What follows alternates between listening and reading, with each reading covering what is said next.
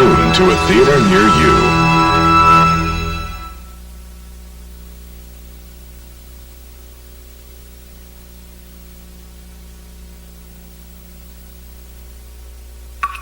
That report says you're brothers. You, sir, are a Negro. He is white. Is somebody trying to jerk me around? No, sir. Actually, we're foster brothers. Yeah, see, I ran away from this orphanage. I'm sure it's a very touching story, but shut up! Every day in New York City. We got a police action, sir. 6 lines south of Wall Street. It's the job of the transit cop. Come on, Grandma! Stay. To risk his life and keep the peace. How you guys doing? Nice to meet you. Damn, this job is looking up. They're not just partners. You brought the money, right? Yeah, $300. Hey, mother owes Mr. Brown $15,000. 15,000? Drop him. Their family. He's a great guy, huh? Yeah.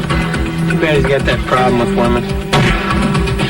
Now, they're about to discover They're stopping trains. I want to know why. So we get cops on the tracks down there. Nothing stops the money train. the system cares more about the train that carries its money. My train. My people. My money. Than it does about its cops. You mess with my train, and I'll kill you. 3-4 million at least. You know what we could do with that kind of money? We're not going to rob the money train. Why not? Because we're cops. You're a loser. You're a wreck looking for someplace to happen. I'll be there. But why take the heat when you can take the train? We gotta do this. We can do this. No. We're gonna do it. No. We're gonna do it.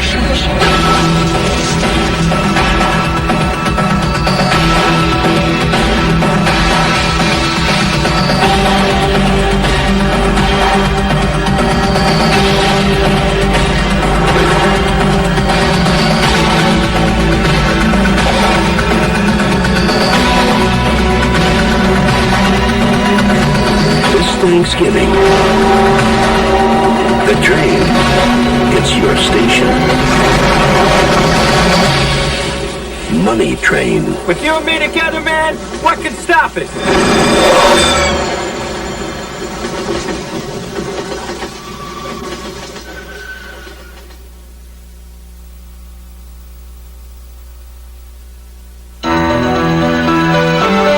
Coming soon to home video.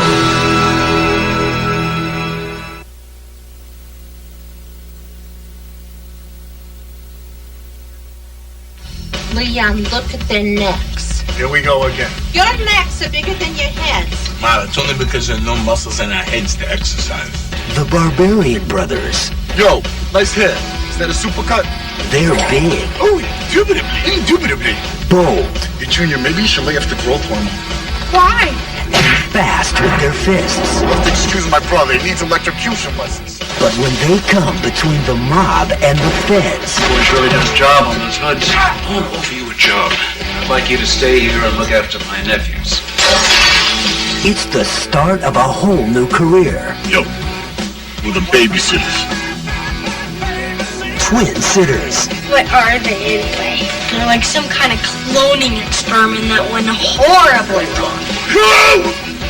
They thought that no one could face them down. Relax, man. They're just little kids. Little monsters more like it. No! But this time, they've met their match. All we've got to do to win them over is show them that they can trust us. Yeah? How do we do that? Oh, boys! Say hello to your Uncle Frank. It's time for your bath. You don't want to take a bath. Let's go.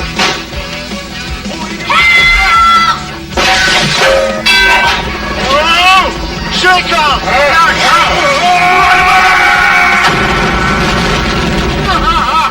The Barbarian Brothers. Okay, everybody fasten your seatbelts. Twin sitters. Man, even their car's on steroids.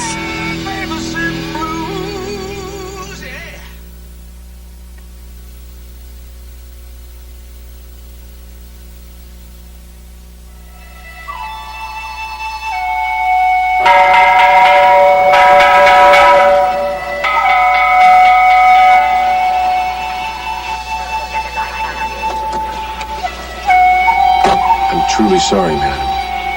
It's you. The Thai police found your mother. What happened? Apparently she had a stroke. This is a story that begins with a lie and ends with a secret. My mother was a legend. A legend with police in 4 countries. No problem, my friend. Yeah, in Bangkok, everybody dies of natural causes. When did you find out about this? 2 hours ago. I found some odd things at my mother's house. There's probably a perfectly logical explanation for everything you found. Whispers. It's a terrible threat to our privacy. Whisper, wink. That's how all the great crimes are always planned. You have to tell me everything you know about your mother. I'd like to know what the hell is going on here. Get down! Information.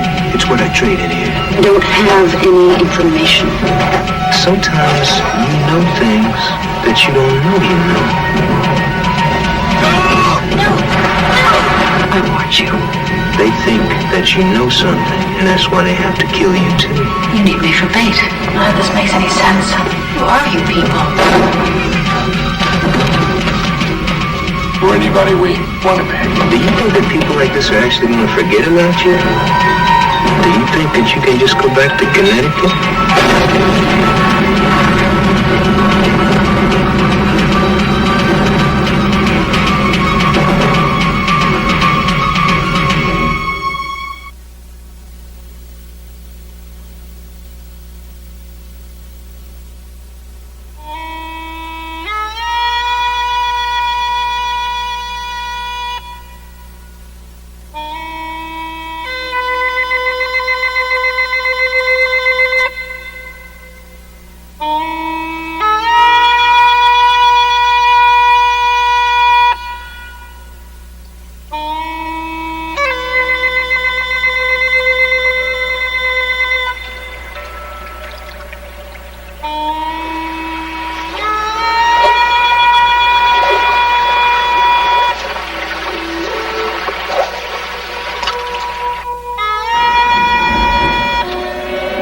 Sea gives, the sea takes away.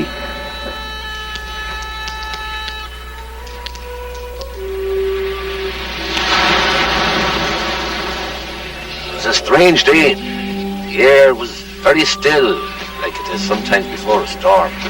Wee Jamie, sleeping in his cradle. It's like a dream that day. Why did we have to leave? They say the east is our future and the west is our past. The islands to the west of us. Look out there. That's Rome Inishgard, island of the seas. Love of the sea is a sickness, and you two will come to grief for it. What the sea will take, the sea must have. He's a troubled soul, as if he's caught between earth and water. It was a seal that brought me here, he told him. Old stories told of such creatures, luring ships onto the rocks and pulling sailors down into the drink. He saw a thing his eyes could scarce believe. Liam had seen a selkie. Neither chains of steel nor chains of love can keep her from the sea. Is this heaven then, he said? No, lad, it's holy. Going in it? Aye. It's a wonderful story.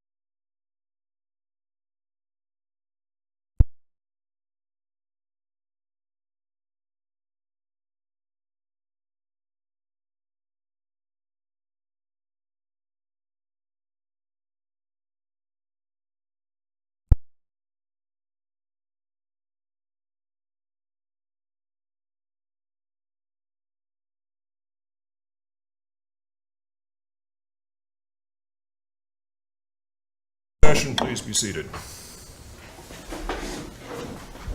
At this time, the court calls the people of the state of California versus Timothy Richard Heidecker, case number 02-CF025. Will the parties please state their appearances for the record? Good morning, Your Honor. Vincent Rossetti, representing the people of the state of California. I am the district attorney for San Bernardino County, and I will be lead counsel. Assisting me is Miriam Wayman, assistant district attorney, also from San Bernardino. Welcome. Thank you. Good morning, Your Honor. Mark Dwyer for the defense. With me is Timothy Richard Heidecker.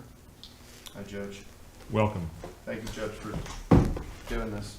Mr. Heidecker, please allow Mr. Dwyer to speak for you. That is his job. Good morning, jurors. The court has already called the case of the people versus Timothy Richard Heidecker, case number 02-CF025. Now, in a moment, I'm going to be reading you some opening instructions, but before we do that, we need to swear you in. So this time I'm going to ask you to all please rise.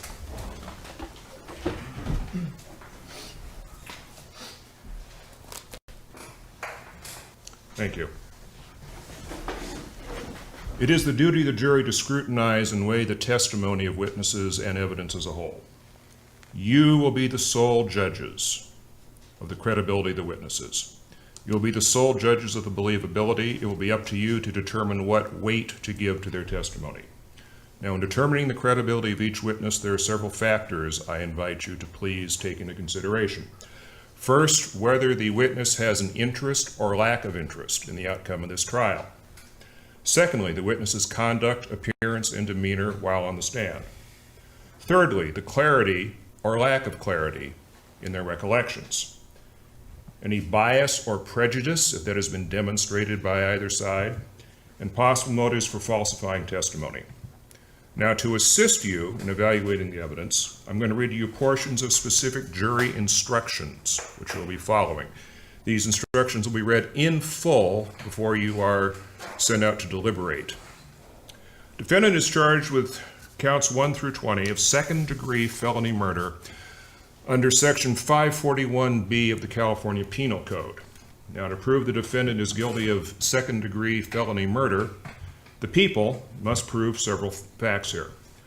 First off, the defendant did an act that caused the death of another person. Secondly, that act was a felony. Thirdly, that the act causing the death and the inherently dangerous felony were part of the same transaction. Now, the defendant may also be guilty of felony murder under another theory. Even if another person did the act that resulted in the death, the defendant may still be guilty.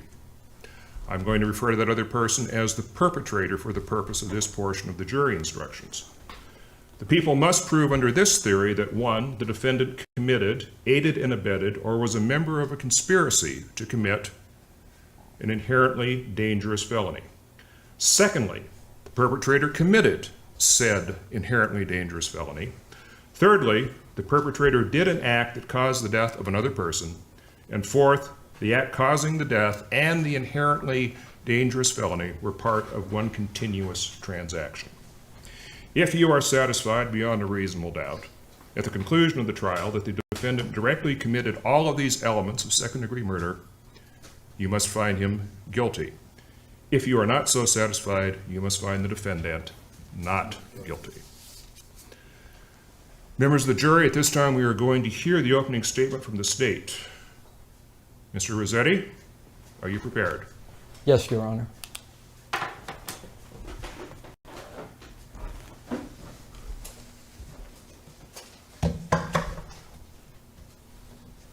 Your Honor. Counsel for the defense, Mr. Dwyer. Survivors, victims, family, and friends. Ladies and gentlemen of the jury, good morning. We're going to be spending some time together over the next few days to answer one simple question. Did Timothy Heidecker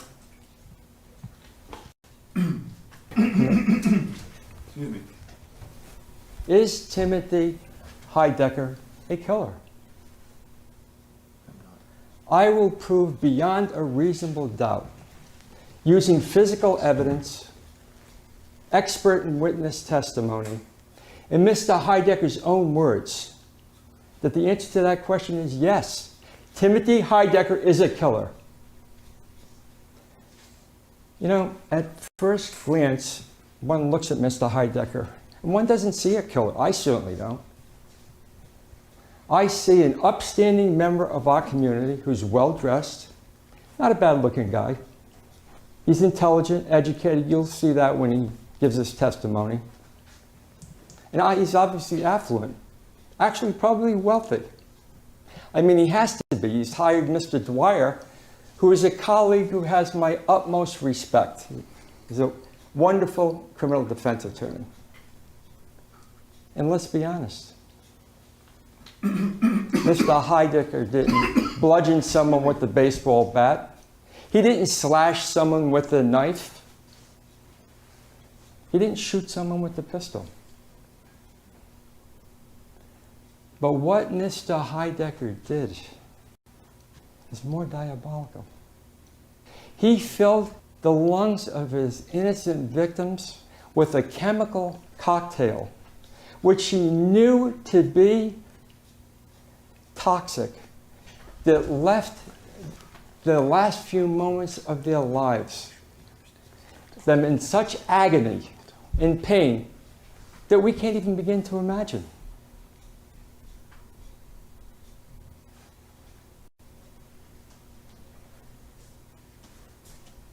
You know, I wish I could say that that happened to one victim, but I can't. It didn't happen to 10 victims.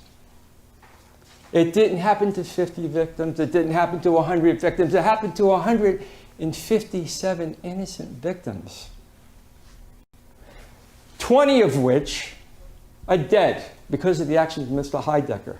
And the remaining 137 innocent victims, some of which are sitting in the courtroom today, are left with debilitating physical and neurological problems that will plague them for the rest of their lives.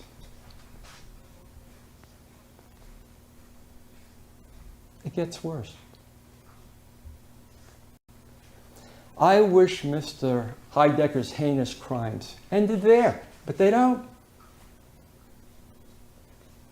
You're going to learn about the Electric Sun Desert Music Festival, an unpermitted, illegal, chaotic event operated by Mr. Heidecker.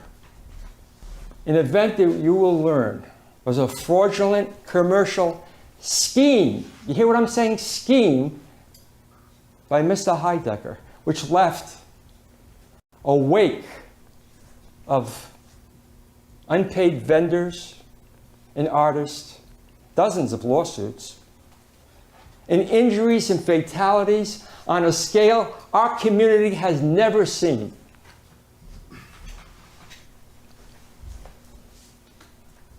You will also hear about TCH vape systems, another criminal enterprise owned and operated by Mr. Heidecker.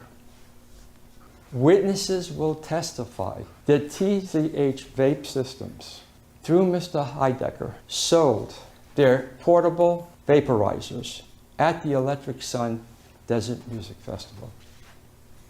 Expert witnesses will testify that these portable vaporizers contain a dangerous chemical known to Mr. Heidecker to cause illness and be potentially fatal when inhaled. There's more.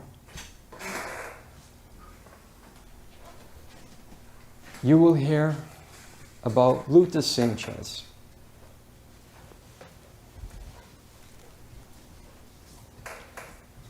Luther Sanchez was a business associate of Mr. Heidecker. Mr. Heidecker repeatedly, misleadingly, and fraudulently referred to Mr. Sanchez as Dr. San, despite the fact that Dr. San never had a medical degree, medical training, or any medical background whatsoever. You know, you think Dr. San, it's such an endearing term. It's almost someone that I'd bring my children to. See, you know, Dr. San. I trust him with my children's lives. Well, these children trusted Dr. San and Mr. Heidecker when they bought those vaporizers at the Electric Sun Music Festival from them. You will learn that Luther Sanchez entered into a criminal conspiracy with Mr. Heidecker to manufacture those vaporizers, to market them, and to sell them. Now I'm going to tell you about another tragedy. Mr. Sanchez committed suicide. Dr. San was so stricken with grief and remorse over the nature of his criminal acts that resulted in the death of these 20 kids that he committed suicide to also avoid facing criminal charges. Now, I told you a few minutes ago about Mr. Dwyer. Mr. Dwyer will present his case, and he will use every trick in his book to mislead you into believing that it wasn't Mr. Heidecker who was responsible for these heinous crimes, but it was the deceased, Dr. Sand. We will provide evidence, I believe to your satisfaction, demonstrating that TCH vape systems and those vaporizers, those lethal, deadly vaporizers sold by Mr. Heidecker, were done so by a company he owned solely and operated, and he bears full responsibility for the safety of the products sold by that company. We will also ask witnesses to testify as to the moral character of Mr. Heidecker, or maybe I should say amoral. These witnesses will testify as to the pattern of behavior which demonstrates a cold and callous indifference and recklessness towards the lives of others. The suffering caused by Mr. Heidecker has devastated our community. We seek justice not only for these 20 kids, the electric 20, after they've been churned by the national press and media, but also for the family and friends, other victims and survivors. It will be your job during the course of this proceeding to please listen carefully and be very discriminating in making your decision. And fulfill your duty to see that justice is done and Mr. Heidecker is convicted on all charges. Your Honor, ladies and gentlemen of the jury, I thank you for your time. Thank you, Mr. Rossetti. You're welcome. Mr. Dwyer, are you prepared? Yes, Your Honor. Thank you. Before we get to your statement, let me remind everyone in the courtroom that decorum and respect are an essential part of criminal justice.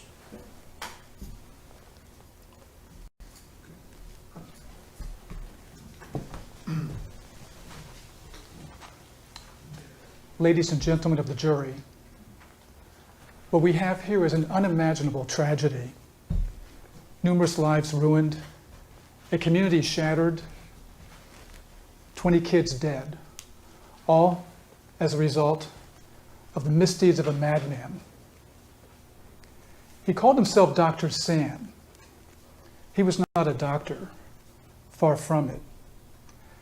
His real name was Luther Sanchez, and I think many in the room would agree that the punishment he received is one that fits the crime: death.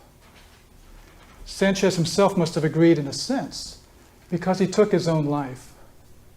Justice was served. We all now are familiar with the Electric Desert Sun 20. You see their faces over there on that board. 20 kids, teenagers, young adults, sons, daughters, sisters, brothers. In this case, ladies and gentlemen, there is a 21st victim of Mr. Sanchez, my client, Timothy Heidecker, a man whose only crime was believing in himself and in his young fans and wanting the two parties to get together at this ambitious and benevolent music festival. Unfortunately, Timothy, like a lot of folks who encountered Mr. Sanchez, was hoodwinked.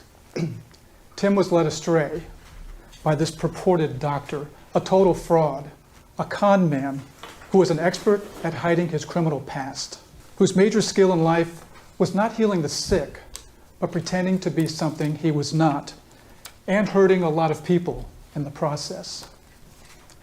Was it Timothy Richard Heidecker who dreamed up, who cooked up, who served up that toxic poisonous sludge that these kids smoked?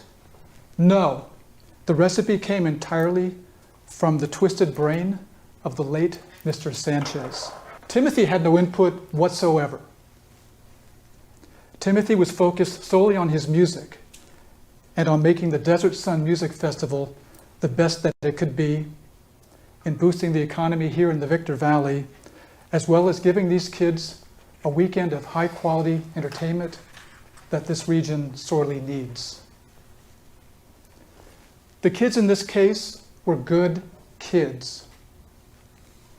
One was a budding veterinarian.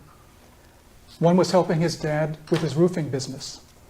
Another had just completed a Mormon mission in Costa Rica. Yet another was going to nursing school. Good people. But we all make mistakes, even the best of us. In this situation, a Friday night out, these kids made a choice.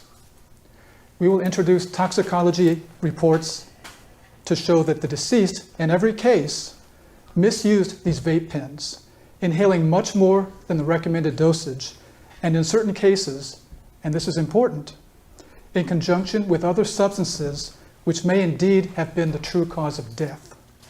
Ecstasy, marijuana, cocaine, heroin, methamphetamine.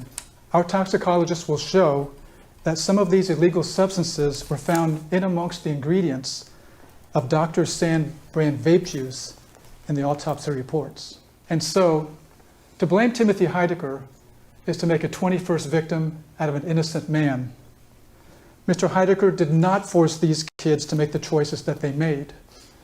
And Mr. Heidecker had nothing at all to do with the recipe or the manufacture of the actual vape juice that may or may not have been the contributing factor to the actual cause of death here. We will produce dozens of character witnesses to testify under oath that Mr. Heidecker, in fact, since the tragic death of his own son, little Tom Cruise Heidecker, has devoted himself 100% to making the world a better place through his music and the poetry of his lyrics. And these witnesses will unanimously prove that every time Timothy attempted to do a good deed, Luther Sanchez was there in the shadows, trying to turn it into something bad, trying to turn a quick buck, manipulating Timothy as he had so many others. Pretending to be a doctor, a force for good, when in fact he was a quack or something worse. Yes, there is a guilty party in this case, and we will show through his own taped testimony, the late-night interrogation of Luther Sanchez, that he acted alone and that he paid the price alone when he hung himself in the Apple Valley jail cell. Justice was served. Now let's honor the memories of the Electric Sun 20 and make sure that Timothy Heidecker does not become victim 21. Let's make sure that this innocent man walks free. The American tradition of justice and human decency deserve nothing less. Thank you. Thank you, Mr. Dwyer.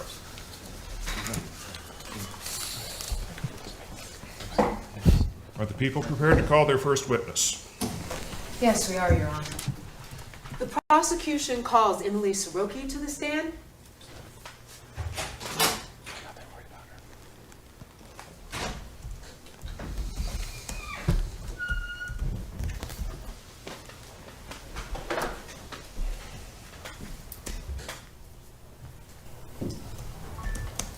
Excuse me, Judge. Do you swear under the penalty of perjury to tell the whole truth and nothing but the truth, so help you God? I do. You can be seated, Ms. Soroki. Thank you for being here today. Were you present at the event known as the Electric Sun Desert Music Festival on April 14th, 2007? Yes, I was. Can you explain why you attended? I went with some friends. not a lot of live music comes to the area, so it was just kind of something to do on a Friday night. Were you there to see any particular artists? No, I'm not really a fan of EDM, so I'd never heard of any of the acts before. And can you just explain for them what EDM is? It's a type of music, kind of electronic. Thank you. Now, just tell us, what was it that you saw at the festival while you were there? It was really unorganized and chaotic. I only saw 3 porta potties there, and later I heard that one of those overflowed, so they locked it. And then people started squatting and peeing next to the stage because there weren't any trees or bushes or anything that they could go behind for privacy. The sound... We have a fly in the room, Judge. Do we want to... You can proceed, Ms. Soroki. Sorry about the interruption. The sound was really distorted. I heard people complaining about how loud it was. On the flyer, it said there would be food trucks, but there weren't any. I only saw one table where you could buy bottles of water, but it was like the little half bottles for $10. Wow. So, did you see anything else besides the overpriced water that was being given away or sold? Yes, I saw 2 guys handing out vape pens. And did you see anyone using the vape devices at the festival? A lot of people were using them, and they smelled really bad. Now, do you recognize anyone here today that was handing out the so-called vape pens? Yes, that man right there. Let the record show that the witness has identified the defendant, Tim Heidecker. Now, there were hundreds of people at the festival. How do you know that the defendant was the person you remember being there? I would never forget him. And why is that? He ran over my friend's foot with a golf cart. Wow. Can you tell the jury about that? Mr. Heidecker was driving a golf cart through the crowd, and he ran over my friend Andrew's foot. We yelled at him to stop and that he had hit Andrew's foot, but he just kept going. So he didn't stop to help your friend? No. Was there anyone else with him in the golf cart when this happened? Yes. There was a man with a beard, and he was not wearing a shirt. Now, do you recognize the bearded man in this photo? That's him. Let the record show that the witness has identified Luther Sanchez. Now, Ms. Soroki, did you see anyone at the festival that appeared to be sick or injured? Objection, Your Honor. Foundation. Sustained. Can you just tell us what you saw at the festival? During the DKR set, a lot of people started falling over and passing out. Some people went into convulsions. They were just getting really sick, but the band kept playing like they didn't notice, or maybe they didn't even care. Objection, Your Honor. Calls for speculation. Overruled. What happened next after you saw this going on? I just wanted to go home after that started happening, but it was really hard to find an exit. But people just kept getting sick. Now, were you eventually able to leave the festival? Yes, eventually the police came and put the whole place on lockdown, but it was still really hard to leave. The parking lot was a mess because everyone was trying to get out. There were a lot of emergency vehicles, and there were some helicopters. It was by far the worst night of my life. Were you and your friends able to make it home safely that night? Yes, we were, but it was after 1 a.m. Thank you for your testimony, Emily. Your witness? Your Honor, I have no questions for this witness at this time. You're excused. Thank you, Ms. Soroki.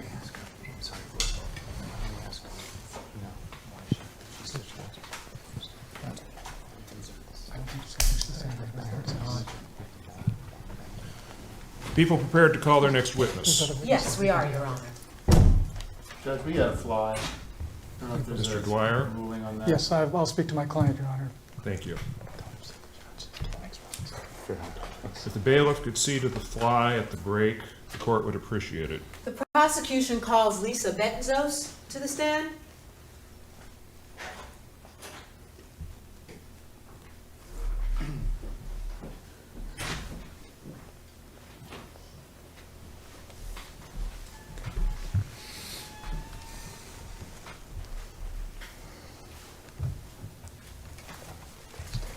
Do you swear, under the penalty of perjury, to tell the whole truth and nothing but the truth, so help you God?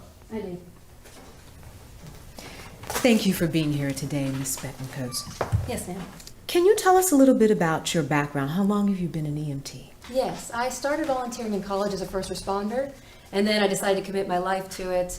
So I became an EMT and then a paramedic. I've now been a paramedic for over 12 years. And we salute your service, just for the record. Thank you. Thank you. And how long have you been with the Apple Valley Paramedics Unit? The full 12 years. Now, I want to take you back to April 14th of 2017 of this year. Did you respond to a call dispatching you to the grounds of the Electric Sun Desert Music Festival? Yes, we were dispatched to the scene of the festival with reports of multiple injuries and incapacitations. About how long did it take you from the time of the dispatch for you to arrive at the gate of the festival? Approximately 10 minutes. How long from that time until you were able to access the grounds and begin to treat injuries? It took about 20 to 25 minutes. 20 to 25 minutes? Yes, ma'am. And that was for you to get from this area over here? Yes. There were 2 large moving vans parked in front of the entrance, so we were not able to get in. Okay. They were illegally parked in a fire lane. Okay. And as you can tell, the parking lot was too small for the event, so a lot of the cars were double or triple parked. It was very hard to navigate around. So then what did you do next?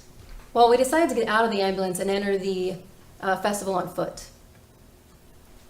And then were you eventually able to get the vehicles moved? Yes, we finally were able to find one of the festival volunteers that had the keys that were able to move the vehicles.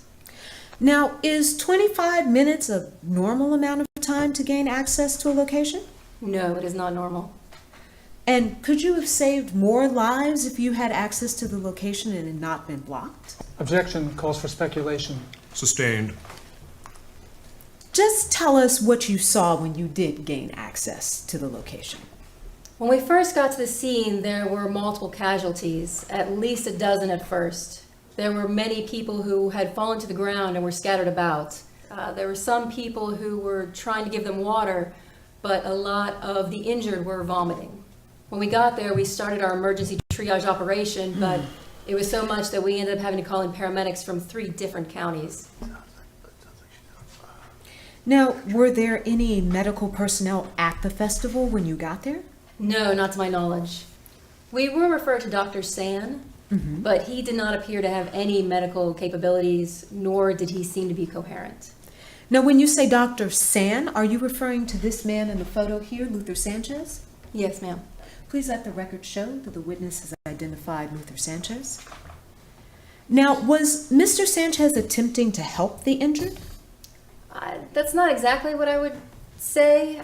He did give one of the injured some water, but otherwise he was just placing crystals around the bodies. I'm sorry, crystals? What do you mean? Crystals like you would buy at a gift shop. He was placing them around the bodies of the deceased. No further questions. Your witness?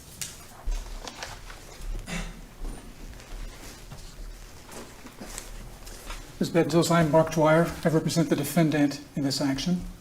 You stated that it took you about 20 or 25 minutes to get from where the trucks were parked to the center of the event area. Is that correct? Yes. So let me just be clear on this then. So you're saying when you arrived to the festival, these 2 trucks were blocking your entrance? Yes. And so what did you do next? You mentioned something about getting some keys. What steps did you take to get past this obstacle? Well, we decided to leave our ambulance at the front of the entrance and just go ahead and take as much equipment as we could carry. Okay, but how did you ultimately get in? You said that somebody moved the trucks eventually? They did eventually, so we were able to move the ambulance more closer to where all the injured were. So during this 20, 25 minutes of downtime, what did you do? Objection. The witness is not on trial here. Sustained. So did you make any efforts to find any other entrances? To our knowledge, there was not any other entrance where we could have gotten our truck through. And do you notice there's a pedestrian entrance just a short distance from the vehicle entrance? Yes, sir, but we would not have been able to get our truck through that entrance. It was not designed for vehicles of the ambulance size. So nobody moved the trucks to allow it, because you said earlier you had to have your ambulance to render sufficient aid. Now you're saying you walked in rather than driving in with the truck? No, we did walk in, but it is more efficient to have our ambulance with us. So as soon as we were able to have the trucks moved, we did have the ambulance move closer to where the injured were located. Okay, I see.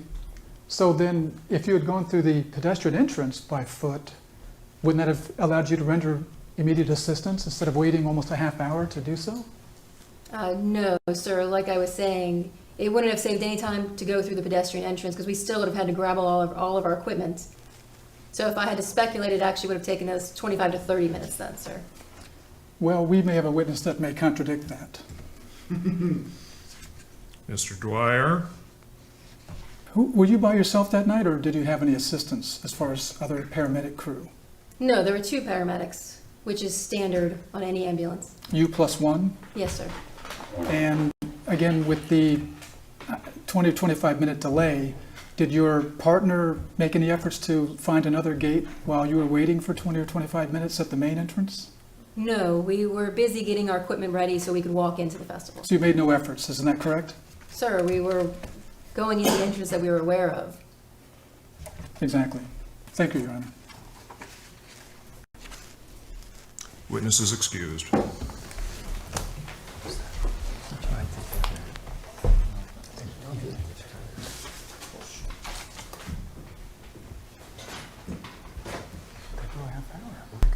Lives couldn't say they had their shit together. No, you just made it seem like she We have a plan. You prepared to call your next witness? The prosecution calls Jared Jolson to the stand, Your Honor. start doing your job because you've been doing I think I went to law school. I understand. You know, they're going to I'm try paying this you money. You one. should They compound it. Let's get this done. I understand. This is bullshit. I gotta do my job. Come on. Jared, if you'd have a seat over here.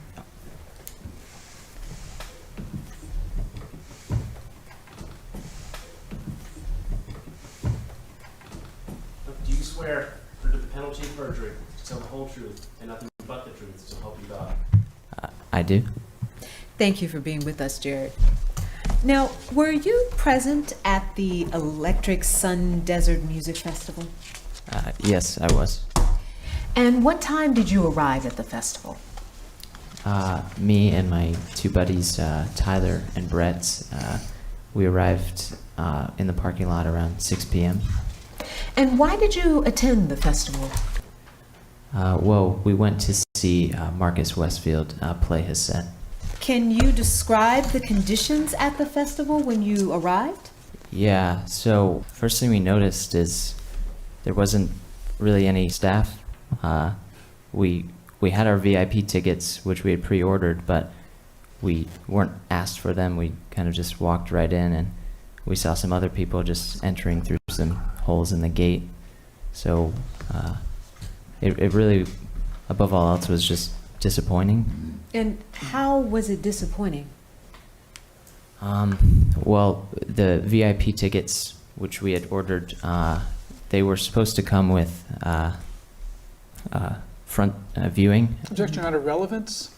We're trying to establish, Your Honor, the experience at the festival because the defendant has said that it was one of the top music festivals, but there were a number of things that were not available.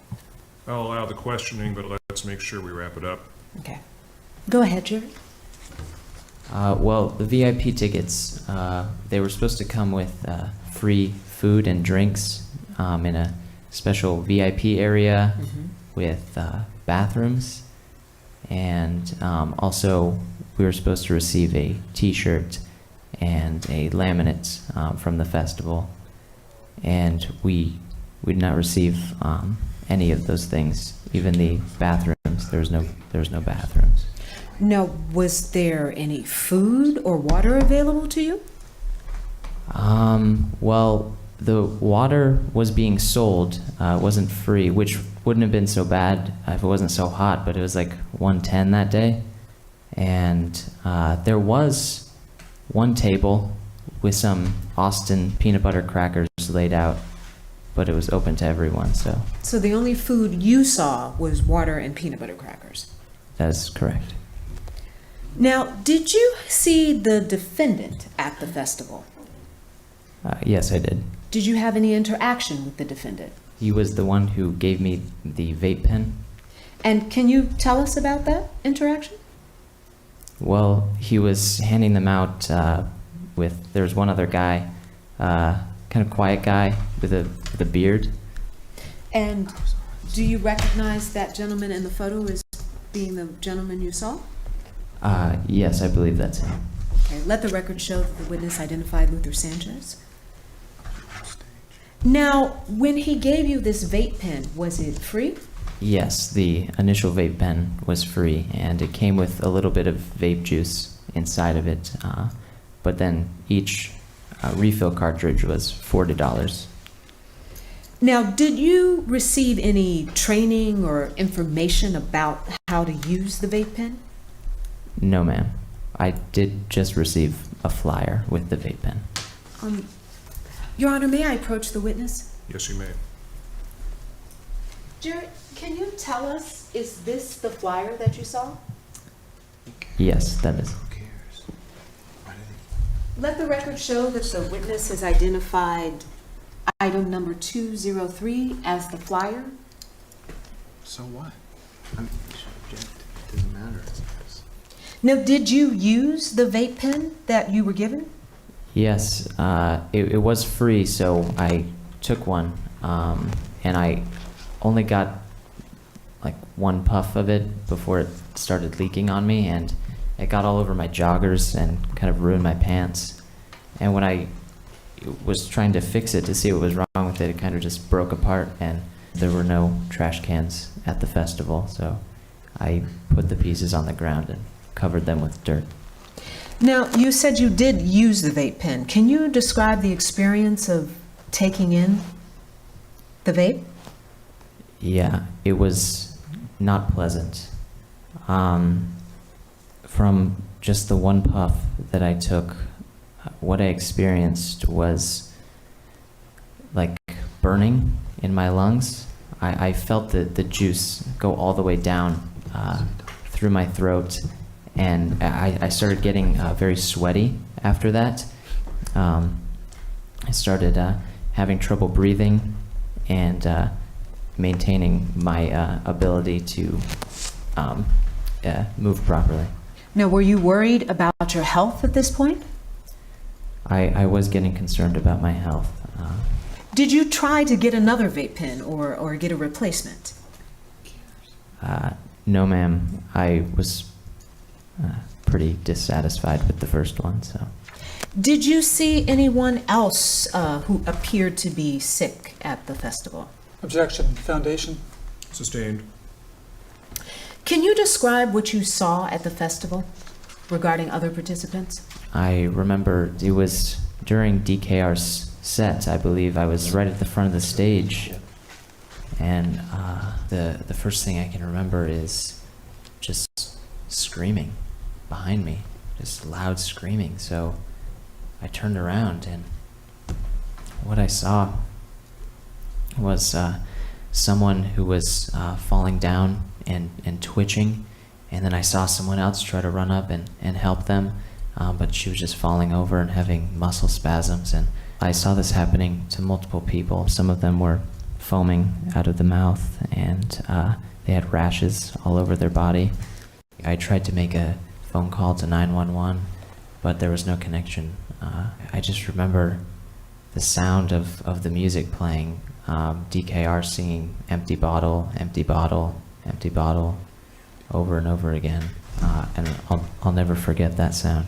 I thought they would see this and stop the festival, but they just kept playing, and they just continued with the rest of their set. At that point, some people were beyond help. Thank you for your testimony, Jared. Thank you. Your witness?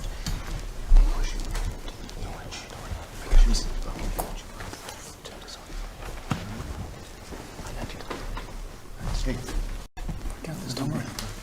We're fine.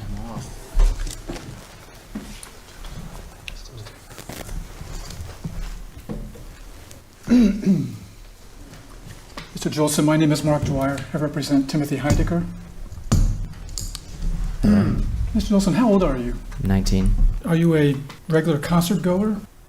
Well, my friends had gotten me going to EDM festivals, and I had been to a few before this.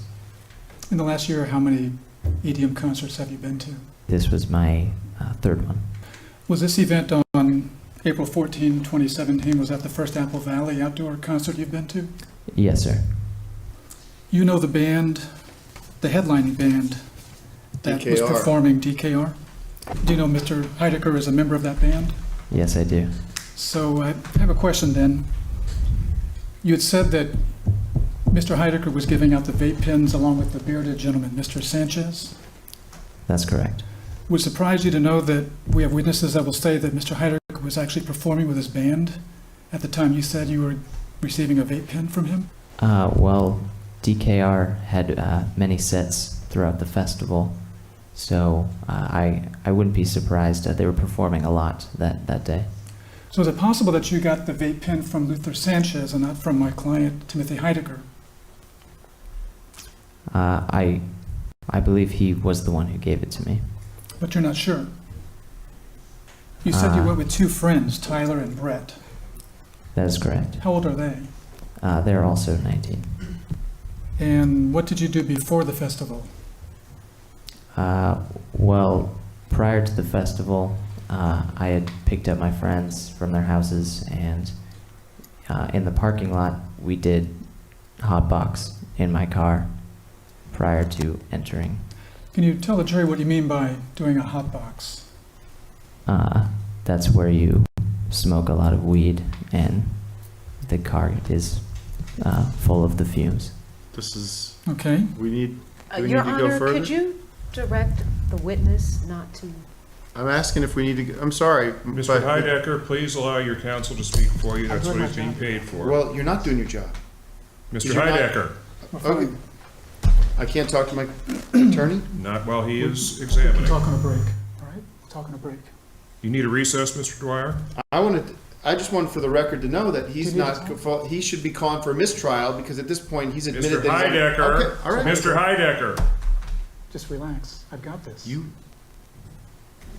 All right, we left off with you where you said you were doing a hotbox with your companions in the parking lot at the venue. Is that correct? That is correct. And in addition to smoking marijuana with your friends, were you doing any other drugs or using alcohol? I did have a very small bottle of tequila with me. Your Honor... Okay. Good luck.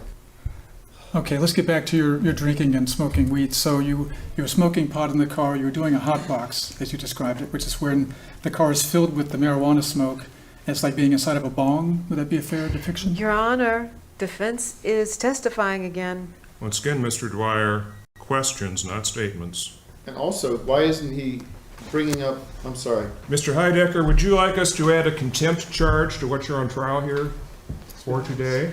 Yes. Because I will do it. Yes, sir. I apologize. You described being in the car with a marijuana hot box. Is that similar to being, say, like with a bong, the effects of being inside of a bong? I would say it's exactly like being inside of a bong. And were you also drinking in addition to doing the hot box effect? Were you drinking in the car? Your objection, Your Honor, this line of questioning, it's unnecessary. He's established that the witness was drinking and smoking marijuana.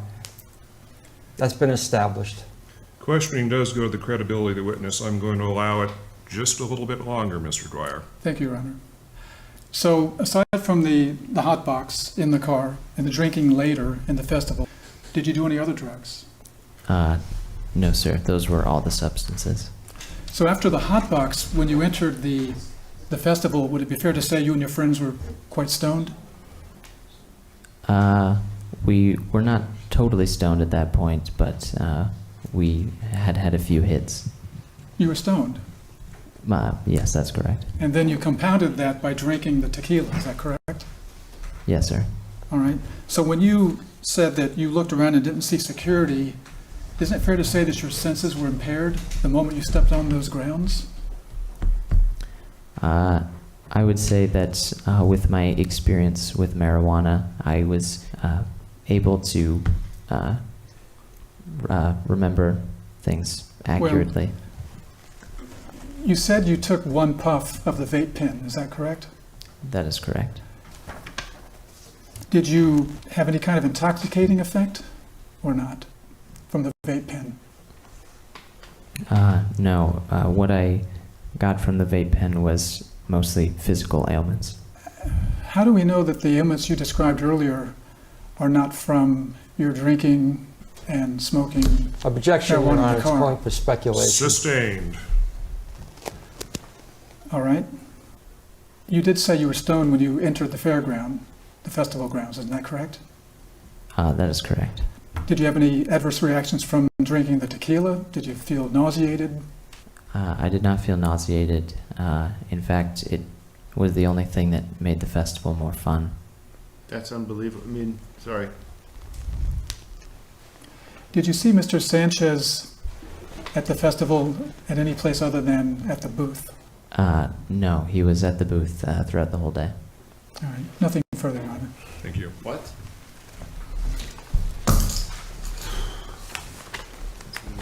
Any redirect? No, Your Honor. Thank you. Witness is excused. Thank you.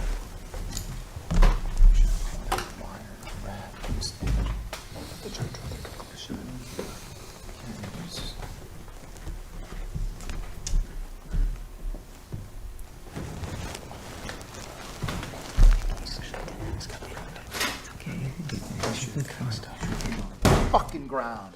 Mr. Heidecker, you are that close. Approach You the are bench. that close. Approach the bench. Relax, relax. No, you may not approach the bench. All right, I think we need a brief recess. Yes. I certainly agree. We are in recess. Thank you, Your Honor.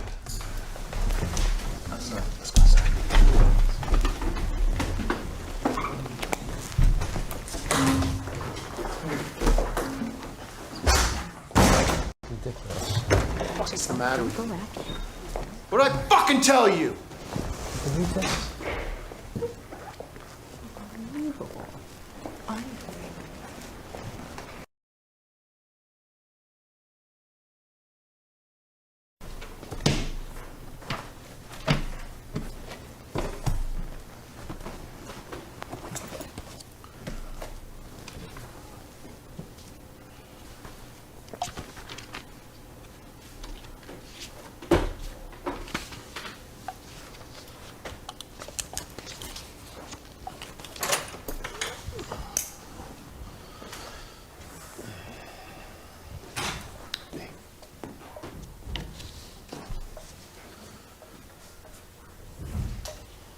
Morning.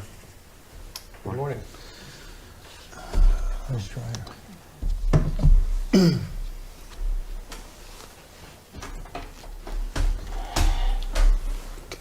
Lose this. Can we lose this chair, sir? Can we lose this?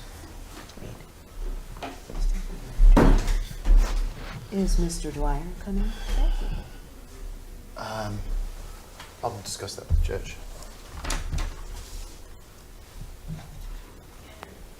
All rise for the Honorable Judge Simzik.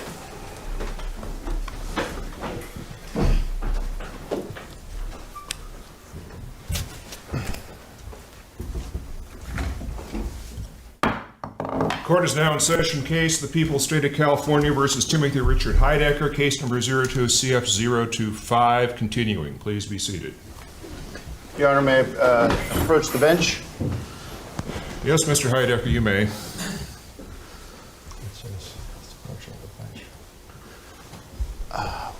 I've had issues with Mark Dwyer.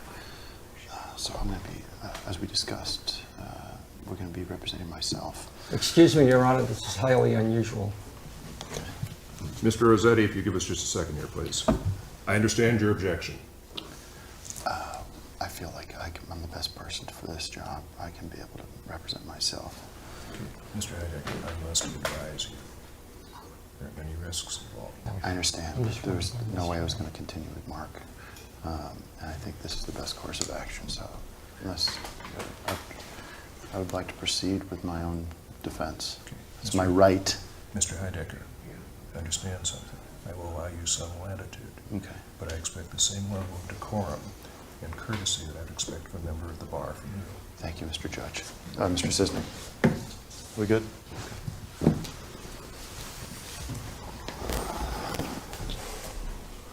If it pleases the court, I would appreciate the opportunity to make a new opening statement.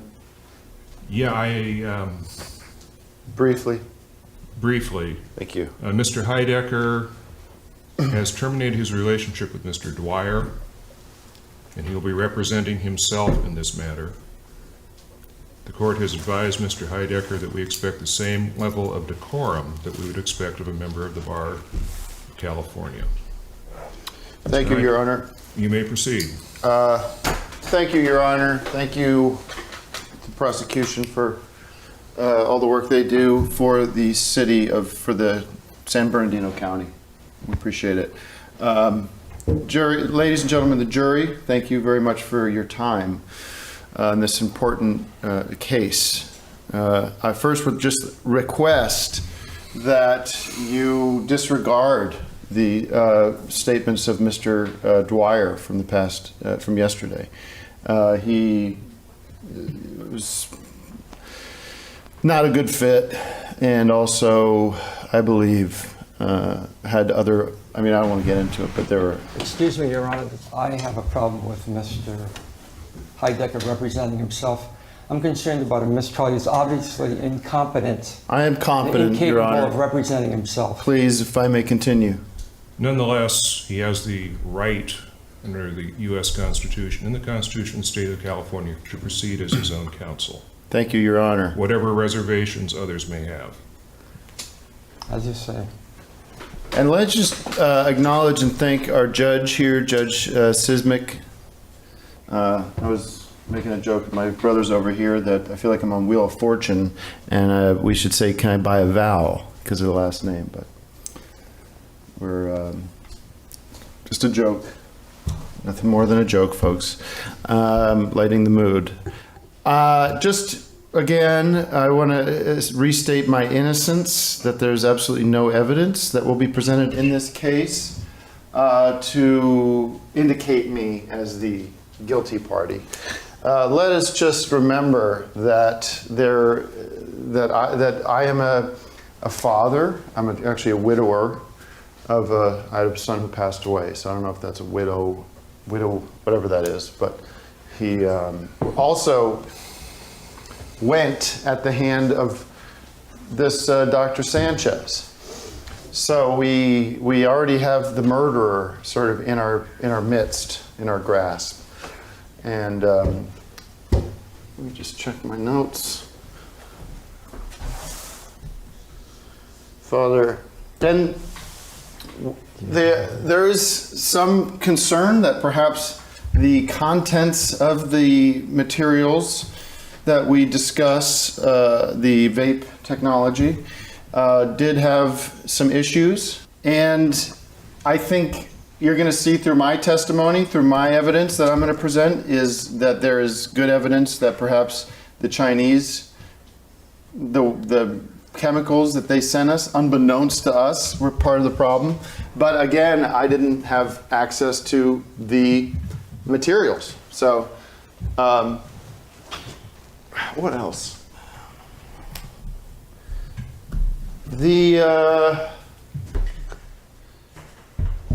I just want to close before we begin with, I just want to talk about Chris Delgado.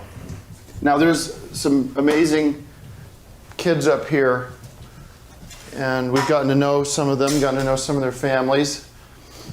These are the Electric Sun 20, right?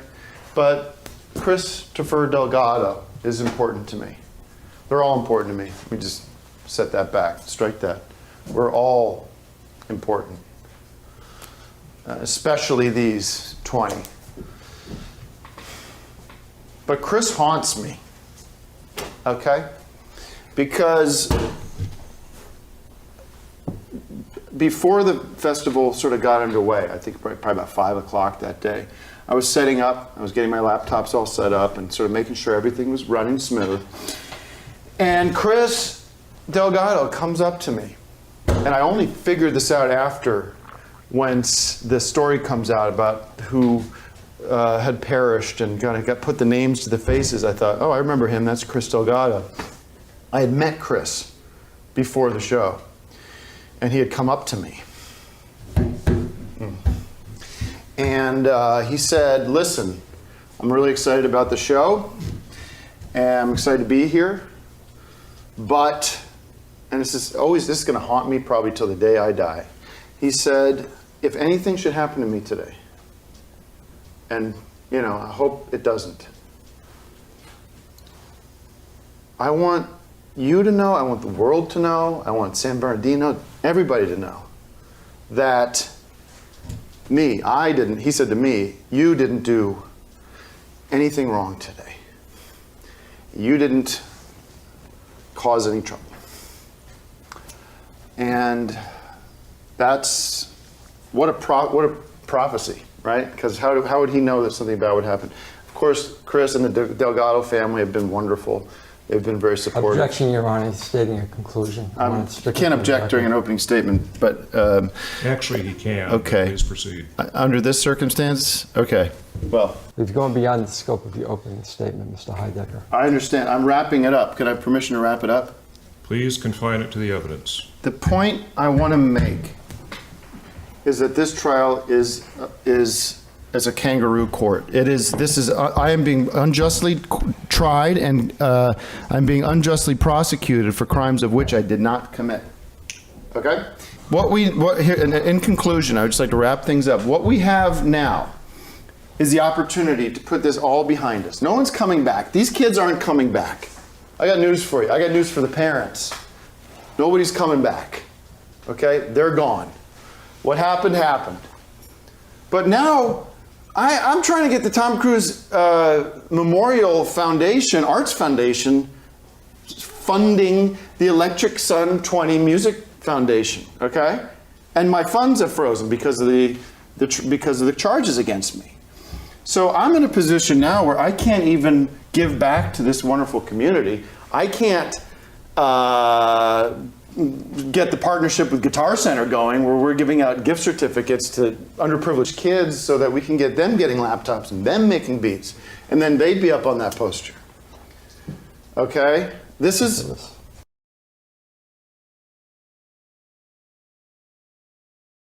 a little word we want to hear in a couple days, innocent. So I can get back to doing the good work I've already started doing, starting the Electric Sun Music Foundation, which honors every single one of those kids, including Christopher Delgado. Okay? And we might even call it the Chris Fund or the Delgado Fund. Okay? We want to honor these kids, and the best way we can do this is not slapping some phony charge against me, which is bullshit. I apologize. Heidecker. I apologize. It is BS. Okay? Throw the charges out. We found the criminal, we found the judge, we found this piece of S right here is the guy who belongs in jail, but you can't put a corpse in jail. Okay? You can't put, like I said on cinema, you can't put a corpse in the electric chair. So here I am. I'm the fall guy. But it's not going to go down like that, because you guys are smart and good looking, and I'm glad you're here, because I trust in your judgment. And all you have to do is say innocent. You can be a part of the foundation if you want. In other words, if you have music ambition in your heart, come to me. We'll figure it out. Okay? And thanks to my brothers for being here. You guys are keeping my spirits up, and they are my rock and roll. So, giving you a lot to think about. I got some witnesses coming during the trial. Excuse me, Your Honor. Can Mr. Heidecker wrap up his show? Yes, Mr. Heidecker, you represented to us 5 minutes ago you were wrapping up. I understand. I will just say thank you very much. And remember one thing, innocent, didn't do it. Was actually on stage doing, with my laptops, making my beats, DKR, during this, when this happened. You could look at the timeline. I was up here, I was up here while all the unfortunate casualties were happening. So how is this guy, I'll say this when I interview other people, but how is this guy up here killing people down there? That's the only question I have to answer. It's on them to answer that. I don't have an answer for you. Thank you, Judge. Thank you, Mr. Heidecker. The jury is admonished that statements of Mr. Heidecker during his opening statement are not evidence he was not under oath. It was an opening statement, nothing more, nothing less. Okay. Is the prosecution ready to call its next witness? Your Honor, the prosecution would like to call Detective William Ellis to the stand.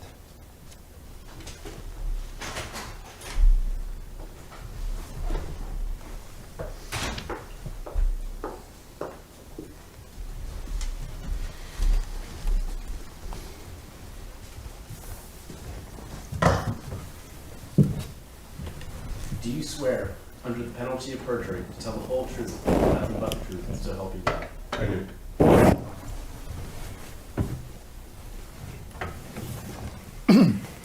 Please state your full name and spell your last name for the court, please.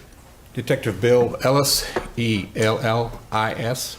Good morning, Detective. Good morning. What is your rank? I'm a lieutenant with the San Bernardino County Sheriff's. Can you tell the court a little bit about your background and experience? Yeah, I have 25 years experience in law enforcement. Last 15 as a detective in homicides. I also been on the SWAT team, hostage negotiation team. I've also worked in vice, narcotics, gangs. I'm a drug recognition expert, trained and certified. That's quite a background, Detective. Well, when you've been involved in law enforcement for 25 years, you dabble in everything you can get your hands on. Yes, you do. Can you tell the court what you saw and what you experienced the day of the tragedy when you walked onto the grounds of the Electric Sun Desert Music Festival? Yes, when I arrived at the festival, there was mass confusion and chaotic situation. There were people running and screaming and yelling, and there's bodies on the ground. The festival had no permit issued to allow the festival to begin. There was multiple code fire violations. There was no running water. The bathroom facilities were at best described worst conditions you can have. And there was no... Objection, sorry. Objection, Your Honor. The hygiene, I do not believe the hygiene of the festival is on trial here. Mr. Heidecker, you have the opportunity to cross-examine Detective Ellis. Appreciate that. And there was inadequate security. Can you tell us what you saw in this area? Well, that is the area in which the vapor devices were being handed out.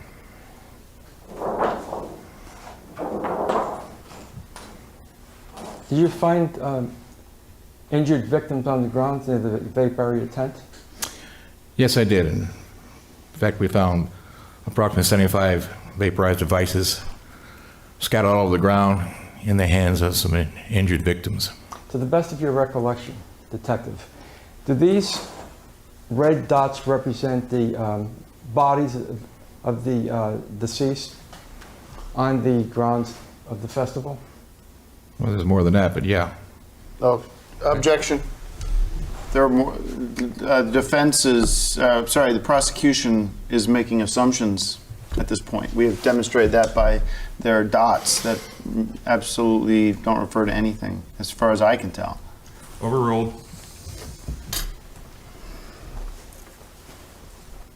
Did you see Mr. Heidecker in this area? Yes, I did. In fact, when I first saw him, he didn't introduce himself as the organizer of the event, or he didn't have any idea who the organizer was. He said he was just a performer, and he didn't know who was in charge or organized the festival. Who did Mr. Heidecker identify himself as? He was just a musical performer. Did you have any reason to suspect that he was more than just a music performer? Yes, after we interviewed several witnesses, along with Mr. Sanchez, did find out that Tim Heidecker was, in fact, the organizer of the festival. So you did see and speak with Mr. Sanchez? Yes, I did. Dr. San, as he's affectionately known by the defendant. What was Mr. Sanchez doing? He was trying to administrate more vapor to a victim on the ground. Let me make sure I'm hearing this correctly, Detective. Did you say that Mr. Sanchez, Dr. San, was trying to administer more vapor to a victim on the ground? Yes, he had placed a vaporized device in the mouth of an unconscious victim to attempt to apply more vapor into the victim. Objection, speculation. Overruled. Detective Ellis, did Mr. Sanchez say why he was doing this? Yeah, after myself and some officers saluted him, he just simply said he was trying to save his life. I don't understand. He was trying to save the victim's life by administering more vape, which had actually caused the injuries. Is that correct? I don't understand the logic of that. Yes, that was his logic. In fact, he was saying that in order to counteract the negative effect of the vapor, he had to administer more vapor into the victim. So what did you do when he was trying to administer more vape into the victim? Well, myself and two San Bernardino sheriffs, Gutierrez and Smith, physically pulled him away from the victim. I think the answer to this question is fairly obvious to the jury, but why did you stop him from administering the vape? In all my 25 years in law enforcement, I've never seen one paramedic, one medical doctor, ever take an intoxicated person and put more intoxicant back into that same victim. Did you detain Luther Sanchez? Yes, I did. I transported him to San Bernardino County Sheriff's Station where I interrogated him for 2.5 hours. Okay. Your Honor, we'd like to now play the Luther Sanchez interrogation video. You may proceed. Thank you.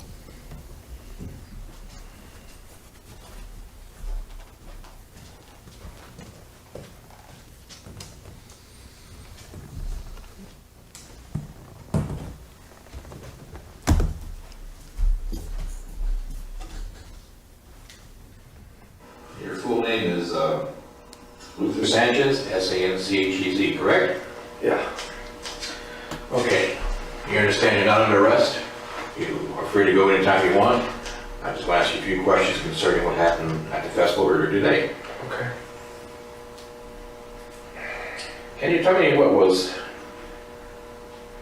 in the vape pens that you guys gave away?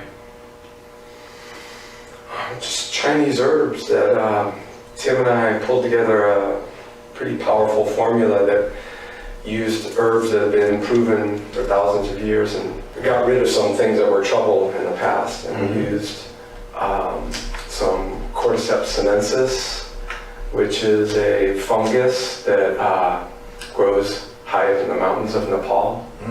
And it's when a spore comes and lands on the head of a caterpillar, and it kills the caterpillar and uses all the material in the caterpillar as fuel to grow the fungus. And that has spiritual properties that just open people to see their potential. Oh, okay. Do you have a name for this thing you have? What's it called? That's Dong Chong Xiat Sao. Excuse me, what was it? Dong, D-O-N-G, Chong, C-H-O-N-G, Xia, X-I-A, Sao.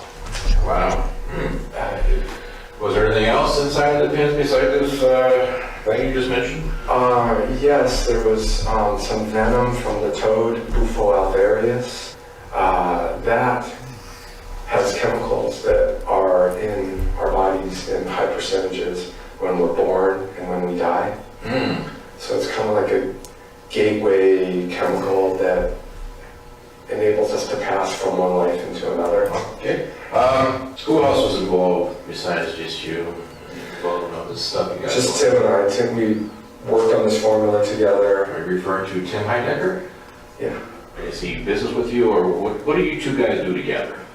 He's kind of the idea man. He came up with the idea of these vape pens, and with my holistic healing background, we came up with the formula, worked on it and worked together, and he would go pick up the herbs from downtown Chinatown. And What were you looking for to do with these vape pens? What do you want these kids to do? we're looking for basically the opposite of what gets taught by the military. You know, how the military teaches you who to hate, and the media who they come up with, like, you know, now you hate this country, now you hate all these people. We just want to bring people together and have everyone realize that we're all on the same planet and we all have the same potential to open our minds to our different spiritual dimensions from throughout time, kind of beyond time. One of Tim's ideas was that he wanted everyone to experience the music on a cellular level, where... On a what? On a cellular level, where they would take a hit off the vape pipe and just, they would internalize the music and they would feel the beat just down on a microscopic level. So you want to do some kind of psychedelic trip on them, so they could hear the music better, see the music, or taste the music. Is that what you're looking for? Be completely immersed in just the music and almost like lose your body, and like when you're in an environment that is the same temperature on the outside as your body and you kind of lose track of where your skin is. I never had that experience, no, but were you checking any ideas of any of the people that were coming up? No. No idea. No, because, you know, like when the Republicans tried to have... Whoa. Just relax, okay? I'm asking the questions, okay? Just anybody who came up and gave you the money, you handed them a vape pen, is that right? We weren't really worried that how old they were. Well, you should be worried. How many people do you think got carried away and put in an ambulance? How many do you think? Yeah, we didn't want to hurt anybody. You didn't want to hurt anybody? Well, you did. One girl was 12 years old. Have you ever been arrested before? Yes, I have. For what? Just like misunderstandings. Misunderstandings. No, there's no penal code section for misunderstanding. What were you arrested for? Were you arrested for drugs? Just some bad checks. Oh, bad checks, okay. Anything else? No, you will find out, so it's more beneficial for you if you tell me the truth now. A little bit of cocaine stuff from 15 years ago when everyone was, you know... I wasn't doing it. Selling or just using? A little bit of both. A little bit of both. Large or small quantities? I mean, that's all relative. No, it's not. No, it's not. You doing small brands, or are you doing whole blocks? I'll find out. I can get that. Okay, here's what's going to happen, Mr. Sanchez. Based on my interview with you right now, I'm going to place you under arrest for penal code PC 187, which is murder. You have the right to remain silent.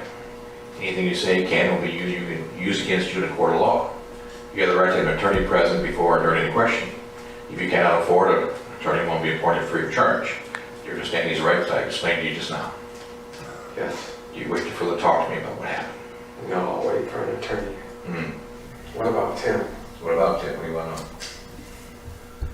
I mean, we were partners and we worked together on this, and I guarantee I'll be talking to Tim here pretty quick too. Is there anything else you want to say to me, or do you still want to wait for your attorney? Nothing you want to say about Tim? You could be able to go down this by yourself. So we tried so hard to do something beautiful and we worked on this together. Didn't quite work, did it?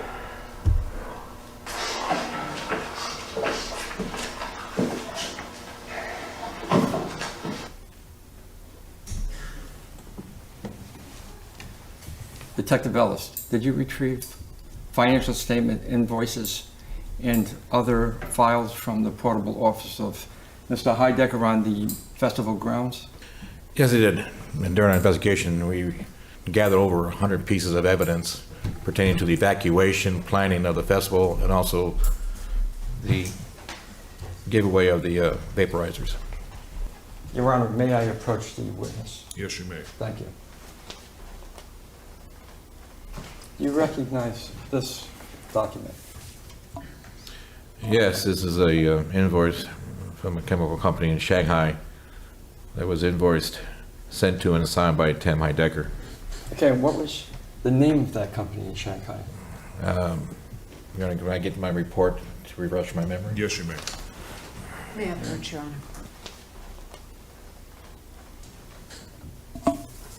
Thank you.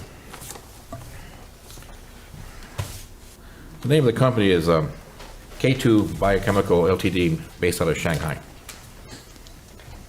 Detective, what was purchased with this invoice? The order was purchased was 5 kilograms of a chemical called DMMA 1.3 dimethylamine, also known as methylhexadenine. Methylhexadenine. Yes. Quite a tongue twister there. Yes, it is. It's Objection. The tongue twister? Is it a tongue Overruled. twister? Is it officially a tongue twister? Overruled. Methylhexadenine is a synthetic stimulant drug, and the other dimethylamine is a liquid substance that bodybuilders use to enhance muscle growth. Innocent. What category of drug is it? Actually, it's a narcotic. It's a narcotic. Analgesic narcotic. Narcotic, I see. Okay. Your Honor, I'd like to introduce this invoice into evidence. Objection. It's received. Thank you, Your Honor. I'd like you to examine another document, Detective Ellis. Okay. Okay. This is a check signed by Tim Heidecker. The defendant, Tim Heidecker. Yes, from the Tom Cruise Memorial Arts Fund, LLC. The amount of $3,687.60, which was the amount that the chemical company charged him for his 2 methamphetamine and dimethylamine. And who was the check made out to? The check was made out to K2 Chemical Solutions out of Shanghai. Okay, so let me just reiterate, Detective, for the benefit of the jury. So this check was payment for the invoice of the narcotics, and signed by Mr. Heidecker, the narcotics that were used in the vape pipes. Is that correct? That is correct. Where did you get a copy of this check? Well, during our investigation, we went to the Valley Bank and presented them with a warrant to investigate Tim Heidecker's bank records and statements. You tell me the relationship between the Tom Cruise Heidecker Memorial Arts Fund, LLC, and the defendant, Timothy Heidecker? Yes, the Tom Cruise Heidecker Memorial Arts Fund, LLC is a so-called charitable organization that is run by Mr. Tim Heidecker. Objection. Speculation. He's insinuating that it's not a charitable organization. I think that's disrespectful to my late son, and would want that stricken from the record. Thank you. Sustained. Court reporter is ordered to strike the words "so-called" from the record. Thank The you, Your jury Honor. is instructed to disregard. Okay. Your Honor, at this time, I'd like to admit this into evidence. Objection. No objection. It is received. Thank you.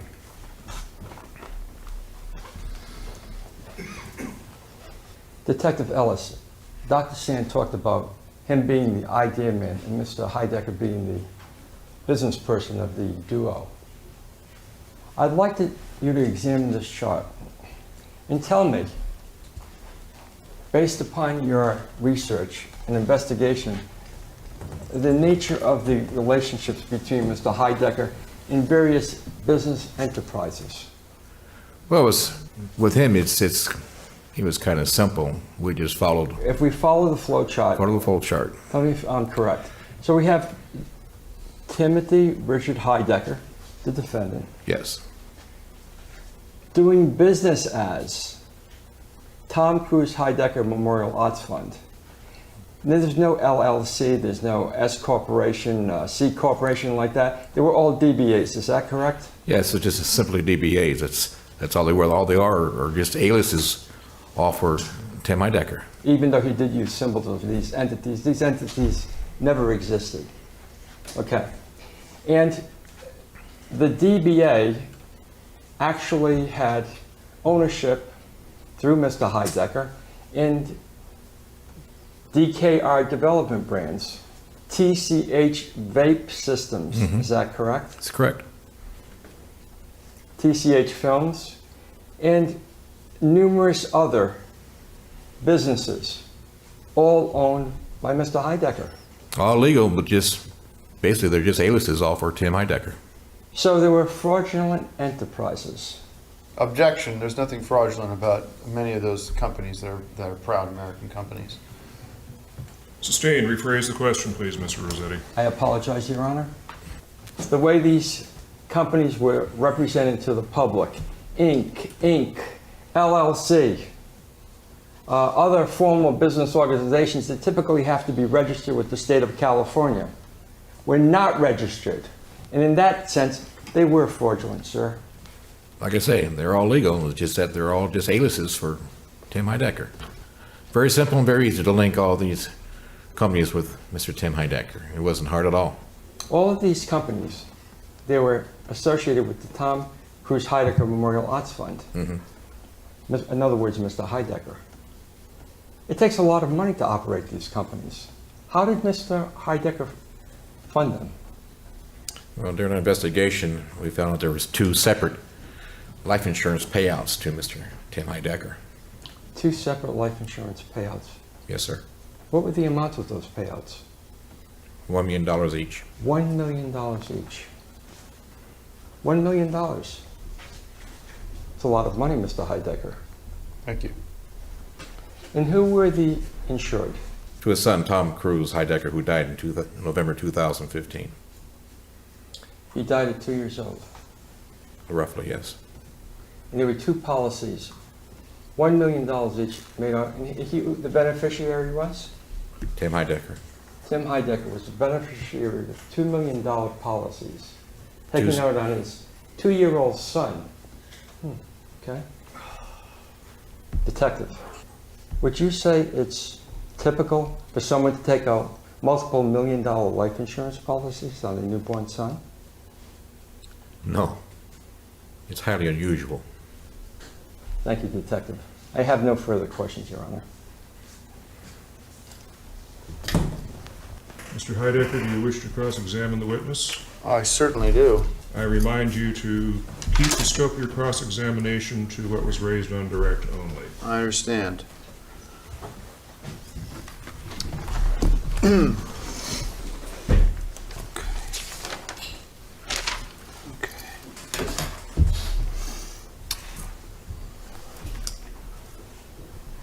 Detective Ellis, correct? Ellis? Yes, sir. And you said you were 25 years in the police department, 25 years. Yes, sir. You said that number of times. And you have any experience with any marks on your record, any police brutality, anything like that we need to know about? I don't think that was disclosed. No. Any issues? You can run a pitcher's motion on them if you wish, but no. Okay. And you never do drugs? You ever take drugs? No. You ever drink? Yes. Do drugs? Do you find there's a difference between those 2 activities? Between drugs and alcohol? Yes, sir. Well, one gets intoxicated and one you get into a elite state or... Okay. So there's no real difference between the 2? Yeah, they're both. And so you've admitted now under oath. You're under oath. Yes, I know I'm under oath. And you're... Objection, Your Honor. Relevance? We have a detective here who's claiming to be above others, and yet here he is. Just like some of these... I strike the questions. The confession tape we got to enjoy starring yourself and Mr. Sanchez. Was the footage edited in any way? Did you see any cuts? Were there things removed from the video? what was said. Was everything, did we see the full interrogation of Mr. Sanchez today here in the courtroom? Yes or no? Not the full, no. Okay. So may I ask what was removed? And this is evidence tampering. Let's just let the record state. Objection, Your Honor. Foundation? We Evidence tampering? Perhaps there's footage of Mr. Sanchez taking back everything he said? Speculation? Well, we don't know. Heidecker, please refrain from speculation. I'm asking the detective, is there footage on that tape that has been edited out which would exonerate me here today? No. And you're sure of that? I'm very sure. Okay. Defense requests the full transcript of the interrogation of Mr. Sanchez to corroborate that testimony today. Witnesses testified there's nothing additional on that tape. Okay. Are you fluent in Chinese? No, I'm not. Okay. Well, then we have some evidence that was submitted, written in Chinese, and you verified its authenticity. Is that as the court understood it? Your Honor, I'm sorry. I'm confused. What evidence was presented in Chinese? There was a evidence, this, there was a, hold on, this chemical from C2, this was written in Chinese. K2. Look, so you approach the witness? Yes, please. This is Chinese. Take your elbow off the bench, please. Thank you. What does this say? Well, I had interpreters at the station interpret that for me. Okay.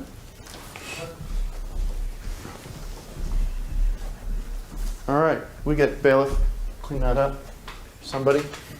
Will the bailiff please restore the easel to its previous position? Thank you.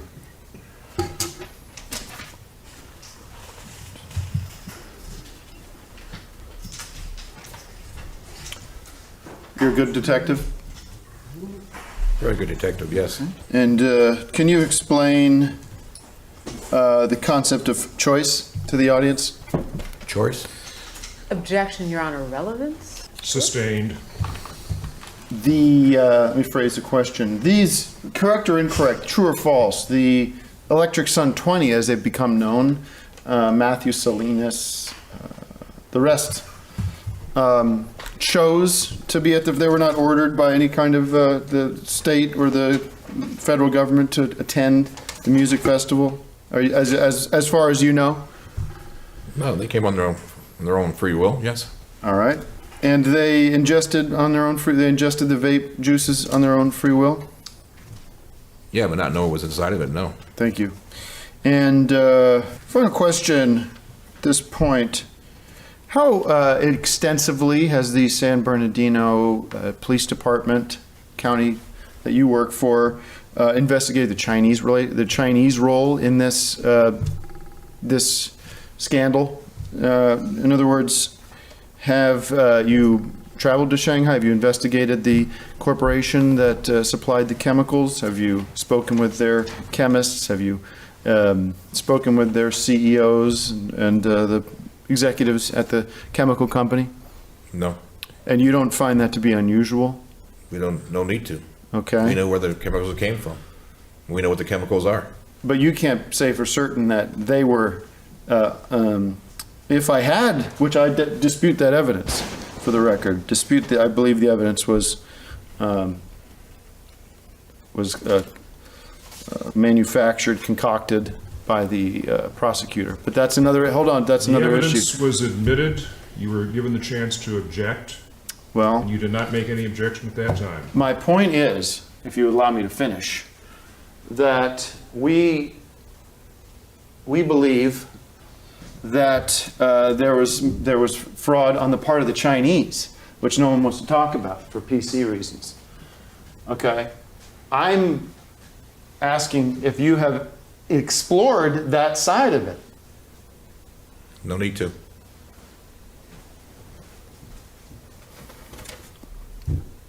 Here's what I'm asking, and all you have to do is say yes or no.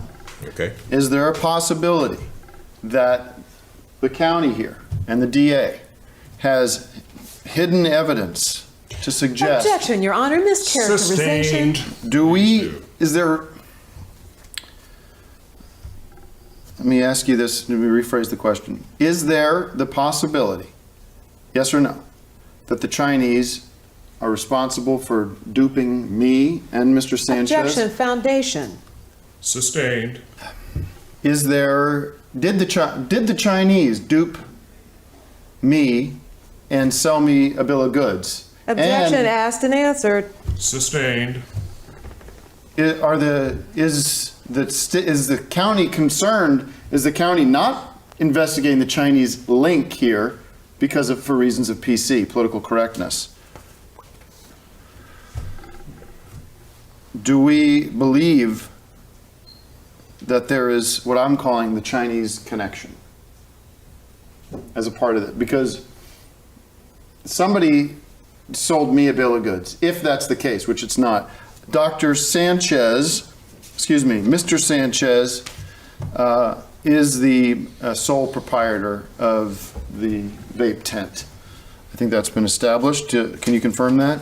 Yes, but it was in your festival. Okay. Isn't it true, Detective, that the only relationship that the defendant here has with myself, has with the true criminal, Mr. Sanchez, is that he just gave him a space to operate his vape distribution, health, whatever it was, that ended up hurting some of these children?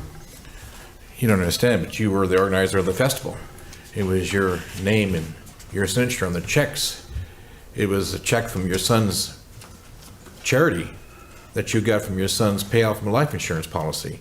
Have you done? You're the one who had all the names, and you had all the signatures on all the invoices. Your Honor, I have to object.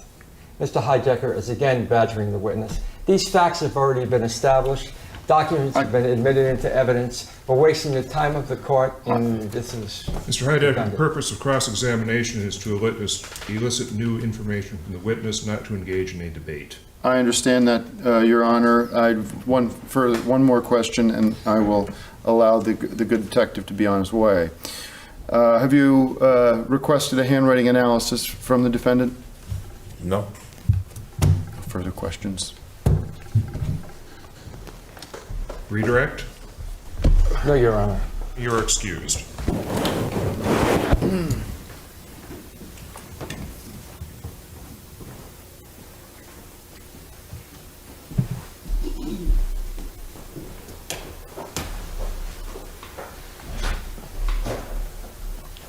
Prepared to call your next witness, Mr. Rossetti.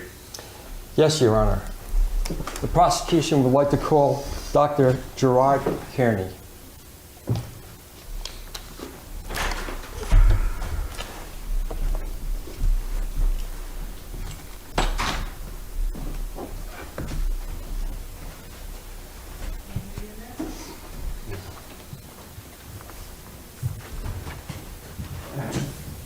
Do you swear, under the penalty of perjury, to tell the whole truth and nothing but the truth, so help you God? I do. Good morning. Morning. Can you please state your full name and spell your last name for the court? Dr. Gerard Kearney. Kearney is spelled Kearny. Thank you, sir. Can you tell us a little bit about your background and your occupation, Dr. Kearney? I am the chief medical examiner in the San Bernardino Medical Examiner's Office. Okay, and how long have you been a medical examiner? I've been medical examiner for 13 years. I see. And how many homicide cases have you been a participant in? Difficult to count. I'd say more than 30, maybe less than 100. And you've had to ascertain the cause of death in most of those cases, I would assume. Many of them, yes. Many of them, I see. Were you able to ascertain the cause of death for the 20 deceased individuals? Yes. In most cases, the results were identical.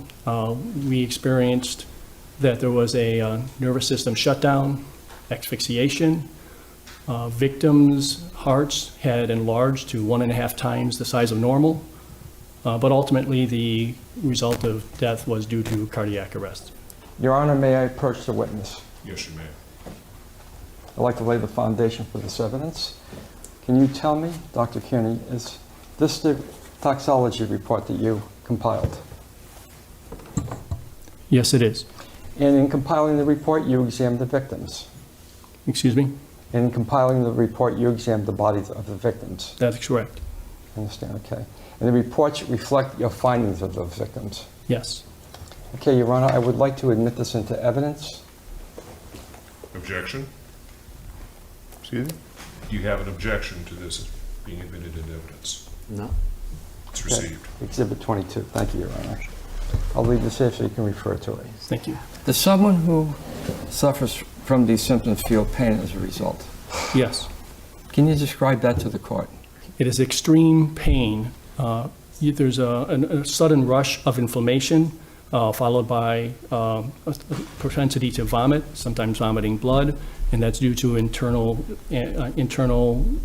challenges with respiration, and it affects not only the lungs but the intestines.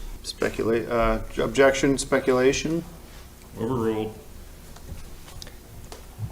Dr. Kearney, these symptoms ultimately, in majority of cases, lead to death. Would that be a valid statement? Many times, yes. I understand. As that happened in this case, is that correct? Many times, yes. I see. What do you determine to be was responsible for the deaths of these individuals? Toxicology results indicate that there was the presence of many toxic chemicals, of which when they're presented to a subject, they present symptoms which are very consistent with the injuries incurred by these victims. Dr. Kearney, can you read for us the results of the toxology report? Yes, of course. Thank you. Caffeine was in the blood systems, as well as methylhexanamine, formaldehyde, benzene, as well as mercuric compounds. Understand. And were these chemicals found in the bloodstream of all 20 victims? Yes. Thank you, Dr. Kearney. Your Honor, we've concluded questioning of the witness. Cross-examination? Yes, Your Honor.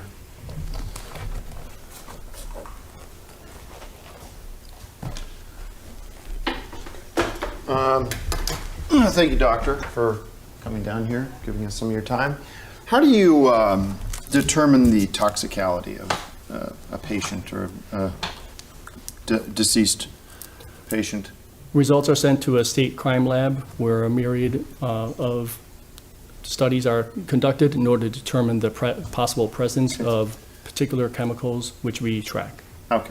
And there's no tampering with these? We don't find evidence of? Absolutely not. Okay. So, for the record, is it common to use a paper test if you're testing chemicals? For example, if the court will allow, I take a piece of paper and I don't know. Let's say I have a cup of coffee. This is coffee. See that? Jury can see. This is just brewed coffee here from the courthouse. And say I dip it in like this. Is that going to make a chemical reaction? Is that going to tell me anything that I need to know about the chemical makeup of this coffee? For example, is that going to tell me if this is caffeinated or decaffeinated coffee? Because, look it changes the color, but not much. If that were a drug testing strip, it would indicate if drugs were in your coffee, yes. Okay.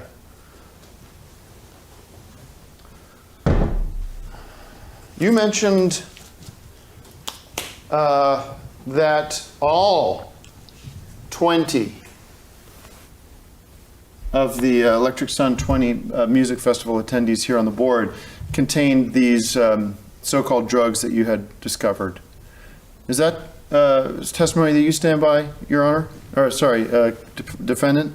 Is Sean Levin on that board?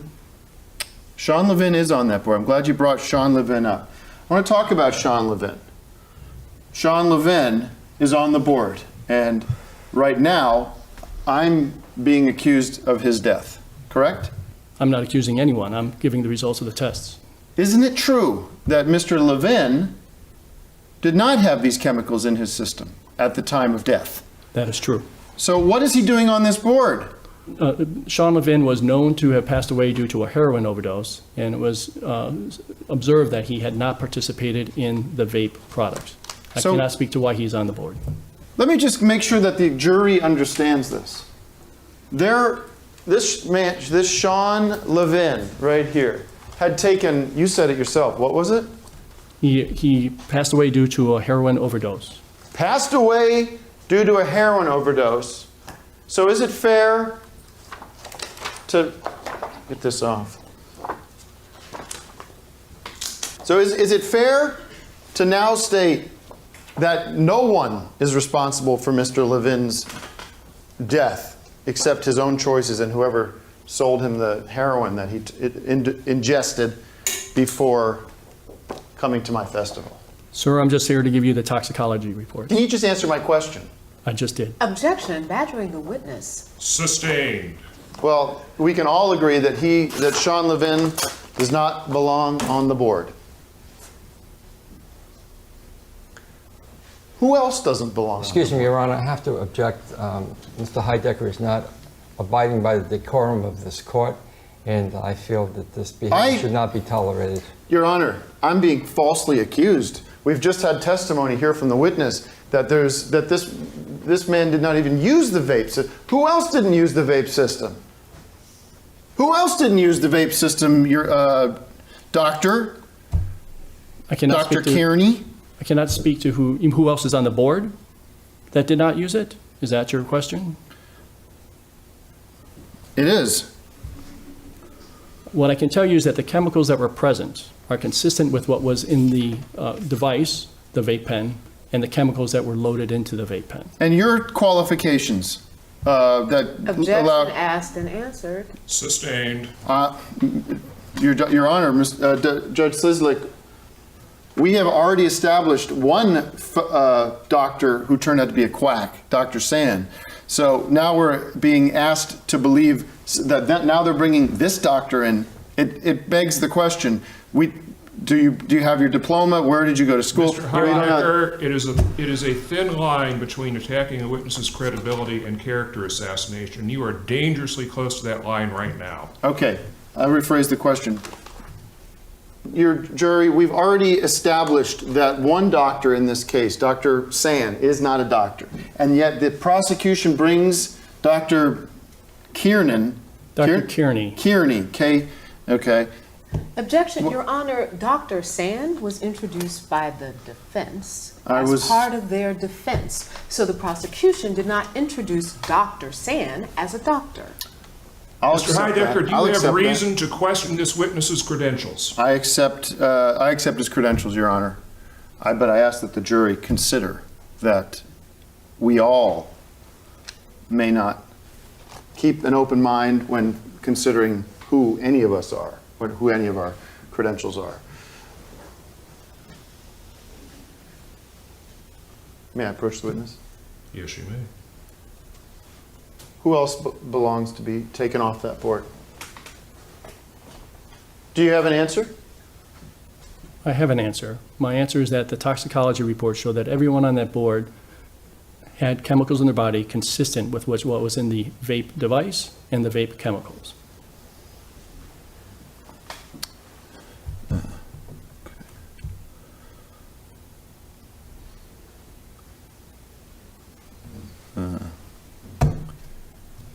And you're sure of that? Yes. Objection asked and answered. Fair enough. Thank you. Enough. Thank you. On no further questions. Any redirect? No, Your Honor. Thank you, Dr. Kearney. You are excused. Thank you, Your Honor.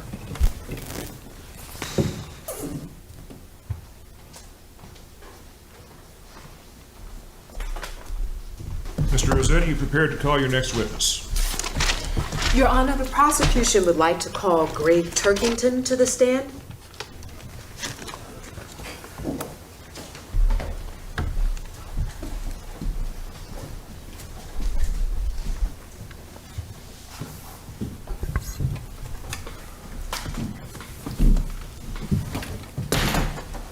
Do you swear to the perjury, to tell the truth, and and nothing but the truth, so Yep. help you God. Mr. Turkington. Hey, guys. Thank you for being here with us today. Could you please state your name and spell your last name for the record? Greg Turkington, Turkington.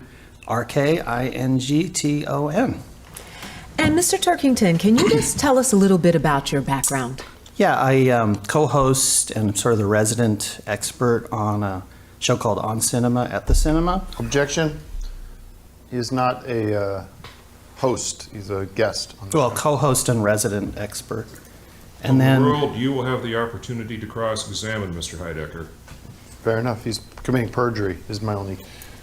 Mr. And then I play the Turkington, how master many of codes on episodes have Decker. you been on? all of them. Or there's a couple that I wasn't in because Tim was in jail for murder, so I had to host the show, which I'd already done many times, so it was really easy for me. Thank you. You can go ahead. I was going to say I also play Kington on Decker, which is the show that Tim and I created that's sort of a spy type show. And then I was Dale in the Ant-Man movies. So aside from the Ant-Man movies, you and Mr. Heidecker have worked together over a number of years. Yeah, I think initially we started working together, and then more it was me bringing in the movie expertise and doing 90% of the work. And can you just repeat for the jury, what is the name of the show, the cinema show? On Cinema at the Cinema. And then there's segments like On Cinema on Location. Now, It's different. did Tim Heidecker ever appear on Cinema at the Cinema with Luther Sanchez?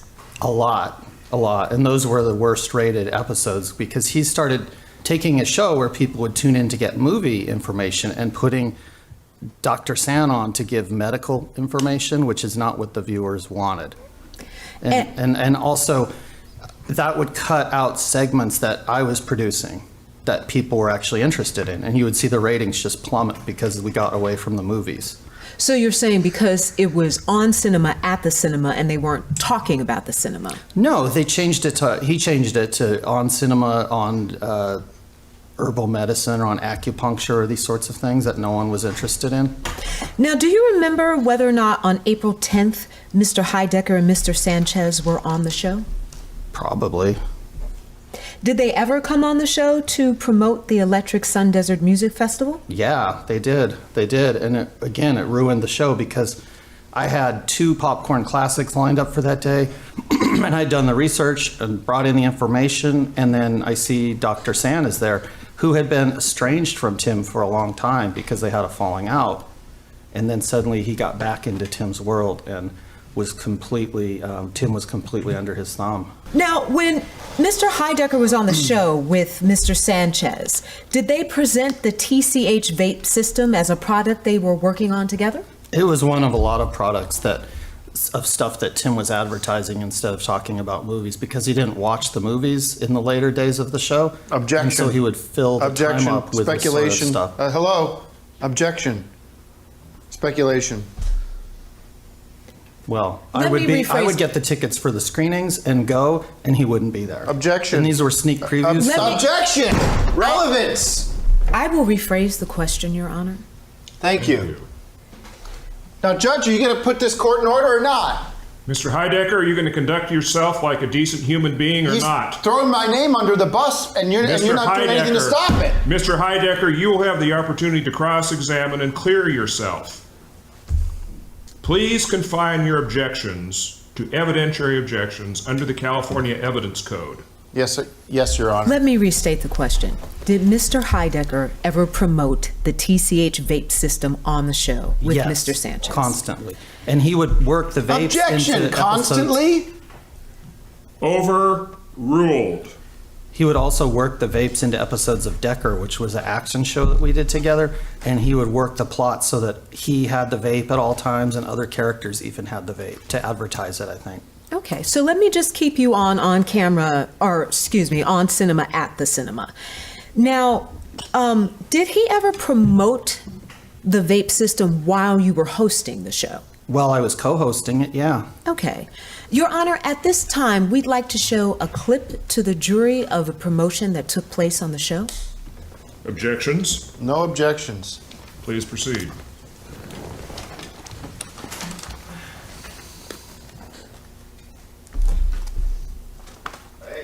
having a good time with that. Not getting a lot of rest because we've been prepping for the Electric Sun Desert Music Festival coming up in a couple this coming week. Actually, it's sneaking up on us.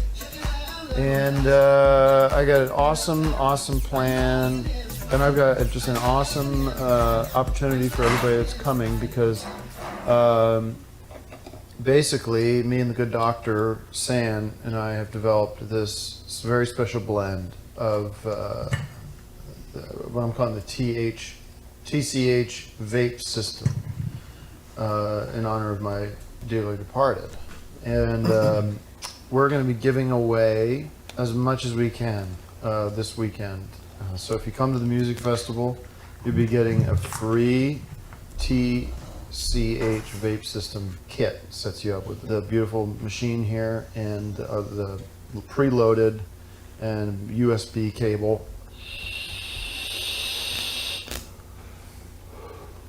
And stick around. We got Dr. San coming who's going to talk all about this. He's going to be at the festival doing lectures on proper usage of the vape system, the TCH vape system arrangement.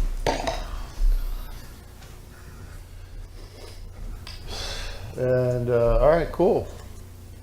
Great. Now, Mr. Turkington, does this clip accurately portray the promotion you were talking about that occurred on the show? Yes, it's just the tip of the iceberg. So at this time, Your Honor, we'd like to have this clip admitted into evidence as Exhibit 35. Objections? No objections, Your Honor. It is admitted. Thank you. Now, was this promotion commercial ordinarily a part of the program? Not at all. I mean, because we'd review 2 movies, recent movies, and then I would do a popcorn classic, which is an old movie that I would bring in from my collection, from my archive on videotape, and sort of highlight that and talk about the cast and the, just information about the movie. And we would give the movies ratings on a 1 to 5 bag of popcorn scale. And then we would have outside segments. We had one called Golden Age Comedy, where we looked at old classics and had W.C. Fields review them. And we had another one that was on cinema on location, where I would go to, say, locations from movies like Oh God, and show you what it looks like now as opposed to what it looked like when it was filmed in the movie. And all those were really popular segments, and the show's ratings were just up. And then when we start getting away from that, well, not we, but when Tim started getting away from that stuff, then the ratings started going down because nobody cares about vapes or vape commercials. If Siskel and Ebert had been selling cigarettes in their time, they would have lost the ratings as well. So you're saying that these advertisements or this promotion was not requested by the network or an outside sponsor? No, and I hated it because it would get in the way of my segments. And sometimes Tim would promise, because he was out of his mind on these vapes a lot of the time anyway, and he would make these promises that he wouldn't come through on. Like he would say, okay, well, let's talk about this music festival, or let's play a song from DKR, which is a group nobody likes. And then... Objection. And then in return, you can do 2 popcorn classics next week. But then next week rolls around and I don't get to do any popcorn classics. So... did you observe any effects that the vape system had on Mr. Heidecker? Well, yeah, you saw in the videotape, first of all, he stopped watching movies because if he would go to the movie theater to do his job, which is to review the movies, he'd fall asleep really fast because he was zonked out of his mind on the stuff. And then we had a movie theater that I was curating and programming and managing and doing everything. And he would come in and take the money out of the cash register to get more drugs or whatever. And then he eventually burned the theater down, which you probably saw in the news locally in Victorville. And he burned it down to get more insurance money. It was a case of arson. And this is something that I had put all this time into trying to build into this business. People like movie buffs were talking about it online. People were coming from all over. A guy came down from Las Vegas to one of our screenings. We had a Meg Ryan festival over the weekend, and the guy came all the way down, and we were really starting to build something. And then he burned it down, which is actually the 3rd time that he had burnt my collection of movies. And always in a hostile fashion, because He didn't like the fact that I was the movie expert, and he was becoming really not important to the show anymore. And actually a hindrance, because he would talk about these other things, like this band that there's no fans of DKR or Dakar. 0 fans. Nobody likes it. Now, did he ever offer you one of the vape systems? He offered them to everybody, but I would not take that. And you watch a good movie, that's the greatest high you're going to get, is watching something like Casablanca for the 10th time, and you see something completely different than you've ever seen before. There's a new depth to a certain scene. That's a high that I can live with. So you're definitely a movie buff. Oh yeah, I mean, I'm known as an expert, and in fact, if you have the latest Guinness Book of World Records, look me up in there, and you can see that I watched 501 movies in 501 days. Wow, that's pretty impressive. Yep. Can you describe for us a little bit what you observed about Tim Heidecker's relationship with Luther Sanchez? Have you seen the show Decker that we did? Have you ever seen that show? I've seen clips. Okay. All you need to know about his relationship with Dr. Luther San is watch the episode where Dr. San brings in a vape. Tim is dead. His character of Decker has died. And Dr. San inhales the vape and breathes the vape on Tim's dead body and brings him back to life. And so for you, that's analogous to their relationship. Yeah, that's how he believed. He believed Dr. San could do no wrong, except there was this 2-year period where he thought Dr. San had done wrong, and he was trying to arrest him because he had gotten infections from the acupuncture needles. And I thought that was the last we'd ever see of Dr. San. But then a couple years later, he brings him back into his life and lets him give herbal treatments to his son, and Dr. San said, "Don't vaccinate your son." And Tim went along with this, and little Tom got very, very sick. It was clear to anyone that he needed to be hospitalized. And Dr. San said, no, I can take care of it with these, blowing smoke on him or whatever it was, until the point that the kid died. Now, and that's why Ayaka is not in the picture anymore, his wife, because of that kind of behavior from him. So you say that Mr. Decker was under the influence of Luther Sanchez. Did you happen to observe any other substances that Mr. Decker used? Heidecker, excuse me. Objection. She clarified. I retract. My apologies for misstating your name. Please address your comments to the bench and not to other counsel. Sorry, Your Honor. I mean, it seemed like the vape was the real problem. Before that, he would have periods where I didn't know what he might be on because he was acting very erratic. He got into motorcycles and just different things like that, and hanging out with different sorts of people, and who knows. But you can definitely, if you go back and watch the episodes, and I think that you should just for the movie information, but you can definitely see the decline in quality of what he brought to the table. He's always a good host. He's always very, very good at hosting.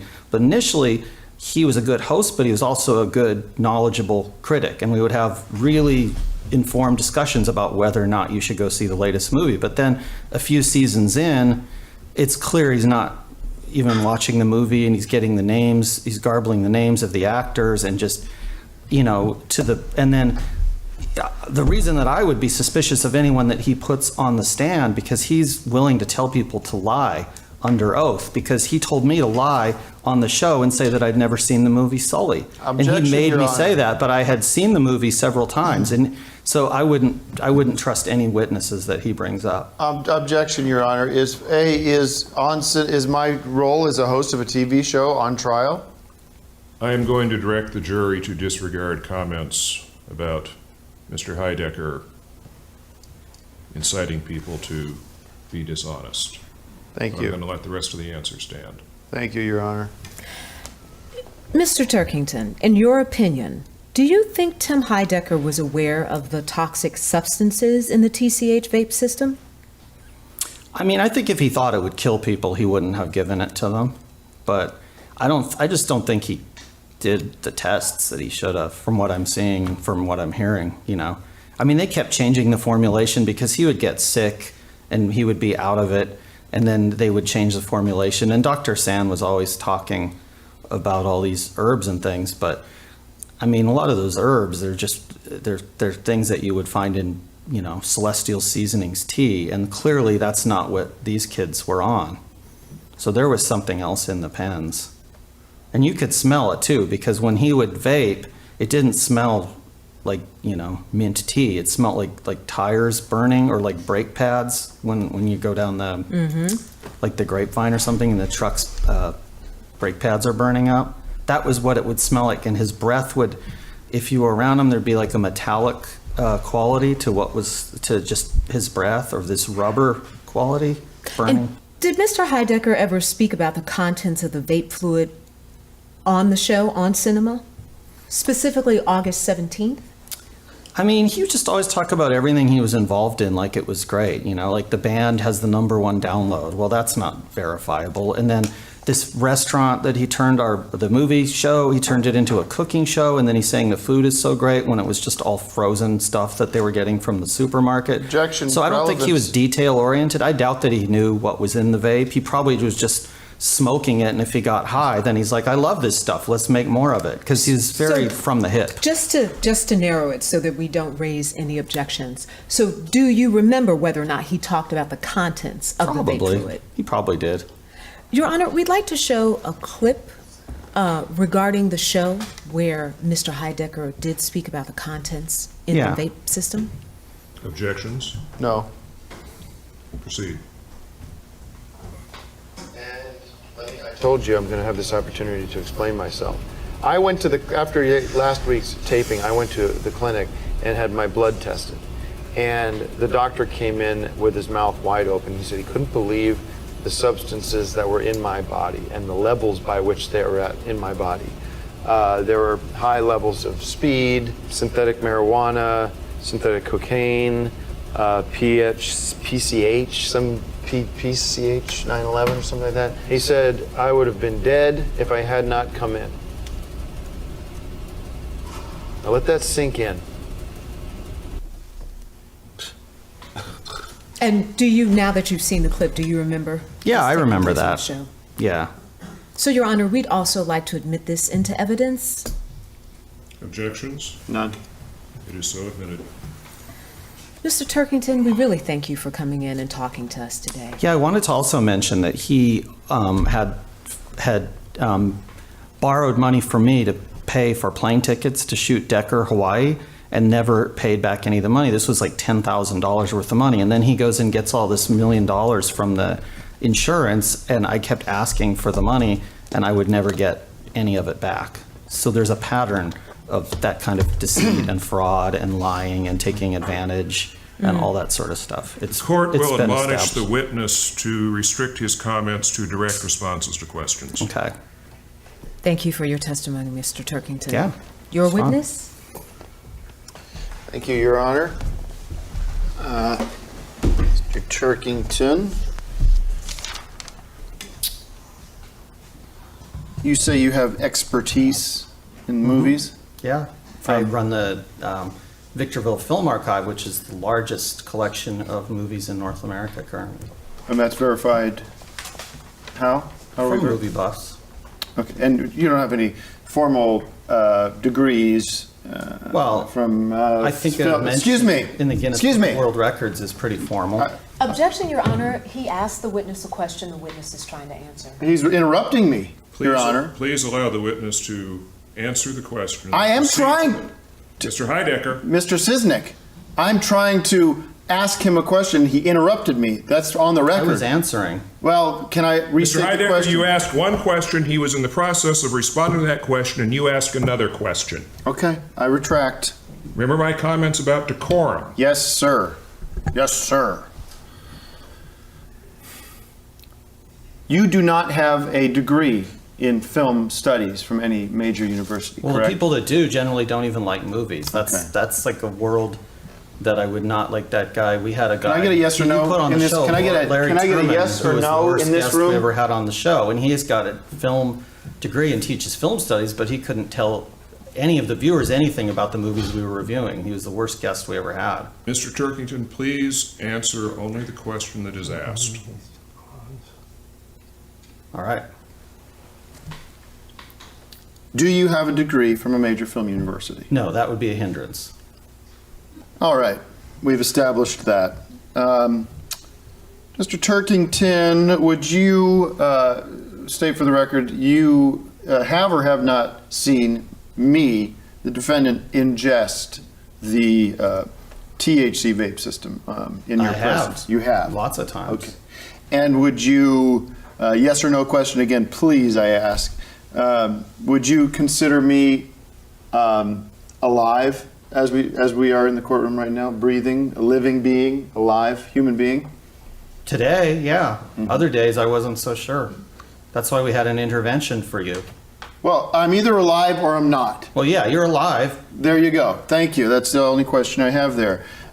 So you've seen me use the substance that these kids use, and you were using the prototype. It wasn't the same one. But does it cause you any curiosity? Is there anything curious to you, or any sort of interest to the fact that my reaction is living proof that the reactions might vary from case to case? Well, a lot of people take heroin, but not everyone dies from it right away. Okay. Who knows? If you'd vaped the next night, you might be dead too. And are you a medical expert? No, but I've seen lots of medical movies, like Panic in Needle Park is a movie about the heroin epidemic in New York City.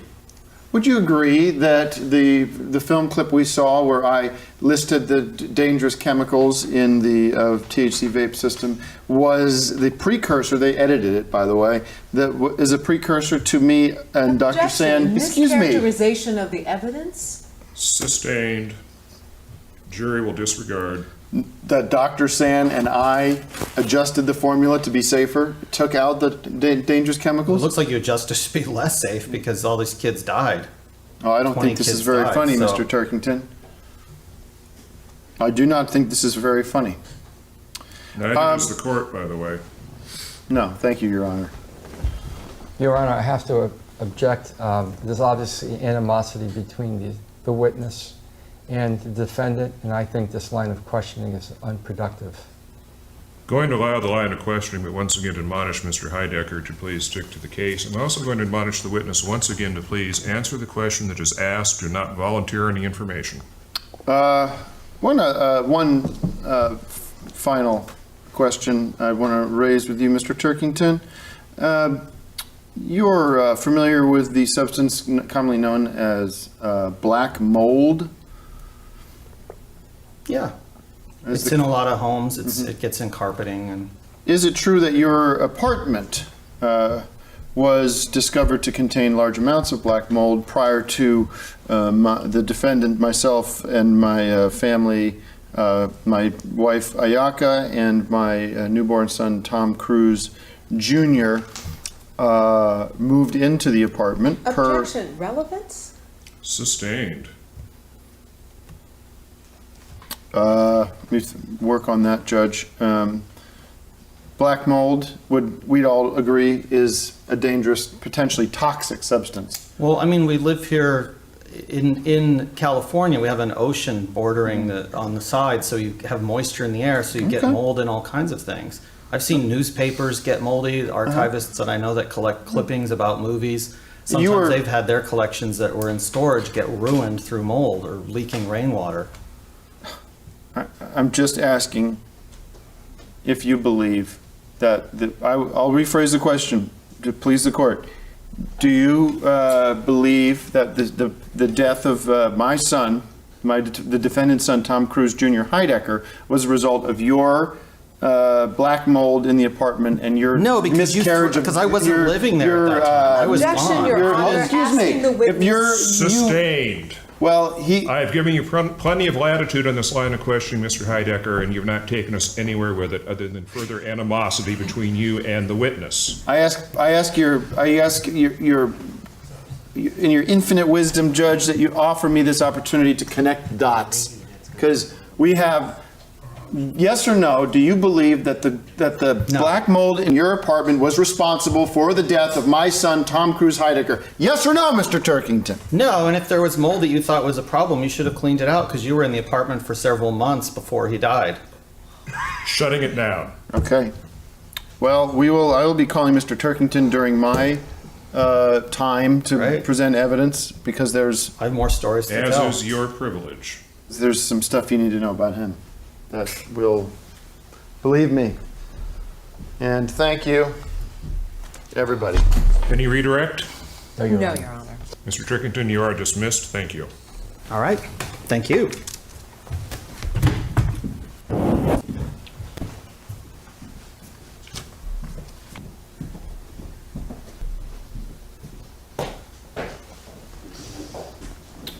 No further questions.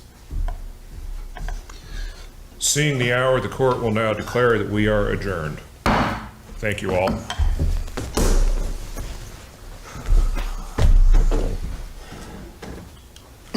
All right.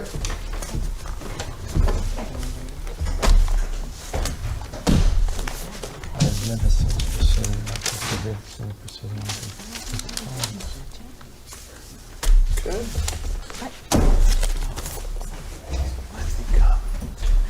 Same time tomorrow.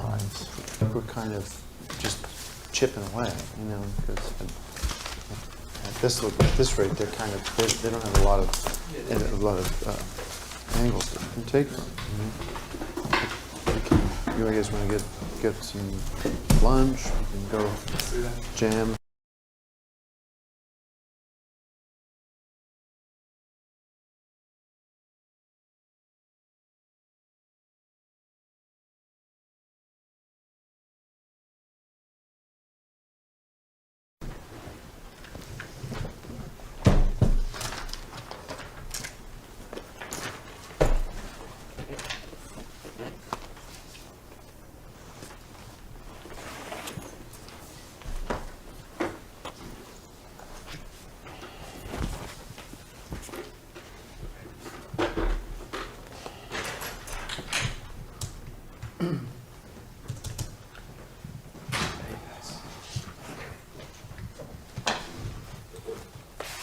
Morning.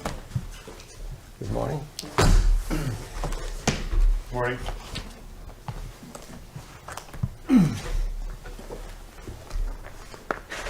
All rise for the Honorable Judge Sidzik.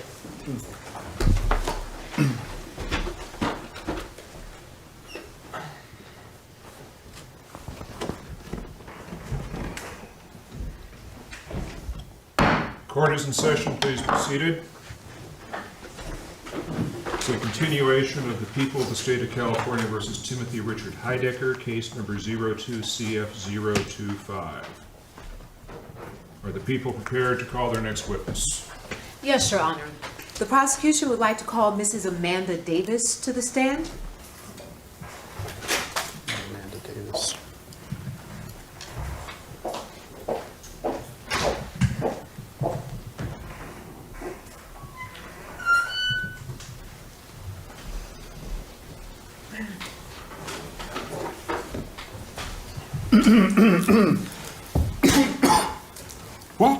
Excuse me. Do you swear, under the penalty of perjury, to tell the whole truth and nothing but the truth, so help you God?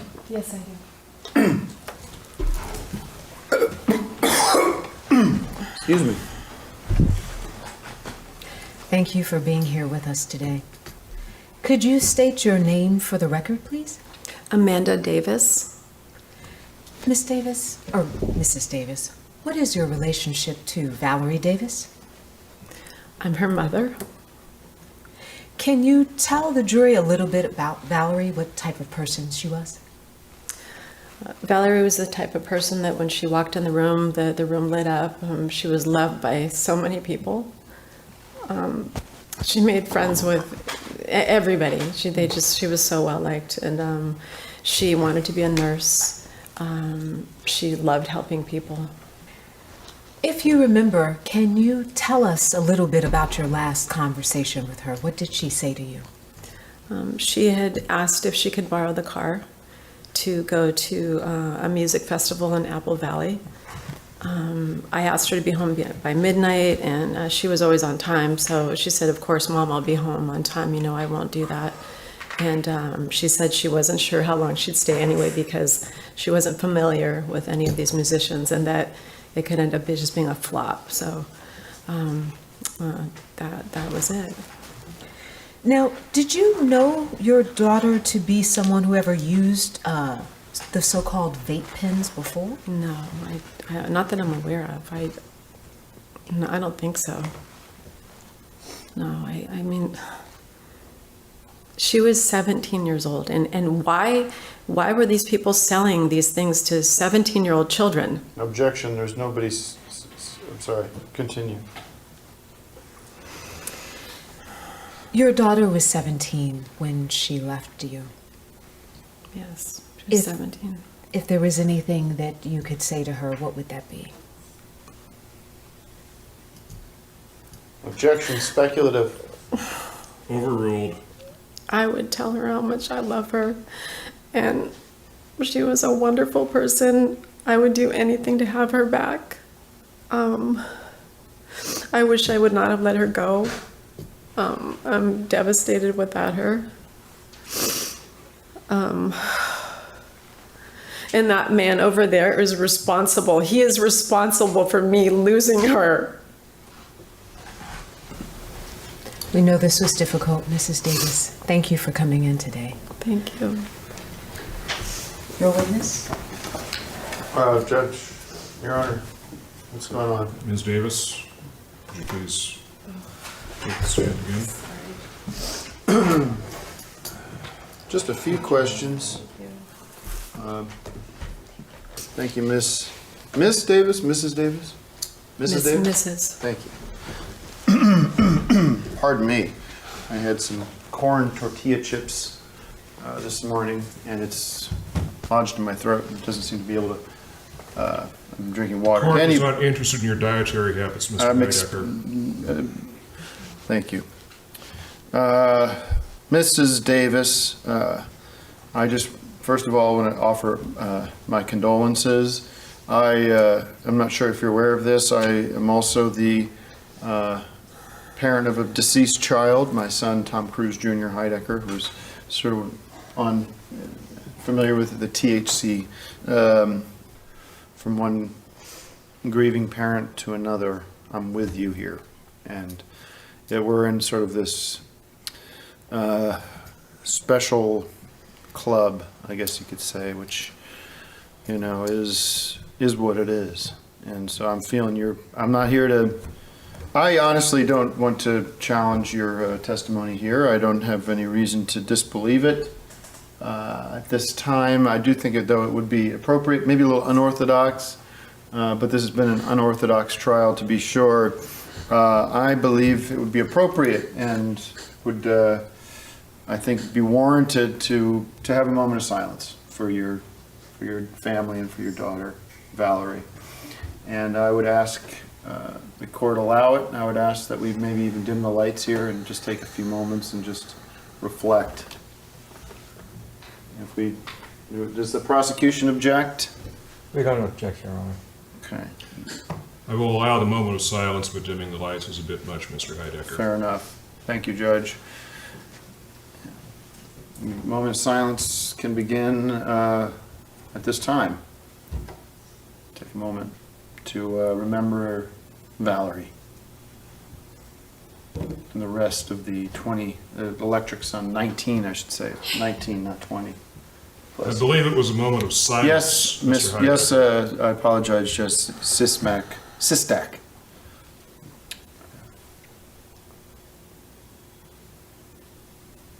Thank you. No further questions. Any redirect?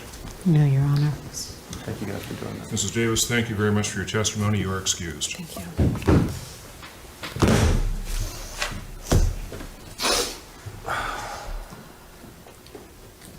Thank you, Mrs. Davis. All the best to you. All right. Thank you, Judge. Are the people prepared to call their next witness? Yes, Your Honor. At this time, we'd like to call Mark Push. Who? Push. Oh, Mark.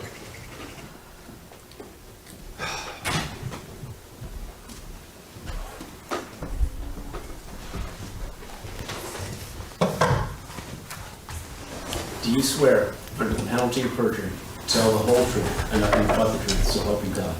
I do.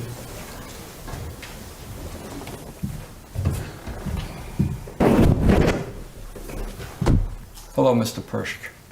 Can you please state your full name and spell your last name for me? Mark Edward Proksch, P-R-O-K-S-C-H. Thank you. How do you know Mr. Heidecker?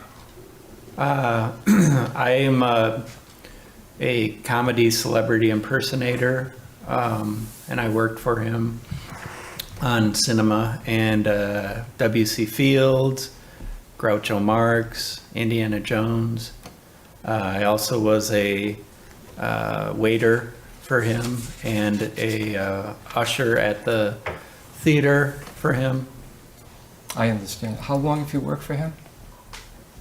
I guess like 5 years, 6 years. 5 years. You've had the opportunity to observe his behavior and to act with him over that period of time, obviously. Yeah. Okay. Is your relationship with him purely employer-employee? I don't know.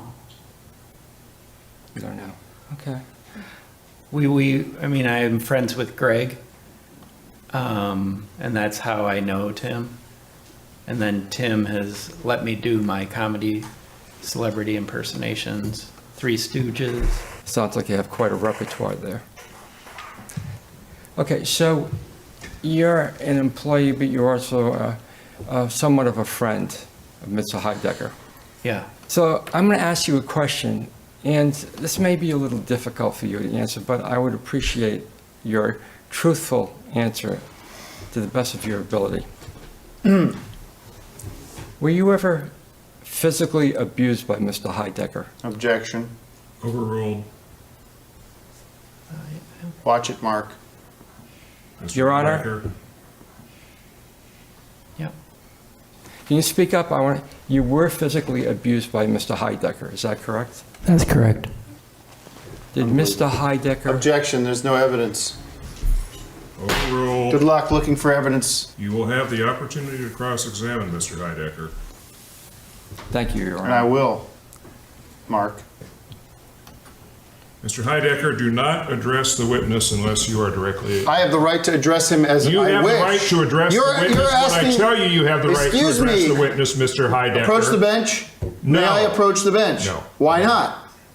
May I approach the bench? I am the judge. I don't have to even give you a reason why you cannot Your approach Honor, the with bench. all due respect, the defendant is turning this court into a kangaroo court. This has already been a kangaroo court. I asked that we mistrial. Mark, may I approach the bench, please? No. Please proceed. I'm sorry, Mr. Proksch. You said you've been physically abused by Mr. Heidecker, correct? I didn't hear, can you? I was abused by him. You were. Were you hit by Mr. Heidecker? Yes. On many occasions? Many occasions. Many occasions. Can you describe the nature of the assault by Mr. Heidecker? He'll bop me, and he'll slap me and choke me sometimes. During the Oscar special, he threw stuff at me, and he hurt my nose.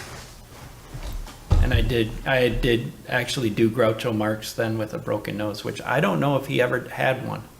Your Honor, at this time, the people would like to play a video of Mr.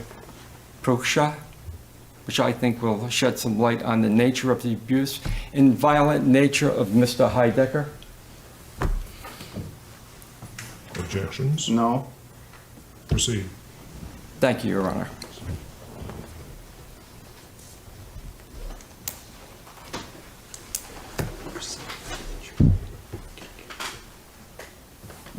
I know the bag of tricks, but make them tricks we can use. Okay, sorry, Tim. He was throwing stuff at me there. All right. Get out of here. Get out. So you have? Take the stupid Larry wig off.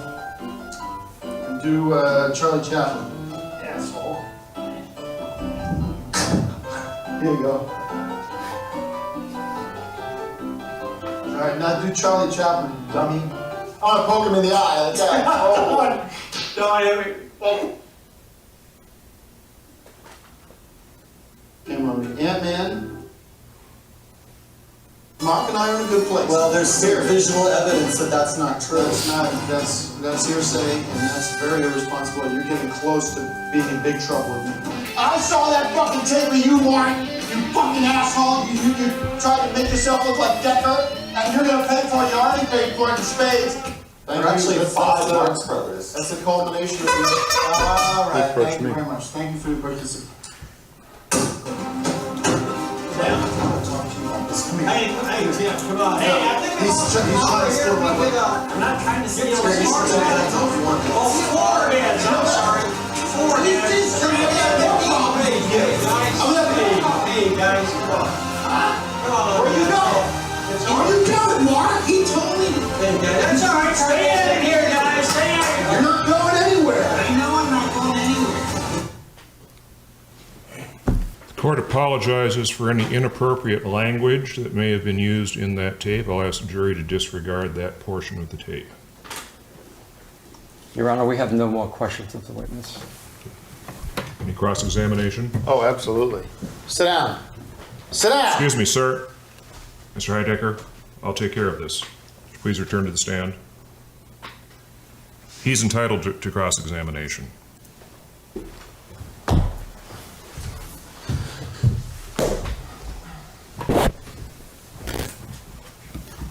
Get your shit off. Pardon my language. Please do not address other counsel directly. He left his stuff up Direct your comments to the bench. Approach the Will the bench. people, no. Will the people please remove their materials from the podium? Sit down. Mr. Prutch. Do you believe that we create the on-cinema Oscar special for entertainment purposes? Yes or no? Into the mic. Yes. Do you understand that performance is an act of self-expression, that occasionally that we perform in ways that create, in other words, when the Three Stooges were doing their comedy, there would be physical interactions, and sometimes people get hurt because accidents happen. Yeah. And I would say that this is a prime example of that, don't you? I would say that, don't you? None of your violence was planned. I will say that. Or But the Three Stooges okay, were all well, so planned then violence. it was an improvisation. Would you agree with that? I think you got angry and you hit me and you threw stuff at me and you would push me. I would reconsider that answer if I were you. Objection. I'm asking the witness. Counsel is threatening. the I am not witness. threatening. How dare you? I am asking you, use your head. Think about long term. Some of it may have been improvised. Thank you. Mark, where were you on, may I approach the witness? Very carefully. Where were you? Your Honor, I have to object. I think the physical proximity of the defendant to the witness in this case is intimidating the witness. Yes. I'm going to ask the bailiff to please take position beside the witness stand. Okay. Go ahead.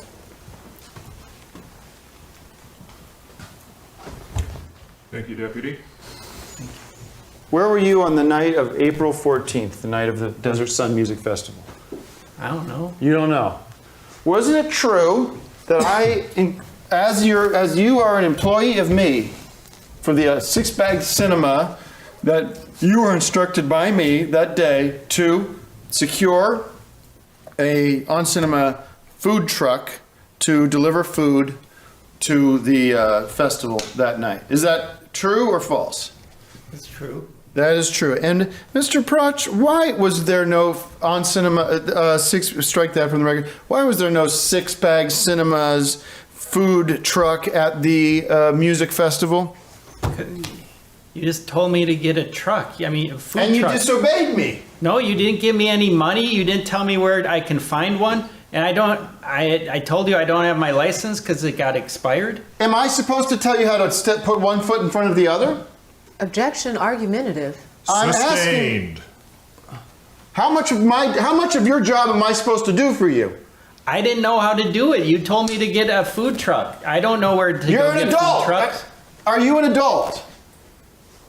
Yes. Well, then you can't figure out how to do something as simple as secure a truck, provide food for a festival? Mr. Heidecker, you are arguing with the witness. You are not questioning the witness. I'm getting a little frustrated with the witness right now, I'm getting Mr. very Judge. frustrated with you, Mr. Heidecker. The purpose of cross-examination is to elicit information pertinent to the direct examination, nothing more. Well, let me state for the record that I believe this to be a character witness that is not to be believed or trusted, because I was put him in charge as my employee, and I have the right to do whatever I want with him. I have the constitutional right to strike him if he disobeys me. And right now, he's still under my supervision. He still technically works for me.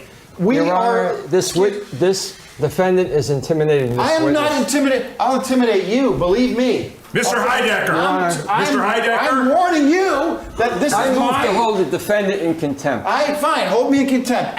Stack on another charge to my case. Let me finish my... I'm going... Judge, I promise I'm going Do you have somewhere a with this. question to ask as opposed to an accusation to make? The question is this. Sit down. Do not address other counsel. Will you put this court in order and have him sit, I request, or I will report this to the bar. Oh, please. Please report this to my the question- bar, Mr. Heidecker. I would really enjoy you reporting this Your Honor, to the bar. I This is move that the sarcasm at the defendant highest order. conduct his interrogate from another room. He's intimidating the witness. He's got Witness, protection he's from the insulting California... counsel. What are you saying about the California deputies here? That they're incapable of protecting a man? This is my right. Then he is under my control. No, if he disobeyed me, it's my right. I'll fuck you up, Mark. Believe me. I'll fuck you up. Hold on. Don't. Oh, I'm out. I need 5. Hold me in. I need 5. I've never seen it anyway. The court apologizes to the jury for that outburst, and the court has no choice at this point but to declare a recess.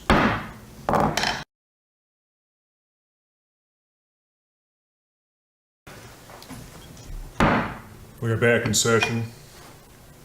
First off, I wish to apologize to the jury and to counsel and to the spectators.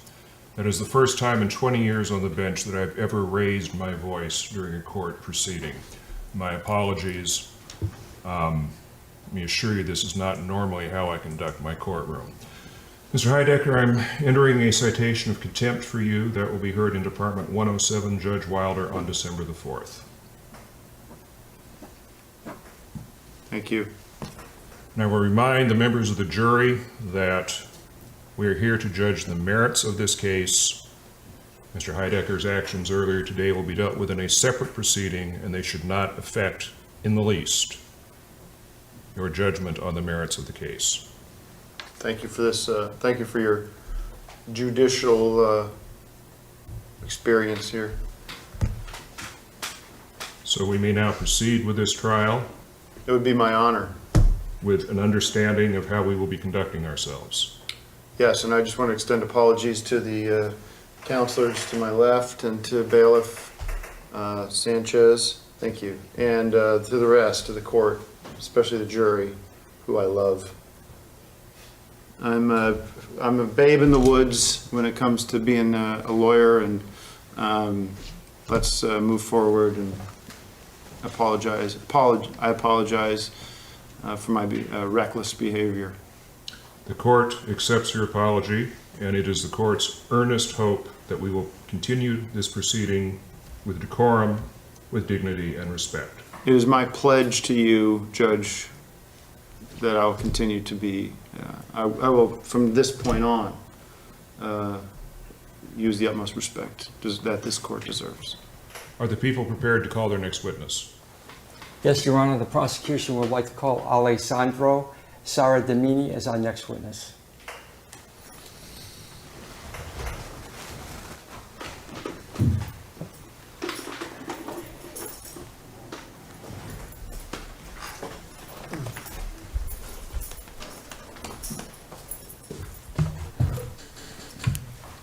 Do you swear, under the penalty of perjury, to tell the whole truth and nothing but the truth, so help you God?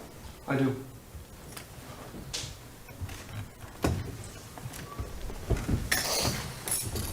Good day. Can you please state your full name and spell your last name, please? Axiom, the guitar player of the car, and my name is Alessandro Saradimini, and you spell it Seradimini. Thank you, Mr. Saradimini. Can you tell us about your relationship with Timothy Heidecker, the defendant? Me and Tim, we are brothers to the end. My brother from another mother. We are, he's like family to me. I understand. Does this brother from another mother pay you any type of payments on a regular basis, a stipend or anything like that? Well, yeah, in the beginning, he was paying me a stipend, but, with the time, we just became very friends, and, it became a sort of two-way street. So he does a lot of things for me, I do a lot of things for him, so it became a sort of brotherhood. Did he ever tell you where he gets his money? It's none of my business, honestly. You are partners in a musical project, is that correct? Yes, the car, or DKR. Who writes the music?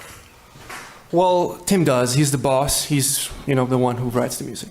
Okay, Your Honor, I'd like to enter as exhibit number 25 the song referred to entitled Que Con Me. Objection. What is it? Que Con Me. I guess Qui Con Me. Thank you. Yeah, let's rock. Proceed.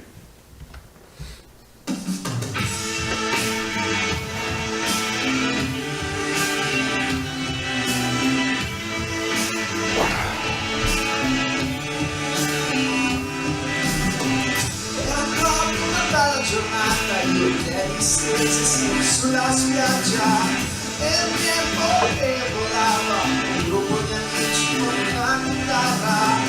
Era proprio una bella giornata, io e Danny stessi sulla spiaggia e il tempo che volava, un gruppo di amici con una chitarra.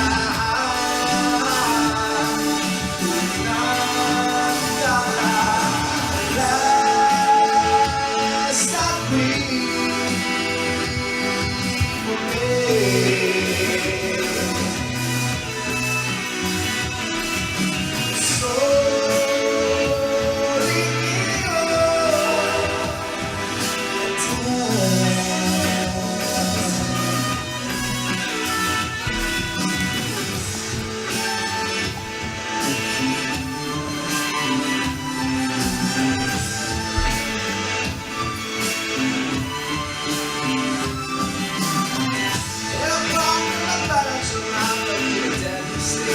Sulla spiaggia e il tempo che volava, un gruppo di amici con una chitarra.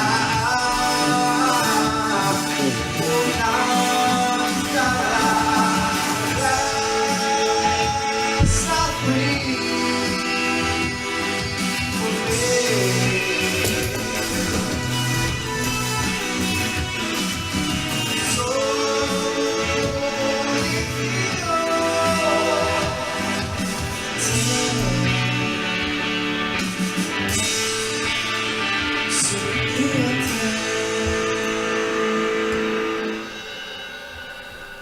Great song, Mr. Saradimini. Thank you. Do you recognize it? Yeah, I do. It's an older song from, a past band that I had back in Italy. So, yeah. Did defendant Tim Heidecker ever hear the song? Sorry, can you ask again? Yes. Did Mr. Heidecker ever hear the song? I don't know. I guess he might. Did Mr. Heidecker take the melody of your song and use it for his own song? I mean, it might. I don't know. I don't really know.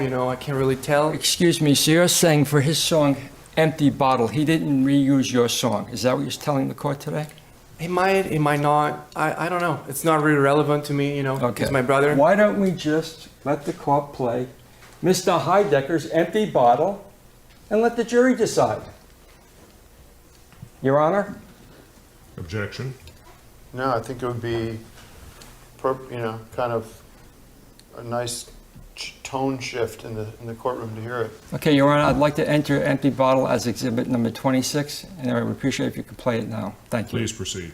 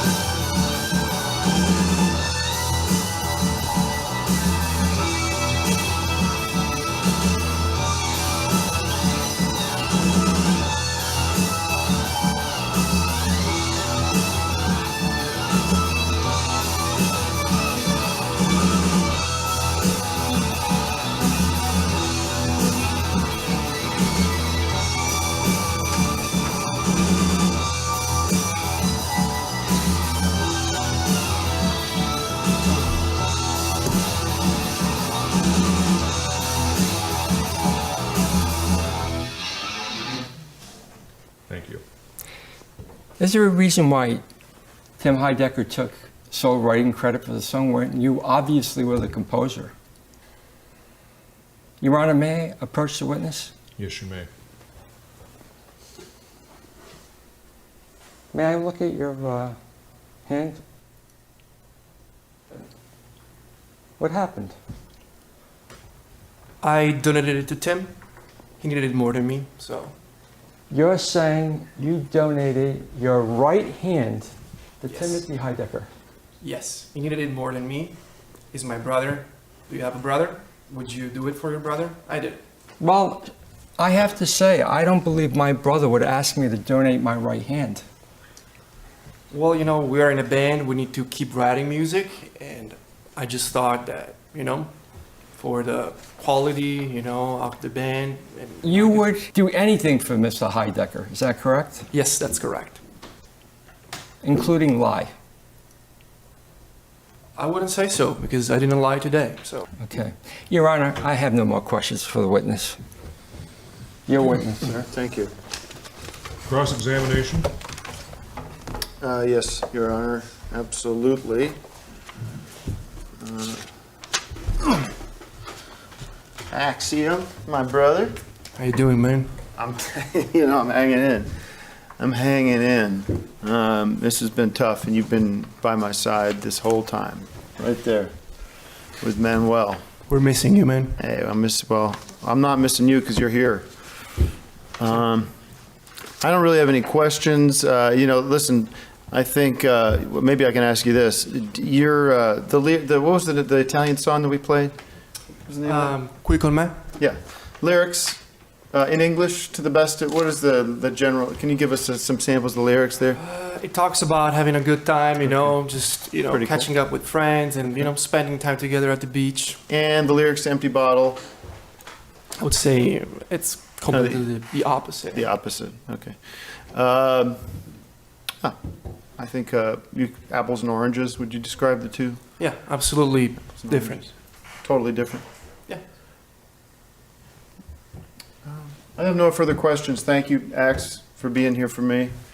No problem. Thank you. Let's hear it. Redirect. No more questions, Your Honor. The witness is excused. Thank you. Thank you.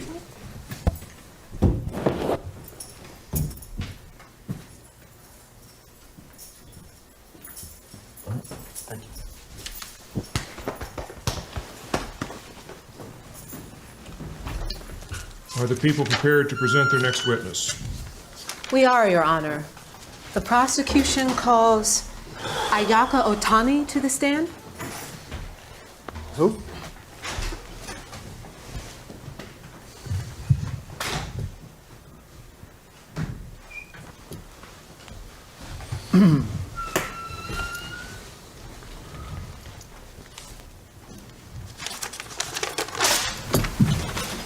Do you swear under the penalty of perjury to tell the whole truth and nothing but the truth, so help you God?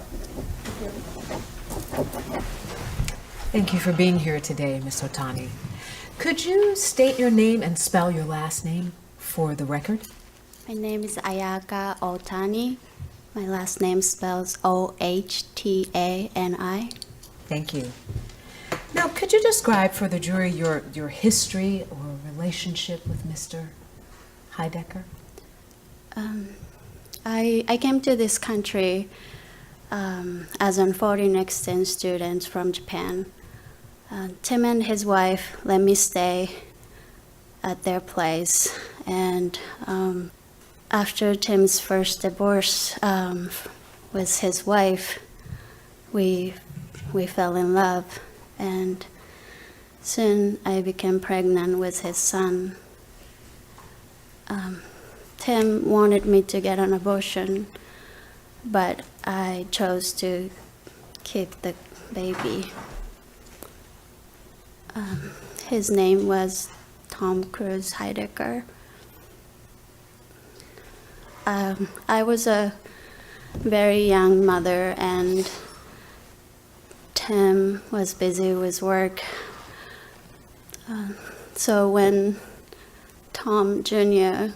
got sick, Dr. San took him under his care, but he didn't get better, and he died.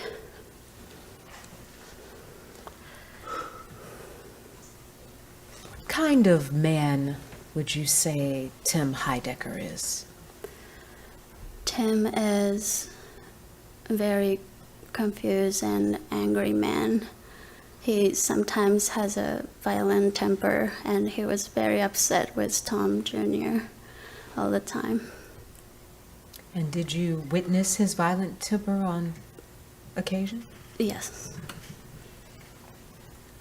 Can you talk a little bit about Mr. Heidecker's relationship with Dr. San, as you called him? Yes. Dr. San made so many mistakes, but Tim kept forgiving him, including the death of our son.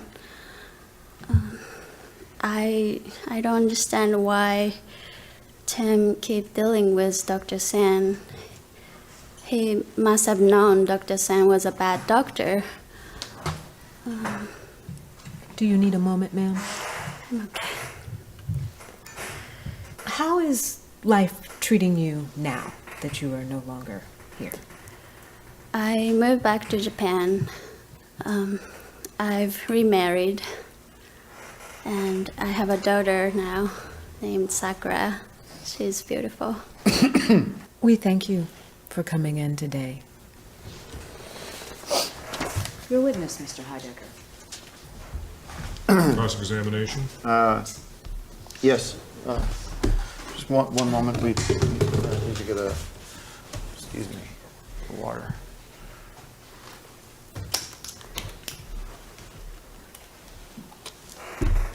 I apologize. I was not able to receive the witness list. It's a bit surprised to see you today.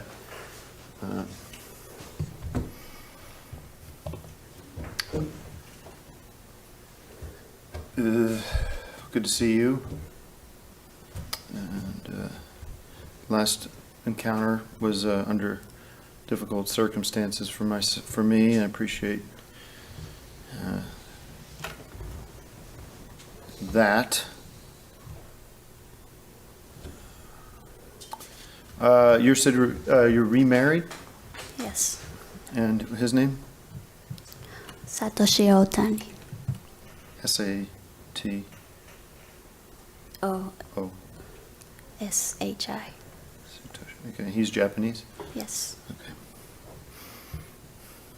And somebody you knew before coming to America, or fresh? Objection, Your Honor. Relevance? Curiosity? I'll overrule it for now. Thank you. And you said you have a daughter. Now, should I know anything about that? No. It's not connected to me in any way, this daughter? Do we need to do a paternity test or anything? Do I need to? Objection, Beware. Your Honor. This is not at issue in this case. I'm going to sustain that one. That's something we could talk about at some other point.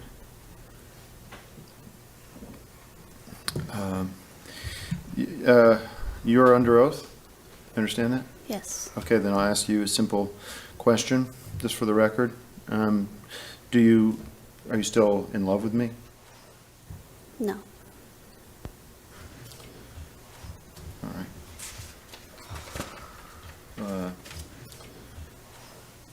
No further questions, Your Honor? And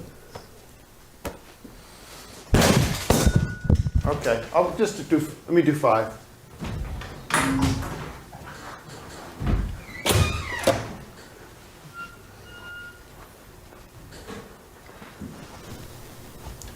The witness is dismissed. Thank you very much for your testimony today. Thank you.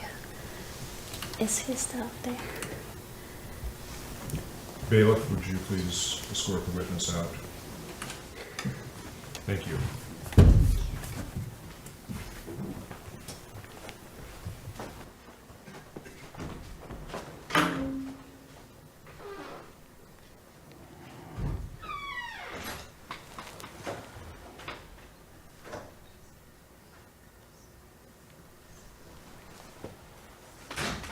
Do the people have any more witnesses or other evidence to present? We do not, Your Honor. The prosecution rests. In that case, I declare this court in recess.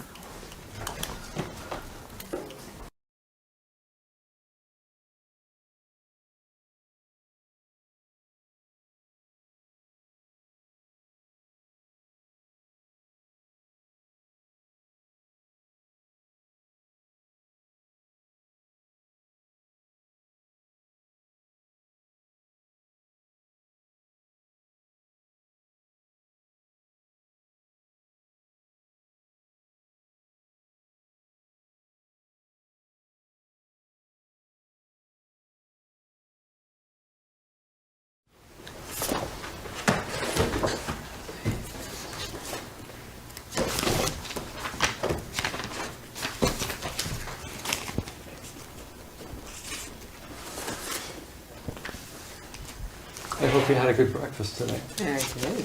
You're gonna work it off. Probably. Probably. You live in a barn? Mr. Good Personality. morning, Mr. Heidecker. Good morning. Good morning. Hey, guys.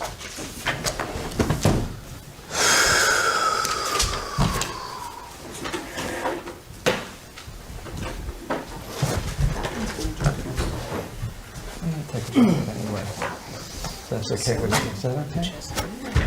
Thank you. All rise for the Honorable Judge Simpson.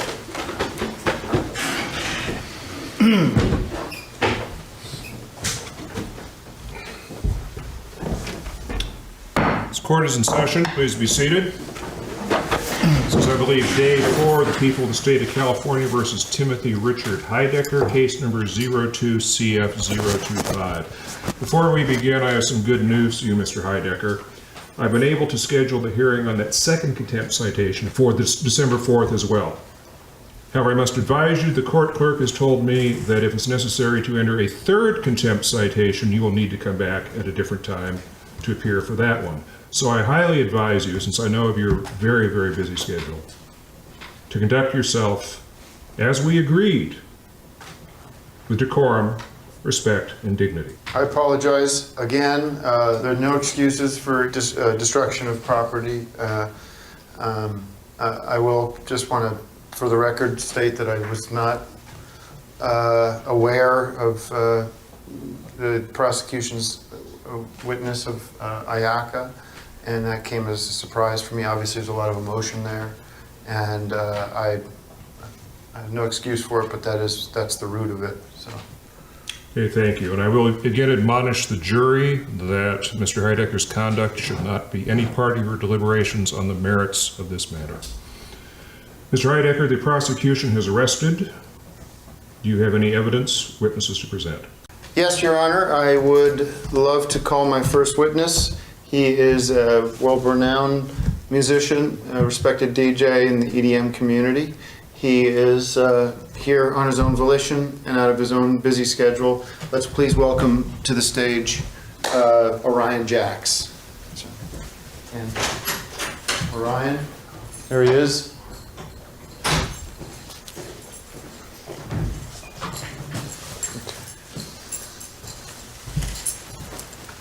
Take the stand, please, sir. Okay.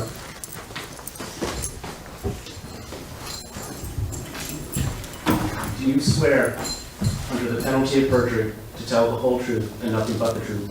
I do. So help you God. I do. Thank you, Orion Jacks, for being here. Can you please state for the record your full name, legal name? Jack Orion. Okay. And Mr. Orion, you were a big part of the Desert Sun Music Festival, correct? Yep. And do you, if you would just sort of recall the events of the night from your own memory, I think that would be very helpful in illuminating to the jury here. Well, I mean, it was chill. Like, it was cool. I didn't get to play. I mean, you know, because all the kids dying. But it was cool. A little bit disappointing. Like, I mean, there was no food, there was no water, so there was no catering or anything like that. Which is well, there was catering. Pardon me. There was. There was food brought in for the artists. Not for me. There wasn't. I didn't see that. So I mean, and it was a little bit of a shock because that was the first festival I ever was supposed to play at. Right. But you didn't. So you didn't see the styrofoam boxes of Mexican food. Where was that? Do we have the? Excuse me. Do we have the festival map? Excuse me. Hold on. We have this from earlier. Do you mind if I use this? This was the main stage, correct? Mm-hmm. And believe the VIP backstage was. Okay. Well, you guys didn't put this on the. It was back in this area here, and we had a bunch of tacos and stuff. I didn't see that. But by about 5 o'clock, we had like 7 bags of Mexican food, like burritos and stuff. Not from what I saw. Okay. Huh. I didn't even have any water, man. I know. Well, there was. So. Yeah, we don't want to show that. All right. Well, we don't need to. We don't worry about that anymore. So, I was under the impression that you thought that things were running. That if what happened here, the poor kids with the accident that happened with them, that it would have been just like any other festival for you. Has your recollection changed? Well, yeah. I mean, the usual festival for me, I get paid at the end of it. I haven't even been paid yet, so yeah, that's definitely. Okay. That's not. right? normal for me. What was the arrangement for? 50K. I was supposed to get 50K. 50K. Okay. Yeah. That's how much we talked about that. Well, obviously I'm still waiting to get paid. we're in sort of the middle of something here. I don't know Yeah, if but you that doesn't noticed. matter. I mean, I showed up, I did my part, I was supposed to play, right? And I was ready to play. I was ready for everything. I didn't get any money. So I don't really care about the way the court proceedings are going. I mean, I still need to be paid, so. Well, not if, yeah, but as you can tell, everything's, obviously we're not going to talk about money right now because this is not the time or the place, but, basically I was arrested that night and everything's been frozen since then. So you shouldn't worry about that. That's going to get taken care of. That's why you're here. Yeah, if not, we'll be back here. Okay. I don't know what that's Mr. supposed to mean. Heidecker, is there a line of questioning here that's somehow relevant to this case? Yes, there is, Judge, because as a witness I have my own witness, and I can confirm, and you have to confirm this, that you said to me the night of the festival before you were going to play that I said, "Are you having a good time?" Yeah, no, I had a cool time. What But was that your doesn't- answer? Yeah, it was a cool time. I was chilling. There were a couple good sets. I was watching a couple good things going on. But I mean, at the end of the night, so if you're having a good time and at the end of the night something bad happens, like you don't get paid or people start dying, then of course what you said previous, that kind of, doesn't really matter, does it? Well, that's for the jury to decide. Okay. Cross? Yes, Your Honor. So, Oh, wait a minute. Never mind. Sorry. Another thought, but Mr. Orion, is that correct? Yep. Okay. I just want to be clear on a couple of things. So, Mr. Heidecker contacted you to perform at the festival, That's correct, yes. and he promised to pay you $50,000. Is that your Yep. testimony? And when you arrived at the festival, you ended up not playing. Is that correct? Yeah. Well, I was And supposed to play. you were supposed to And play. I never ended up playing. And you didn't see any food or were able to get any food? No, there was no food back there. You didn't see any water? You weren't able No, to get there wasn't water? any of that back there. And he didn't pay you on that day, correct? Nope. And I still haven't been paid, so. objection asked and answered. Did he We had pay you covered to that already. testify? I'm sorry? Did he pay you to testify today? Yes. I have no further questions. Absolutely not. May I approach the bench? No. Jack. Any further questions? For the Jack, witness? well, yes, I do. Jack, what did we say? I did not say I would pay you for this testimony. Yes, you did. No, I did not. Yes, I you said did. I would pay you for the festival. Yeah, but you also told me that you're going to pay me for this as well. I did not say Yes, that. you did. We spoke on the phone a couple nights ago about this. And you said if I come in and I testify that you would pay me. I would That's pay why you I'm here. for the festival, the money you're owed. No, that's not what you said. That was a Okay, separate well, issue. That was a separate issue. No. Nope. Okay, Mr. Heidecker, you are not under oath as a witness. You are here to ask Okay. questions. You have Well- asked the question, you've elicited the answer. Any further questions? Did I speak with you last night? You spoke with me a couple nights ago. 2 nights ago, I'm sorry. 2 nights ago, adjust that to the record. 2 nights ago, we spoke on the phone. Mm-hmm. And during that phone conversation, I asked you to testify on my behalf to the validity and create the conditions of the festival to give a better picture to the jury of the conditions of the festival. Yeah, and I'm That's here correct. to tell the truth. And you're here to tell the truth. Exactly. And we appreciate that for you. And then I said, in exchange, or not in exchange, because your testimony would be so helpful that I would be figuring out ways to make that $50K up. I would find to pay you for your work that you weren't able to do at the festival. Isn't that? No, and it's not even about the 50K only anymore. I mean, look at what's happened. You know what I'm saying? We're here. Believe me. We know what happened. No one is in the dark there. That's dishonest to say that that I was offering money for testimony. I'm here to tell the truth, and I'm just telling the truth. We have this witness is disregard. That will be up to the jury, Mr. Heidecker.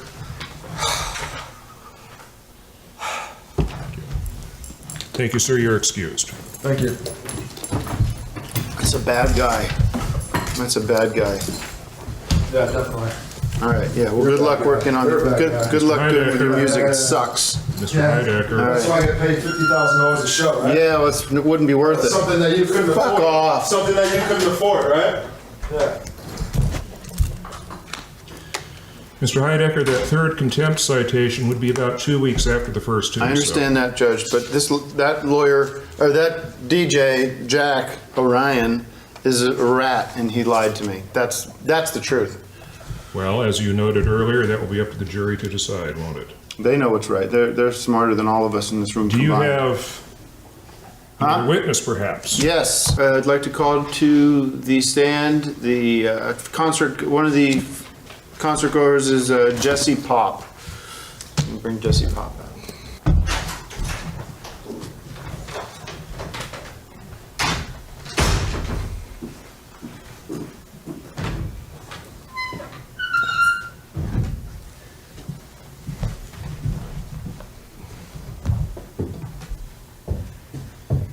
Do you swear, under the penalty of perjury, to tell the whole truth and nothing but the truth, so help you God? I swear. Good morning, Mr. Pop. Good morning. Interesting name. Yeah, thank you. Is that your real name? Yeah, mom and dad did well. I love it. Jesse Pop. We had an episode of my television show with a character named Pop, actually. So, Interesting. yeah. It's not a common name. No. I like rock, actually, more than pop. I'm just having a little fun. Okay. So, Mr. Pop, you attended the Desert Sun, the Electric Sun Desert Music Festival, correct? That is correct. Okay. And you obviously were only there Friday because the event was canceled Friday night. And just in your own words, paint us a picture of your experience there that Friday. I had a wonderful experience at the festival. I thought great music, good food, good vibe all around. DKR rocked, and I didn't see anyone get sick or injured or hurt at the festival. And I thought Tim was doing a great job up on stage, slaying it on the laptops, making good beats for everyone. Interesting. You just said, you mentioned me, the defendant, playing music on stage. So you eyewitnessed to me up on stage. Of course, yeah. You were up there making sure everyone was having a great time, killing it. Yeah, and that you didn't see the defendant handing out vape pens or being associated with this kind of activity? I do not recall that. No. Okay. Well, thank you so much for your testimony. It was very helpful. And it's good to hear the other side of the coin on that. I have no further questions, but thank you very much for coming in. Of course, yeah, you're welcome. Thank you. Cross. Yes, Your Honor.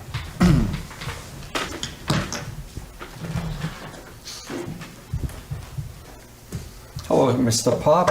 How are you today? I'm good, thank you. You're looking at watch. You have another engagement?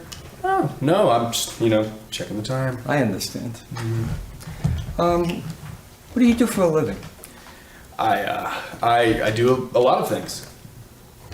Can you tell me some of those things? I'd be very interested in knowing. I kind of dabble. I've been in the fast food industry. I've worked as a hired hand for people, farming, that kind of thing, yeah.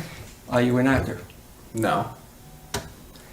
Have you ever been employed by Mr. Heidecker? No. No. May I remind you that you're under oath, and you know the consequences for lying under oath to perjury. Your Honor, at this time, the prosecution would like to show a clip from the TV show Decker, which is Mr. Heidecker's show. I think we'll be quite informed by what we see. Hearing no objection, I will allow it. Thank you, Your Honor. Can bailiff bring in the TV, please?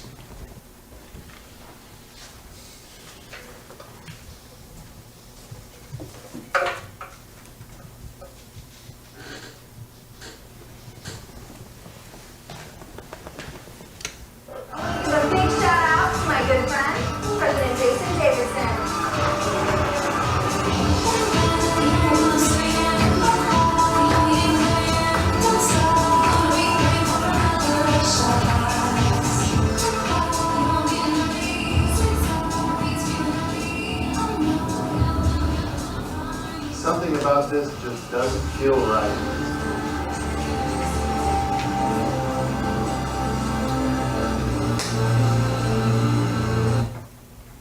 Is that you, Mr. Pop?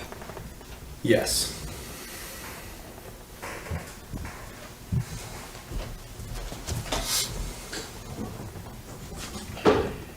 Call to strike the witness. At this point, he's my witness. I don't think we need to Your continue. Honor, please. Denied. May I continue my questioning without interruption by the defendant? Yes, you may. May I approach the witness? Yes, you may. Do you recognize this, Mr. Pop? Yes. Mr. Pop has just acknowledged his headshot on the Internet Movie Database, which is a database maintained for professional actors. And below it, you'll see his one credit on the TV show Decker, which is owned by Mr. Heidecker. Your Honor, I'd like to admit this into evidence as exhibit number 28. Sure. It is admitted. Thank you, Your Honor.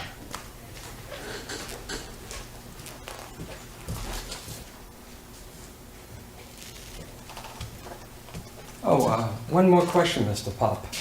Yes, sir. Are you being compensated by the defendant for your testimony today? Yes.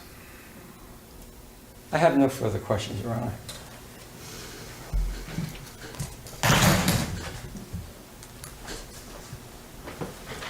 I take it you have no further questions, Mr. Heidecker? Not at this time, Your Honor. The witness is excused.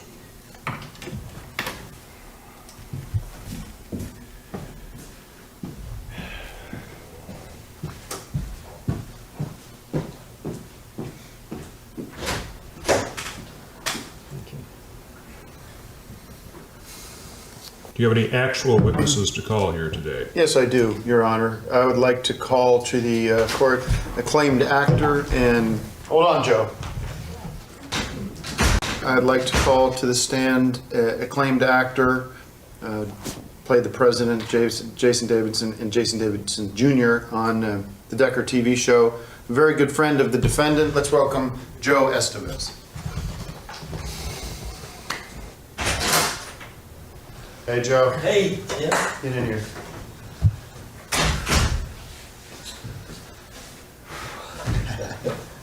Good to see you. Good to see you. Get in there. Yes, sir. If you take the stand, please. Yes, sir. Be sworn in first. Do you swear, under the penalty of perjury, to tell the whole truth and nothing but the truth, so help you God? I do.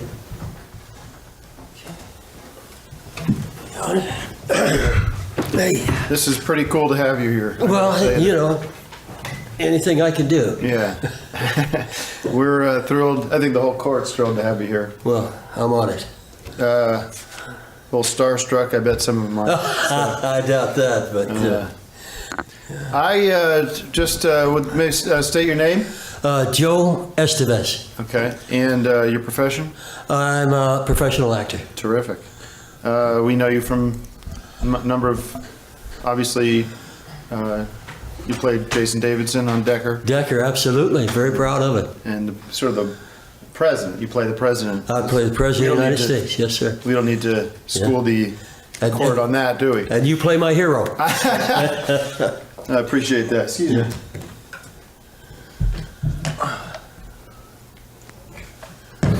I'll keep this down here.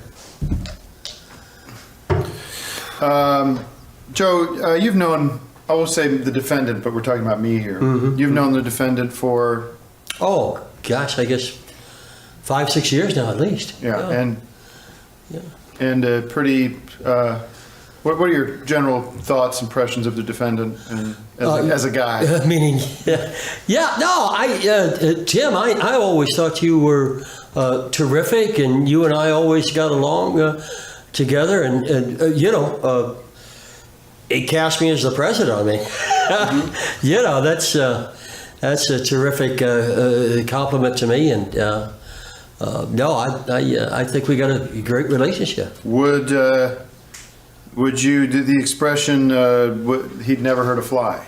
Would that apply to me, apply to the defendant, would you think? Absolutely. Mm-hmm. Absolutely. Yes. Okay. And we've Anything else you want to add about my character or my general good intentions, goodwill, good naturedness? Anything you want to? Yeah.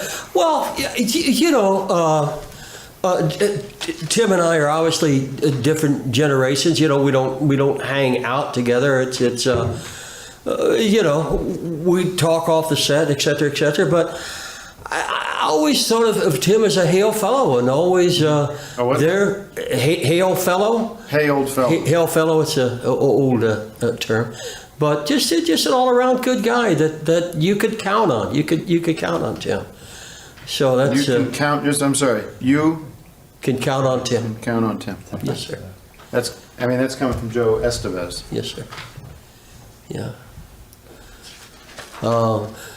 Like I say, you know, different generations. You know, I mean, I'm not a young buck like yourself, but But you know, professionally and off camera and such, swell guy.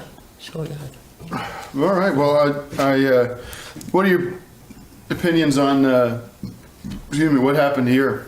Any feeling one way or the other? I know you have some feelings about the Luther Sanchez.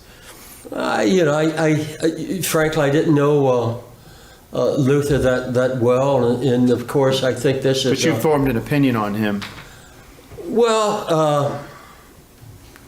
I don't want. I really don't want to say. I mean, you know, because I mean I don't really know the person. But you would assume he was the one responsible for what happened here. Well, you know, I know you, and I know you to be a good guy, and I'm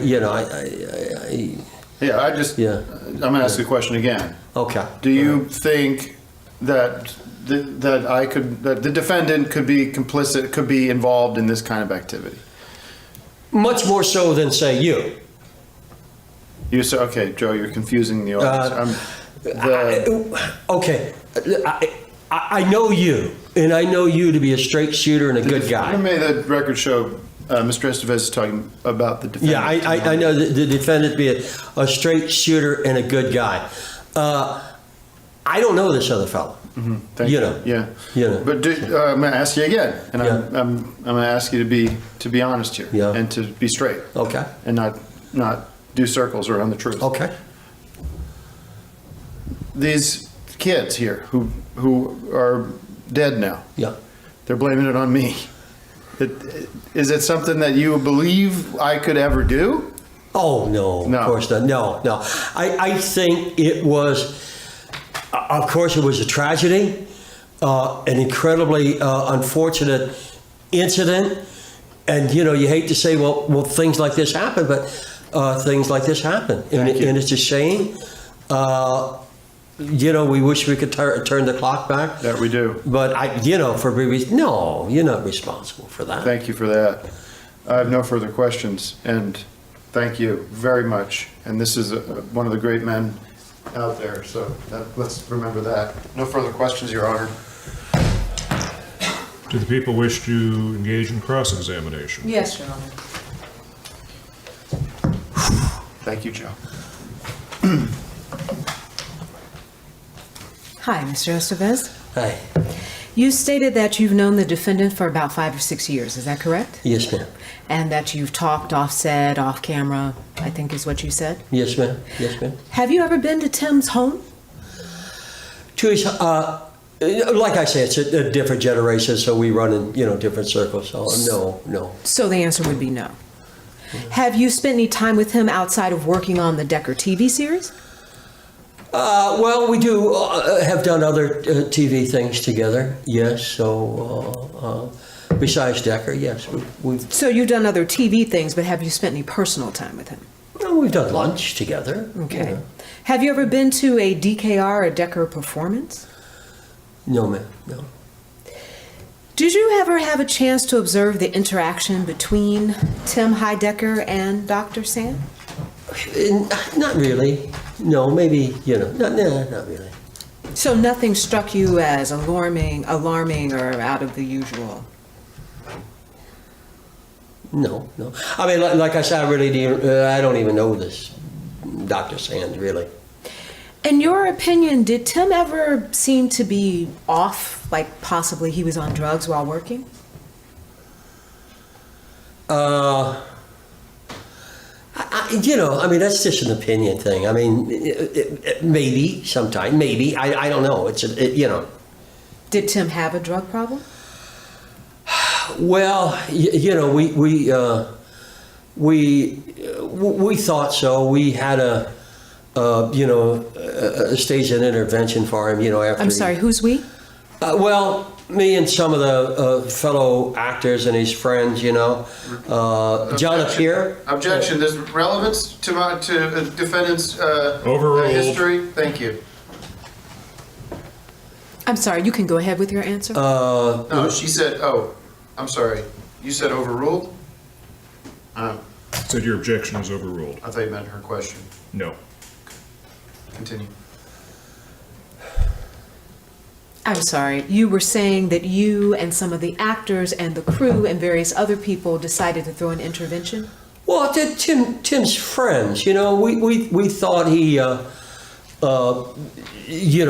may have a little problem. After he set himself on fire. Oh, I'm sorry, could you repeat that just in case the jury didn't hear that? He had an accident. I don't know the circumstances behind it, but he got hurt pretty badly in a blaze, in a fire. Where he set himself on fire, I believe Well, that's what you said? let me retract that. He was burnt in a fire. I don't set himself on fire. And did you observe that his issues with the drugs got better after the intervention? It's, you can't tell something like that. I have no further questions for this witness, Your Honor.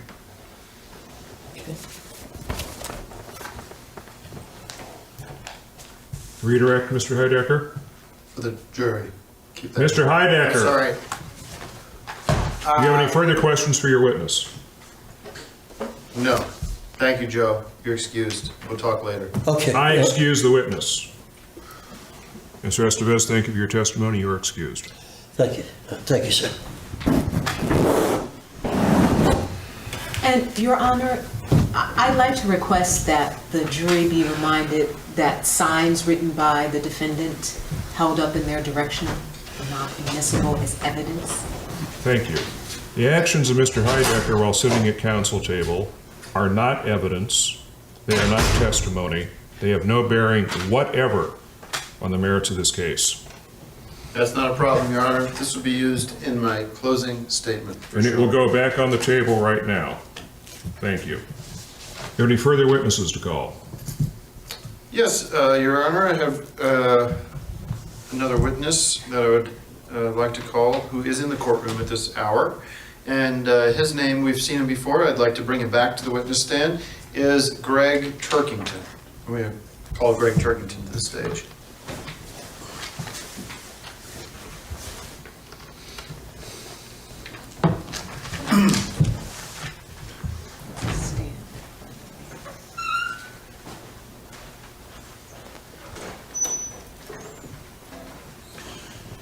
Mr. Turkington, I will remind you, you are still under oath.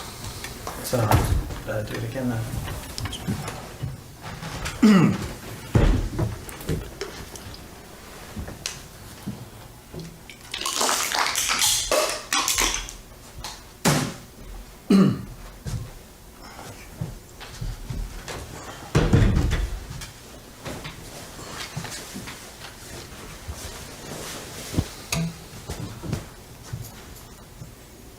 Mr. Turkington, thank you for getting back up on the stand to answer some questions I have. So you're very interested in the trial. You've been joining us in the galley throughout these proceedings. Do you have any personal relationship with the outcome, or are you just a fan of courtroom proceedings? Well, no, I was there for everything that happened, so of course I'm interested in seeing what happens. Okay. And on your testimony, I believe it was the first day of testimony. It might have been the second day. You, Second day. thank you very much. You indicated that you were a expert of film. And I think Well established. I think it's important to understand, actually, something the Judge Simnak here reminded us at the beginning of the trial, is that if one part of a witness's testimony is either incorrect or false, then his entire testimony has to be removed from the record. Is that correct, Judge? I believe you mischaracterized the instruction. The instruction is certainly, if anything proves to be false, that will taint the jury's view of the entire testimony, but it is still in the jury's discretion to evaluate the remainder of the testimony in light of the observation that there was a falsehood. Understood. But I think it's important to clarify this witness who has identified himself as a film buff, a film That's historian. not under dispute. Well, please, can you? Just simply respond to questions. I'm just please. answering what he's saying. I'm Please not respond asking to a direct question. questions. It is important that we establish the validity of the claim that prosecution has made that this man here before you is a film check the expert. Guinness Book of Excuse World me. Records. And please proceed with your questioning along those lines. Thank you. I'm going to ask you a series of questions, and you can answer them however you see fit. But I just want to remind the jury that this is to establish whether or not... Objection, Your Honor, the defendant is testifying to the jury. Yes, please confine your remarks to questions to your witness. Mr. Turkington, your favorite movie? It would be like probably a three-way tie. Casablanca, Jaws, Gone with the Wind, and then coming up on the rear like Sleepless in Seattle, and probably Raiders of the Lost Ark, and... All right, I asked for your favorite movie, not And top 10. if you're talking about single movies, those would be the... If you're talking about a series, it would be Bond or Hobbit or Lord of the Rings. Okay. But if you pick those, that would be several movies. So I you understand. have to categorize that Thank as you. a series. And reminder, you are under oath. Have you seen the film Citizen Kane? I've seen it 7 times. Okay. That is, in fact, a lie. So we can make that. All right, 8 times. Maybe I'm wrong by 1, but He hasn't seen it once, Your Honor. Mr. Heidecker. Rosebud is the last line of the movie. If anybody wants to check that, that would be Rosebud. evidence. Well, we'll have to look into that. Well, it's pretty Excuse common me. knowledge. Thank you. you've seen A it. couple more questions, and then I'll let you go back to your busy day of watching movies like a loser. Objection, Your Honor. How would you describe that? How would you describe that behavior, sitting around watching these movies? Please over and over? direct your comments to the bench and not to other counsel. How would you describe it, Judge? A man who sits around watching movies all day. These Sleepless in Seattle Hobbit movies. Is that a winner? It's better than killing people at a music proceed. festival. That deserves a punishment right there. That's because that's tampering with you the brought evidence. it up. Mr. Heidecker. Okay, I will wrap things up here. Please. Have you seen the movie Sully, starring Yes. Tom Hanks? I was at a critic sneak peek before the actual premiere. All right. 3 days before the premiere, they had a sneak peek for critics, Finally. which only the best and most esteemed. You're on the record as critics saying you've were seen it, invited. even though Well, the I've seen evidence. it several I'll show you. times. I'll show evidence You here. have responded to the question, Mr. Torkington. I'll show Mr. evidence. Heidecker, Thank you, Mr. Heidecker. I have will take evidence care that of- I have evidence that shows him admitting to have not seen. I saw it before Sully himself saw the movie. Because he was at the world premiere, but I was at the critic sneak peek. So I've seen the movie. Final question. Where's the evidence that I haven't seen it? I would submit that to Mr. court. Torkington, please. I will submit Respond that. to questions. Thank you. Final question. You're familiar with the Star Trek franchise? The movie franchise. I'm not so much into the TV one, but the original movies and also the remakes, yes. Okay, and can you clarify for the court here, Star Trek II was that shot? Did that movie take place in San Francisco? Yes, it did. San Francisco shot there and also set there because the The Starship Enterprise returns to San Francisco. Okay, and to jump ahead, Star Trek 4 does not take place in San No, Francisco. that takes place in outer space. I have no Most of further- the Star Trek movies do. I have no further questions, Your Honor. Thank you very much. People wish to cross-examine. No, Your Honor, we're done asking the witness questions. Mr. Turkington, you are excused. Thank you. For your testimony.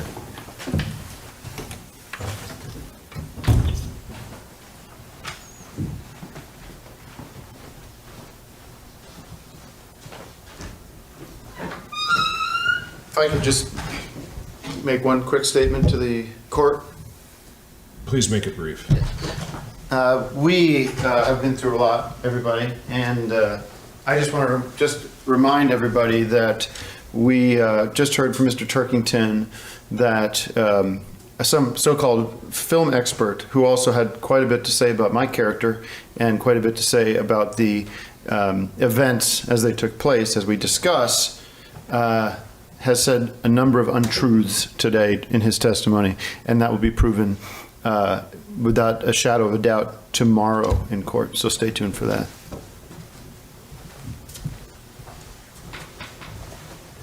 Any further witnesses or evidence to put on today, Mr. Heidecker? I do not have any further witnesses today, Your Honor. All right then, we will stand in recess. We're in recess.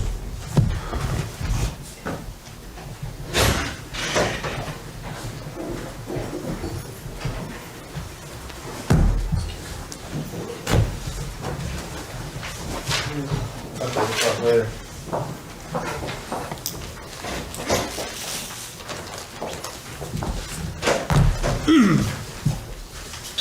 See you tomorrow.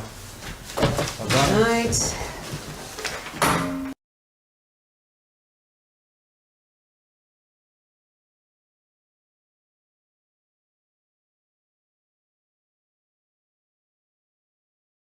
Stay with the plan. I mean, we can't lose. The object is to not lose. Okay. So.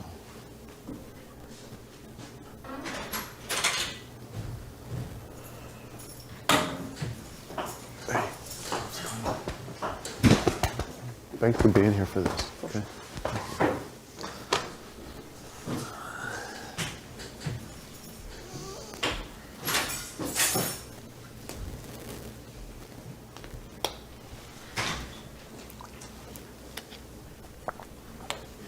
How you doing this morning? Okay. So you do these, how do these work? Each of them has different phrases. And Oh, like more commonly used phrases, right. That's interesting. Morning. Good morning.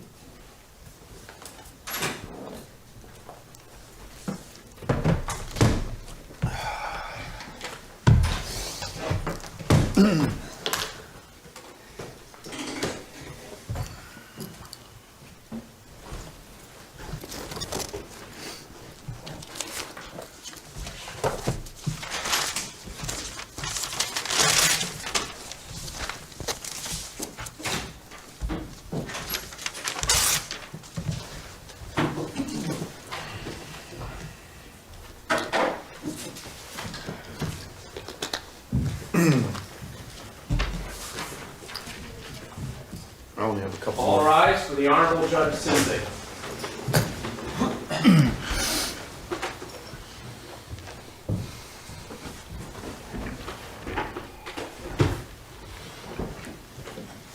Court is in session. Please be seated. Good morning, counsel. Good morning, spectators. Good morning, ladies and gentlemen of the jury. This is the People's State of California versus Timothy Richard Heidecker, case number 02CF025. Mr. Heidecker. Good morning, Judge. Good morning. Good morning, jury. I would like to call my first witness for the defense for the day is acclaimed cinema screenwriter and film director Nicholas Meyer.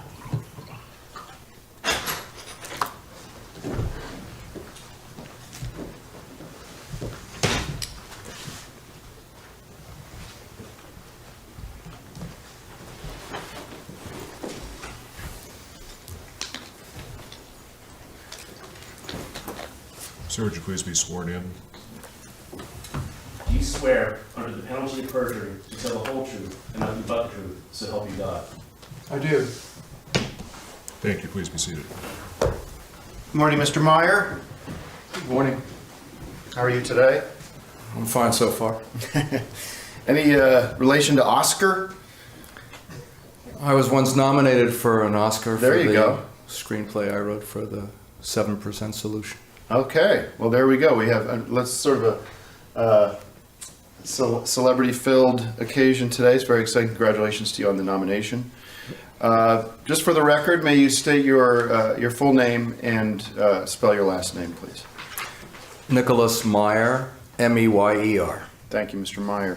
And Mr. Meyer, can you give the court and the jury here a little background? I know you've already mentioned the nomination of the Oscar, which is very exciting, but give us a little more background on your career. I've written, directed a bunch of movies over the years, including some of the Star Trek films, The Day After, my anti-nuclear film. Okay, I think that gives us a pretty good background.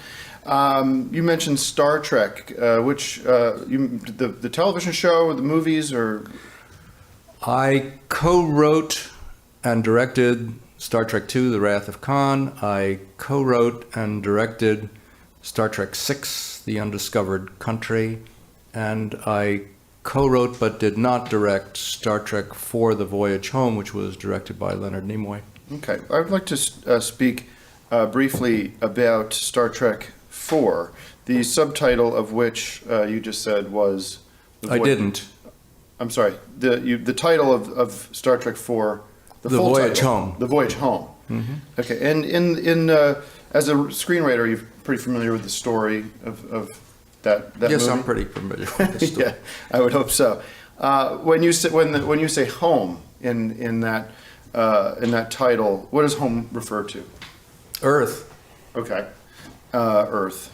So the Star Trek gang is out in space, and their voyage in that episode, in that movie, is to Earth.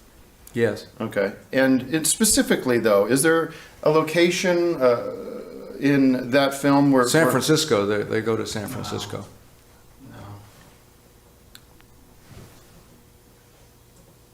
So I'm sorry. Can you repeat that, because we had an outburst here? Where does the main plot of Star Trek IV take place? The crew of the Enterprise returns to Earth, seeking the help of humpback whales to answer a probe from outer space with a matching signal. In Star Trek 2. Mr. Tarkington, one warning and one warning only. One more outburst, and you will be dismissed from this courtroom.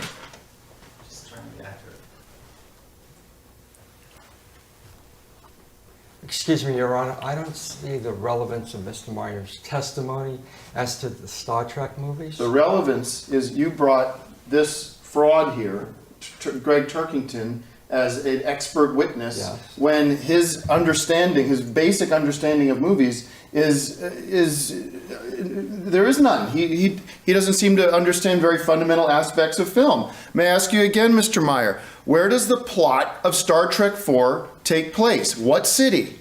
San Francisco. Thank you. In Star Trek II, you also directed and wrote Star Trek II. Yes. Does any of that movie take place in San Francisco? Yes, there are actually a couple of scenes that are set in San Francisco. They weren't filmed there, but the Starfleet Academy, the simulator room, those were intended to be San Francisco, and Kirk's apartment overlooks San Francisco Bay. It's a set. Hold on. That's what I've been saying. No. Star Mr. Trek 2 is set in Tarkington. San Francisco. Can we, I don't know, it's a kangaroo court. Would you please assist Mr. Tarkington in finding the hallway? Set in San Francisco. Star Trek 2. Star Trek II is not set in San He just said it Francisco. was set in, he directed it. And he said Can you it was clarify set your in answer, because you're being very vague, Said sir? it was set I'm being in vague? San No. Francisco. Star Trek 2. Star Trek II, the plot, you would not classify the plot of Star Trek II as being set in San Francisco. No, what I said were that there were a couple of scenes in the movie that were set but not filmed in San Francisco. If you were asked, a man on the street, which Star Trek movie takes place in San Francisco? Your answer would be? Star Trek IV: The Voyage Home. Thank you. No further questions.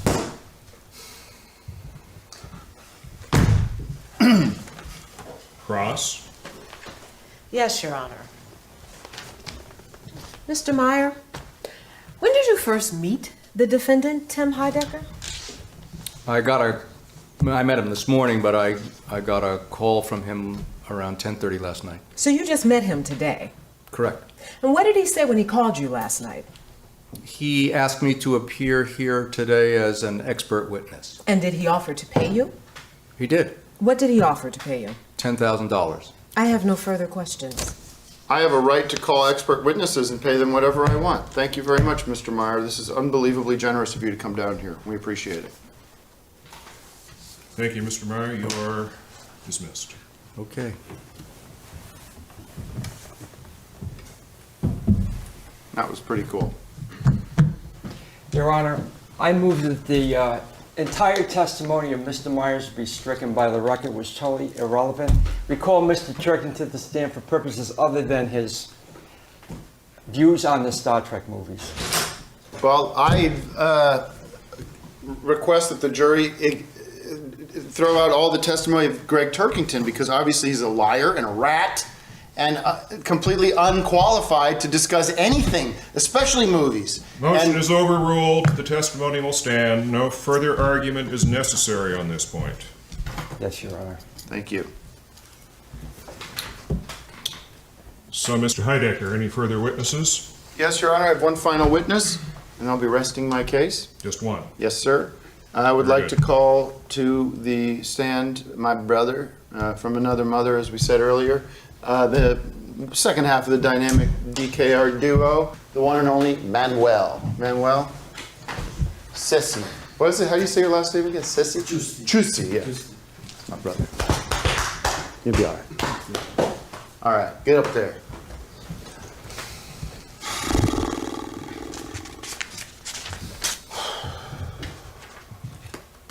Do you swear, under the penalty of perjury, to tell the whole truth and nothing but the truth, so help you God? I do.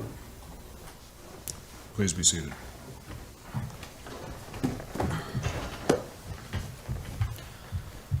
Thank you, Manuel. You're welcome. First, would you please state your full name and spell your last name for Yeah. the My name is Manuel Giusti, spelled Giusti. Juicy. Just I love it. What is your relationship with the defendant? Me? we are brother. We've been like in DKR for a long time. We've been touring together. We've been sharing a lot of things, and we're brother for life. Yeah. And just to not create any mystery here, any sort of tomfoolery, you also were an actor in Decker, correct? Yeah. You played? I play Manuel. Or you played Agent Kington? Agent Kington as well. Yeah. And also played yourself? Yeah, I as a play member of the myself FAR. as Manuel, the guitar player of DKR, and Agent Kington. Yeah. And you're a great singer, great guitar player. Yeah. Guitar player, I really love what I do. I really love being DKR.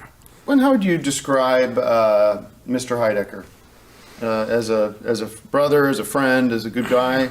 He's a great guy, he's a loyal person, and I don't understand what this whole thing is all about. I mean, this sounds like a joke.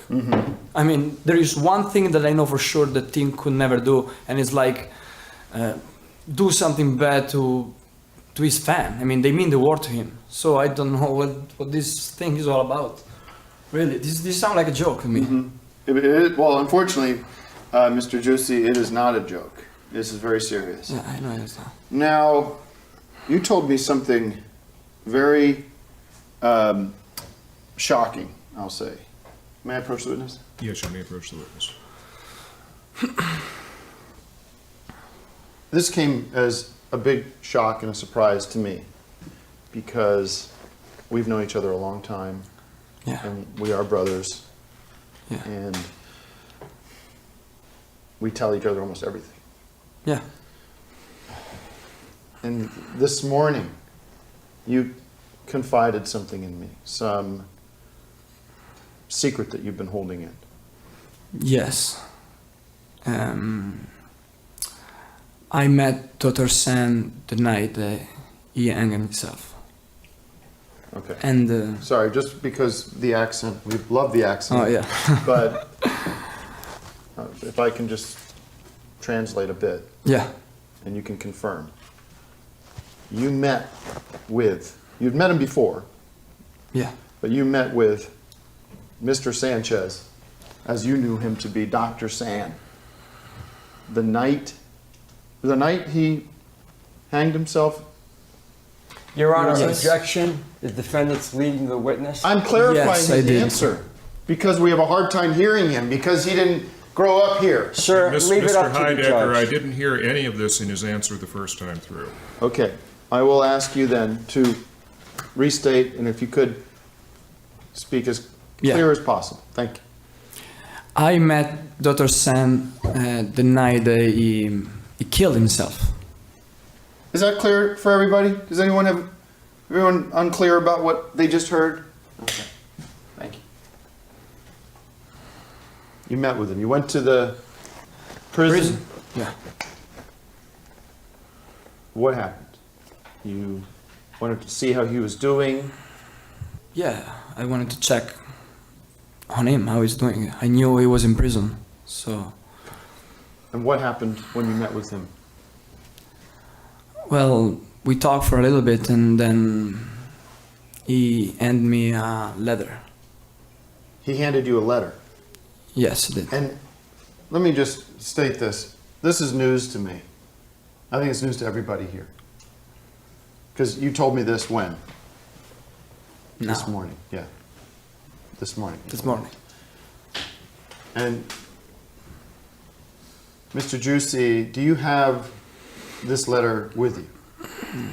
Yes, I do. Okay. Any reason why you waited this long to sort of expose this this bombshell? Not really. It's just I mean, I just got it. Mm-hmm. Okay. So you have the letter with you. Yes. This was a letter written, I would say, hours before Mr. Sanchez took his own life. Yes, I assume so. Fair to call it a suicide note or a final message to the world? Objection, Your Honor. We have no way of authenticating this letter. Believe me, it's... And Mr. Heidecker, we have no foundation for the timing of the writing of the letter. Fair enough. We'll have to leave it up to the sworn testimony of our witness here. He witnessed the writing of the letter. He witnessed the handing off of the letter. He gave me the letter. Thank you. Can we please the court, Mr. Juicy, read, can we show the letter? Just, I mean, if I can touch the letter, I'll touch it.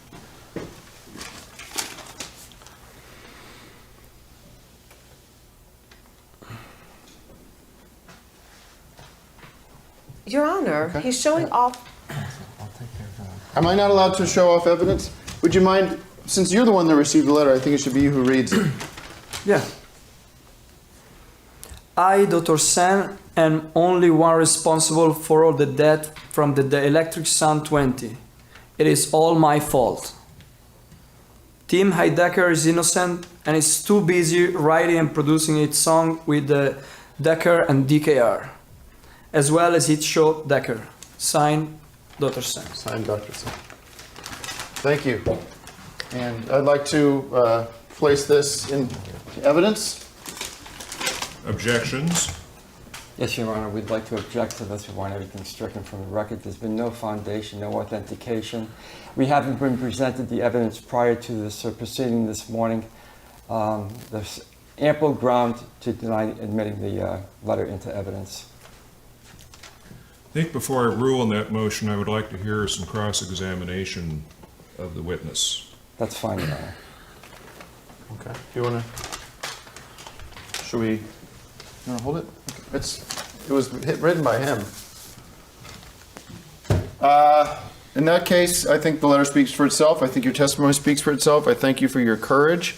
You're welcome. And I honor you for having the bravery to come out here and finally tell. I know sometimes it takes a while to let the truth rise to the top, and you've really shown yourself to be a stand-up guy. Anytime.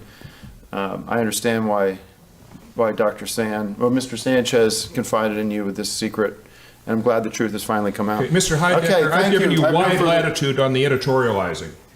Please wrap this up. I have no further questions.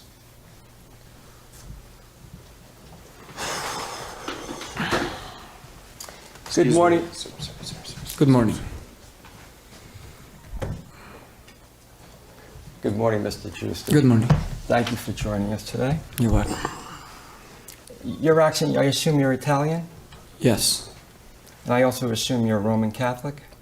Yes. Okay. Objection. Do you consider yourself to be a... Objection.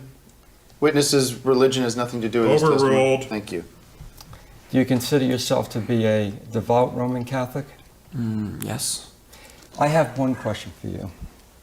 Who wrote the letter?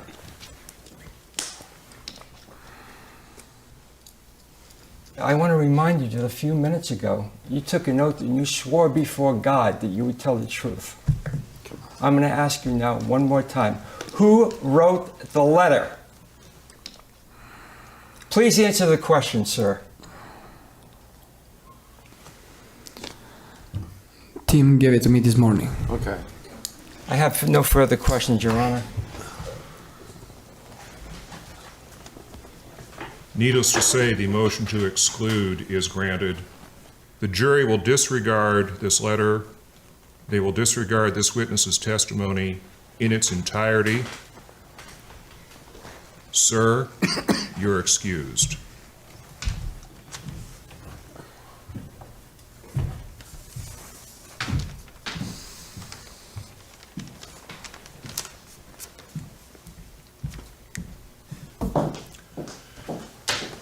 Mr. Heidecker, the court is running out of contempt citation forms. But trust me, they are coming. Okay. Yeah. Well. Do you have any further witnesses, evidence of any kind to present to this courtroom other than your own oration? No, Your Honor. At this time, the defense rests. Thank you for that. Thank you for the opportunity. Ladies and gentlemen of the jury, thank you for your patience. Thank you for your service. I don't believe that's been said nearly enough during these proceedings. Both the people and the defense have presented their evidence. At this point, both the people and the defense are entitled to give you closing arguments. I will remind you that statements made by counsel are not evidence. That seems particularly appropriate admonition for me to make in this case. The prosecution, the people will first present their closing argument, and then the defense. Mr. Rossetti, are the people ready? Yes, Your Honor. Please proceed.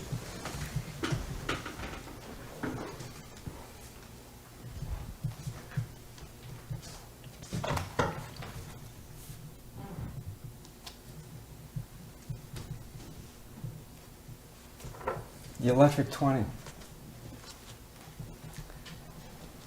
Kids from our community who were killed by this individual. In my 30 years as a prosecutor for San Bernardino County, I have never seen such a heinous crime and such a tragedy. My heart bleeds for these people. Excuse me, but I can't help myself. You've been patient, you've been attentive, and you've been honest to listen to the overwhelming evidence, much of it technical in nature, pertaining to this music festival.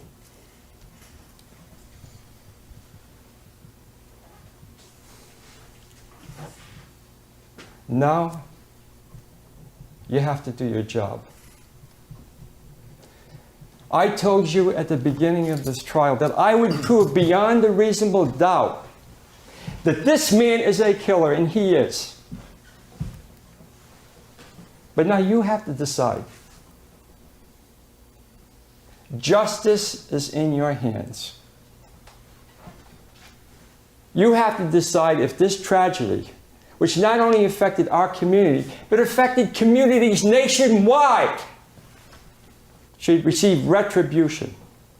I'm not going to be overly technical in my rehash of the evidence you've heard. You've heard enough. You've been here for 6 days. I think that's enough. But I will touch on a few relevant facts.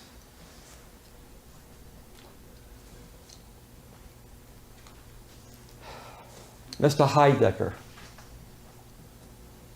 along with his co-conspirator, Luther Sanchez, Dr. San. What a joke. Didn't even have a medical degree, no medical background whatsoever. Conspired with this individual to manufacture, market, and produce these vape pens, which the medical examiner of San Bernardino County testified contain toxic chemicals. Chemicals that were found in the body of not one, not two, not three, not four, but all of these kids.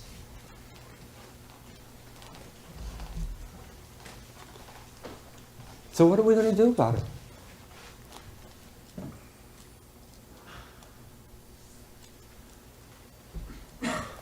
Vape pens that were sold by TGH Vape Systems, Inc. It wasn't even registered as a corporation in the state of California. We showed you a list of companies, shells and LLCs and S corporations and the like. They weren't even registered. But they were all owned and controlled by the defendant, Timothy Heidecker.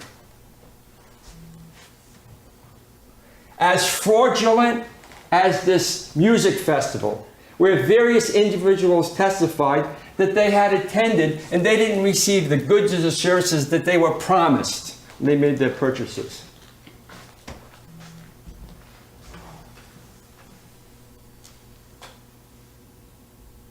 So devastating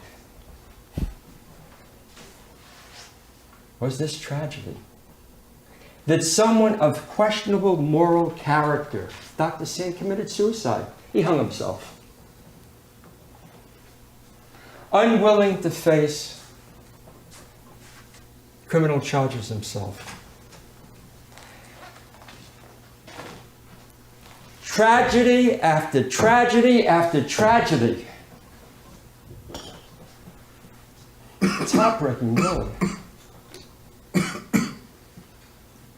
And one of the most heartbreaking things is Mr. Heidecker's own son, Tom Cruise Heidecker, of the Tom Cruise Heidecker Fund, may have also died at the hands of Dr. San. I have never heard or seen such criminal culpability as I've seen in this case.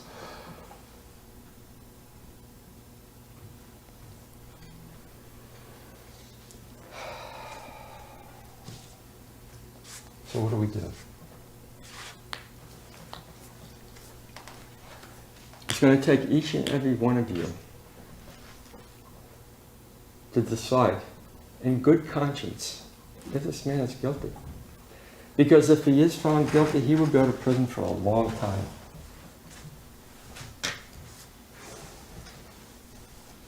But he'll still be alive.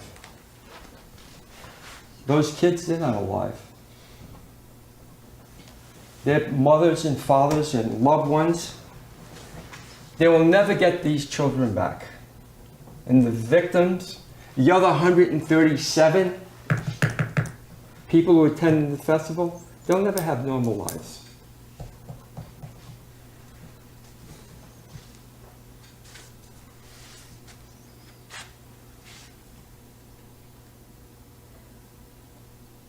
So I'm going to ask you now. I'm going to implore you, please, see that justice is done. Convict this individual. And God will smile upon you. I thank you for your time. No. Thank you, Mr. Rossetti. Mr. Heidecker, do you have a closing statement to make? Oh, yes, I do, Your Honor. I don't know how I'm going to follow Mr. Rossetti's beautiful performance there. Too bad Mr. Meyer wasn't here. You might cast him in one of his movies. It's enough, Mr. Heidecker. Thank you. Let me begin just by thanking you, Judge Sismic, for your patience and your unbelievable leadership here in the courtroom, and to you, the jury. I mean, this has been what a week, and you've been so patient. I know if I was you, I'd be itching to get out of here, and you've been just. I could tell you guys have it up here more than most, and it's been an honor to get to see you every day. Quick note. I'm not a guy that likes to lay blame quickly and haphazardly. I do want to just say I've been a couple days here this week. I brought in a can of Sprite, and the reason I did that was I'm trying not to drink coffee, and I thought that the Sprite would give me a little pep, a little caffeine, and on the fourth day or something, somebody says, "Hey, you know the Sprite's caffeine free." So that didn't work, and so if you saw me sort of nodding off or anything, I should have gone with Coke, which has caffeine. All right, let's get into this.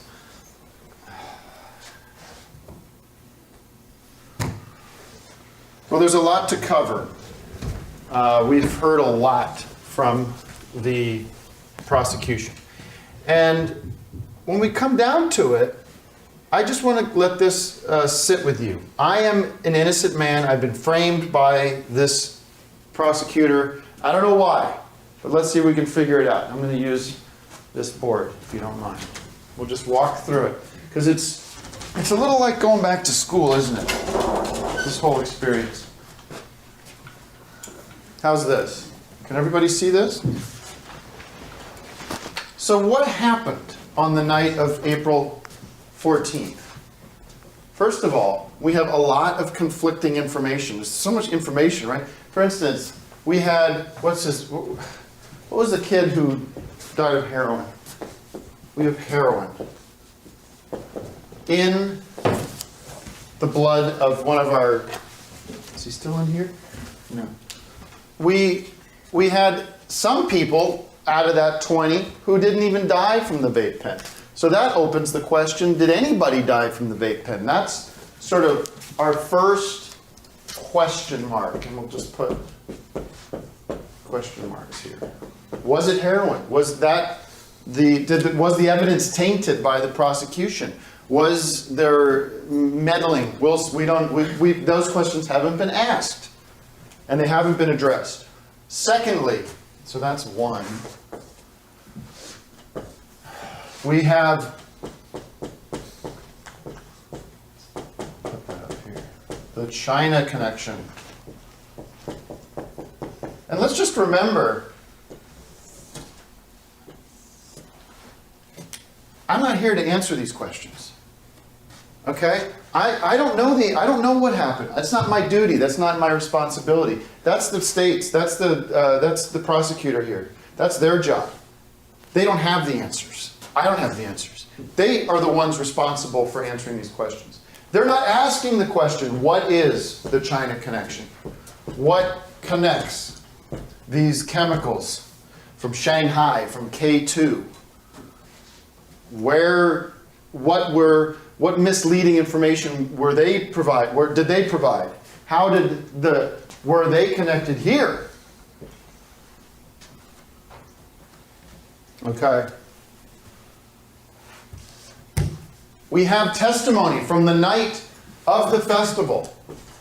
Orion Jacks. Number 3, one of the star performers who is sworn testimony confirms that I don't have his testimony in front of me right here, but the gist of the confession is he had a good time. Okay. And now, so he creates more questions. Where was he on the night? Is there anything connecting here? I don't know. We don't know where he was. We don't have record of that. He didn't testify to that. These are questions that the state has failed to ask. You guys pay taxes. I pay taxes. Judge pays taxes. We're paying these people. And yet they throw their net out and they bring in the first fish they catch. And that happened to be me, unfortunately. But there's more to this. I'm calling him Dr. Sand, because he'll always be Dr. Sand to me, despite the news. So this is number 4. We have Dr. Sand's confession.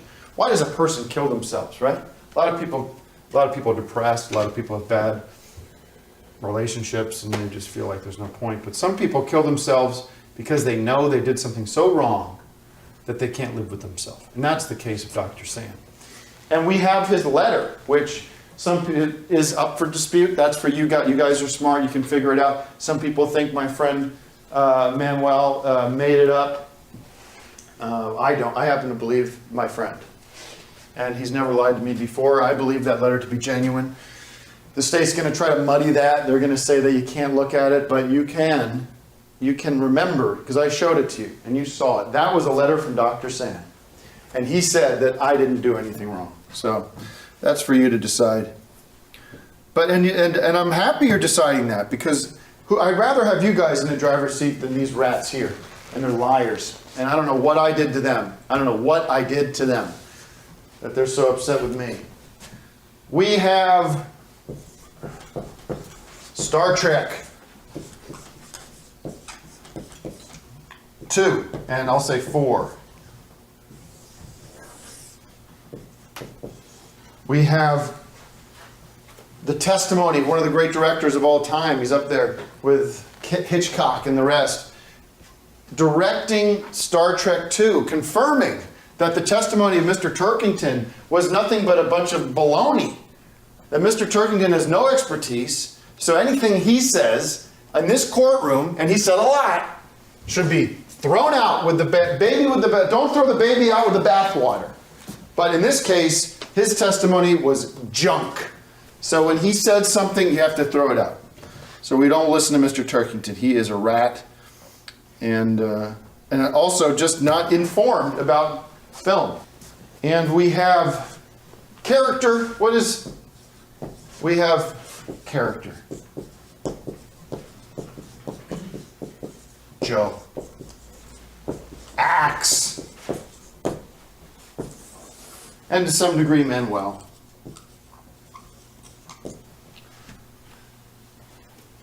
These are the people in my life who know me, who told you the true story. He doesn't know me. She doesn't know me. He doesn't know me. These people know me. They know that, well, this isn't connected. This is a whole other thing. But these connections make sense because he's the one that had the connection with the CS labs. What was the chemical solutions? That's Sand doing that crap, calling those places and getting the orders together for that. So then we have down here, I'll just make this lucky number 7.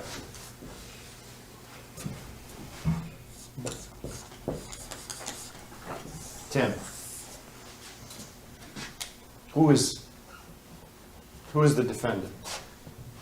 He is an artist, a poet, a rock musician, an actor, writer, producer festival organizer, entrepreneur. Proud of those companies, by the way. I'm not denying that I have any relationship with those companies. He wants me to cower and hide in the corner and say I have nothing to do with great companies like Six Bag Cinemas and the On Cinema franchise. These are companies I built with my blood and my sweat. And so I'm proud of them. I'm not shirking away from that. But what is my relationship to the events of that night? I was playing music, something I love. You know, we already have testimony that it was being played all night. Empty bottle, empty bottle, empty bottle, empty bottle, empty bottle. #1 download. As a festival organizer, you see me, I'm there setting things up. I'm getting the stage set up, getting the PA plugged in, getting the lights together, talking to vendors. And then the crowd comes in, and I do what I do best. I hit the stage, I get behind the tops, I start spinning, I get the beats going. I'm playing an empty bottle, the empty bottle remix, 2.0 remix. And I'm ripping it. I'm a performer, an artist, up on stage doing what he does best. Nowhere near the vape tent, nowhere near what Dr. Sam was cooking up. I was just a man at the scene of the crime.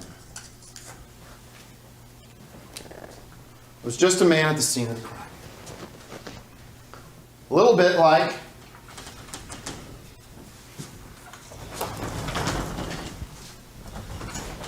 Mark Pryor. Who was there? Just a man at the scene of the crime. Is Mark Pryor on trial? What about Tyler Haldridge? Huh? Does he belong up here?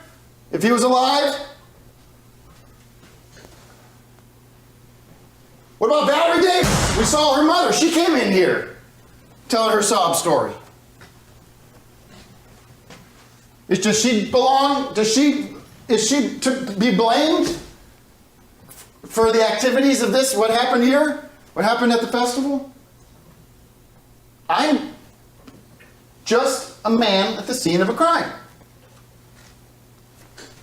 The case of Valerie Davis.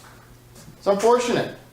But she's not guilty. Why? If we had a headshot of me, I'd be right here. I'd be filling in, what's his name? The junkie.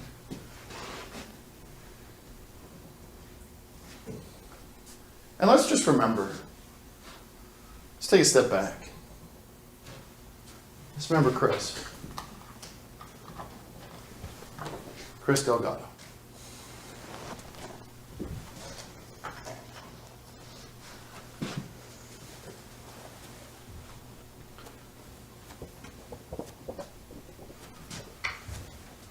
Chris Delgado came up to me. I told this story in my opening statement. I'm going to tell it again. Chris Delgado came up to me before the festival began and said, if anything should happen to me at the festival, I don't know what it would be. Who knows? Heat, anything. Violence, knives. There's a lot of violence at these festivals, Judge. Almost like he comes up. I said, hey, can I help you? He says, I just want to thank you for throwing this festival. And if anything should happen to me, I can tell by the way you're behaving today, by the way you've handled things so far, that it could never have been you. And that's sworn testimony. That's from my memory. I'm on the record now. And he said, but if something does happen to me, I want you to use my memory to start to do something good, do something positive. And that's, like I said, I want to start the Electric Sun 20 Music Foundation. Okay? Or we could call it the Delgado Fund. Because he represents everybody here. And like I said, what we would do with that foundation is we would provide grants and loans and funding for budding musicians, kids like Chris who have music in their heart, who could use a $50, $100 gift certificate to Guitar Center so they can get the latest software or keyboard, MIDI keyboards. Maybe some of these kids wouldn't have gone down that trail with Dr. Sand had they had music in their lives, had they had financial opportunities to produce and mix. And maybe they'd be up on the stage with me and Ryan Jacks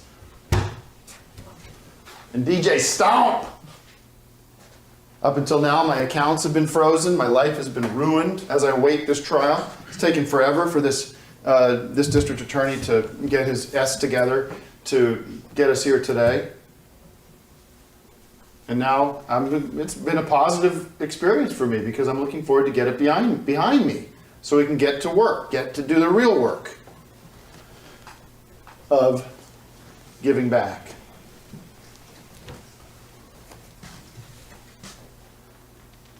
Ladies and gentlemen, I am so humbled to be able to present my case to you, and I'm confident that you'll make the right choice. Find me innocent on all accounts. Let me get back to doing the good work that I've been put on this planet to do by God. And one more time for Judge Zizmic, and the court and the bailiff and everybody. Just done an unbelievable job today and this week. No thanks to these two. You've been nothing but trouble. But we do respect your service. And anything else?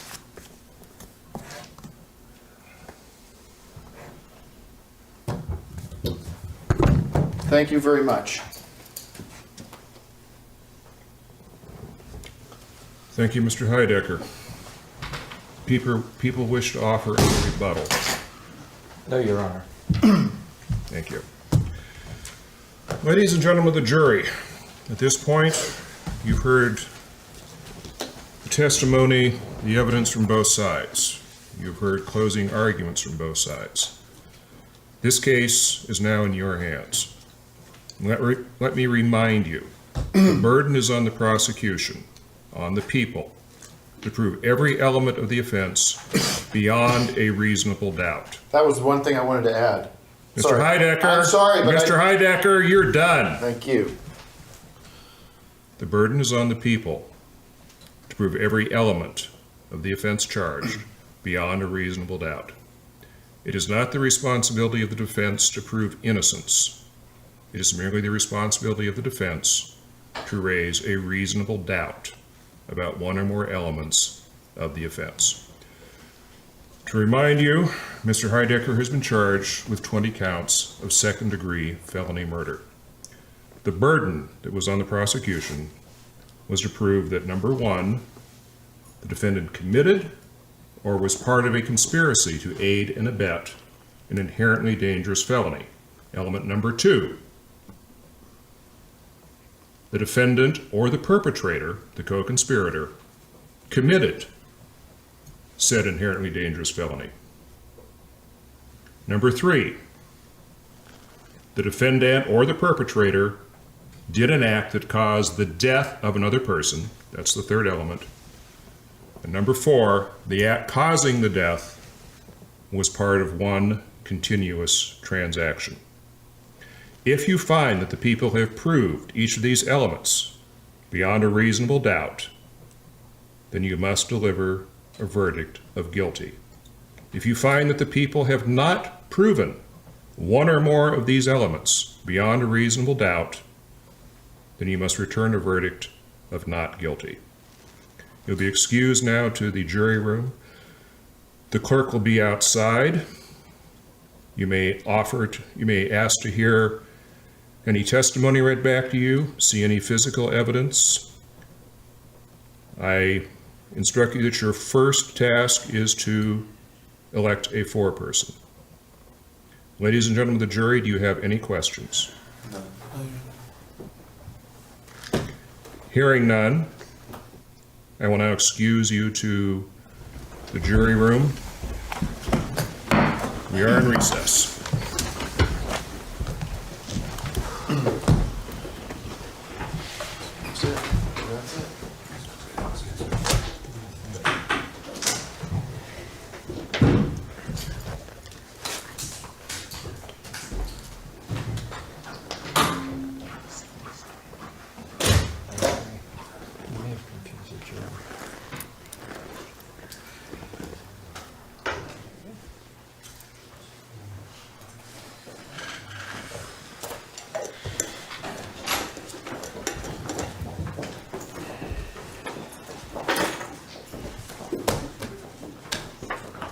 What's that?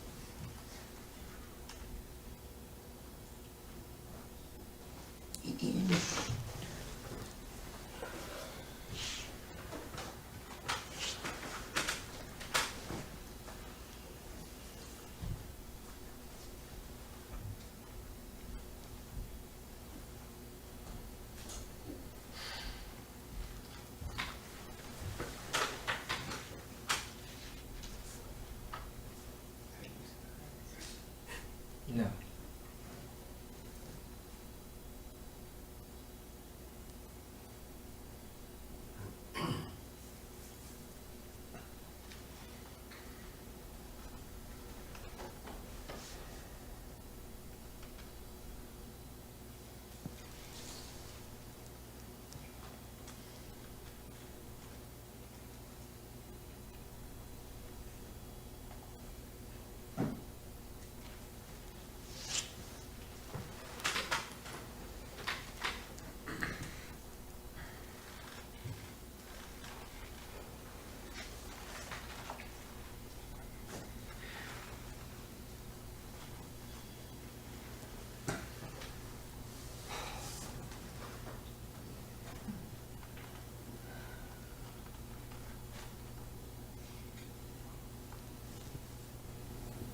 What are you supposed to do, wait here all day?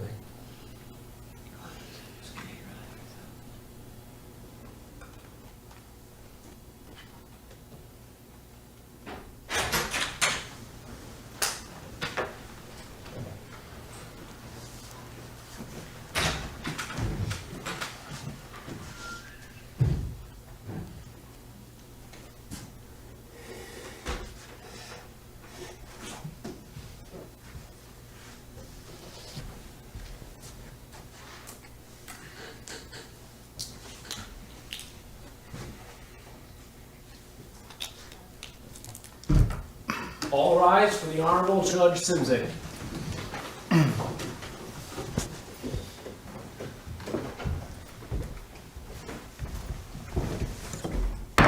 Court is in session. Please be seated. It is the court's understanding that the jury has reached a verdict in this matter. Ladies and gentlemen of the jury, first off, thank you very much for your service. Sometimes that gets lost. We all very much appreciate the time and effort that you've put into this. I'm going to ask you, as these verdicts are read, to listen very carefully. After the verdict is read, I will be asking for a show of hands as to whether you all agree that that is the verdict that you, in fact, have reached. To counsel, spectators, and to parties, I admonish you, as the verdicts are read, no visible reactions, no audible reactions. Please. The bailiff is authorized to use whatever appropriate and necessary means there are to enforce order and decorum in the courtroom. Thank you for that. I know you will all comply. Madam Foreperson, has the jury reached a verdict? Yes, we have. Will the defendant please rise and face the jury for the reading of the verdict?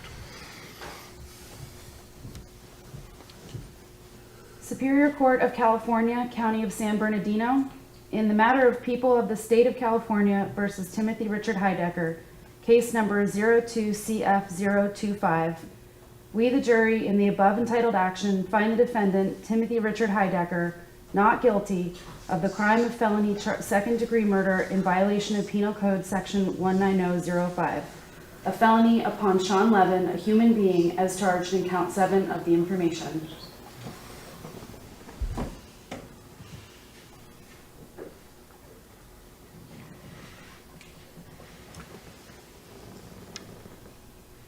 Has the jury reached a verdict as to counts 1 through 6 and 8 through 20? No, we were not able to reach a unanimous decision. Would any further time to deliberate be useful to the jury? No. Ladies and gentlemen, having heard these verdicts read, I ask now by a show of hands, do you concur?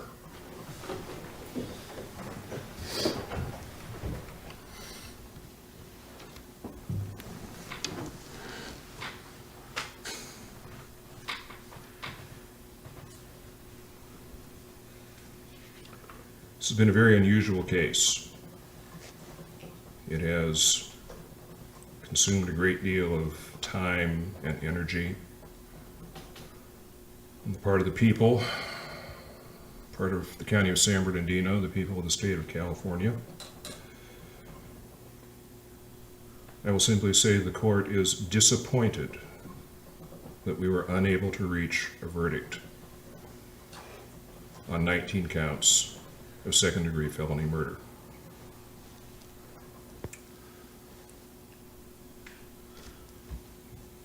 view of the jury's decision, the court has no choice but to declare a mistrial in this case.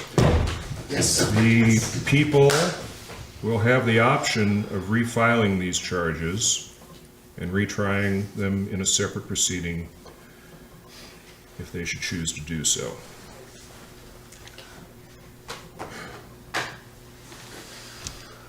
This is a mistrial, and we are adjourned. Yes! Yes! Yeah, we got him, man.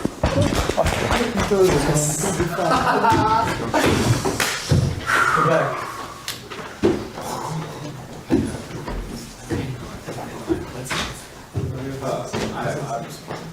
So happy. So happy. That's so good. Well, Ari, let's get back to business, I'd say. Go back.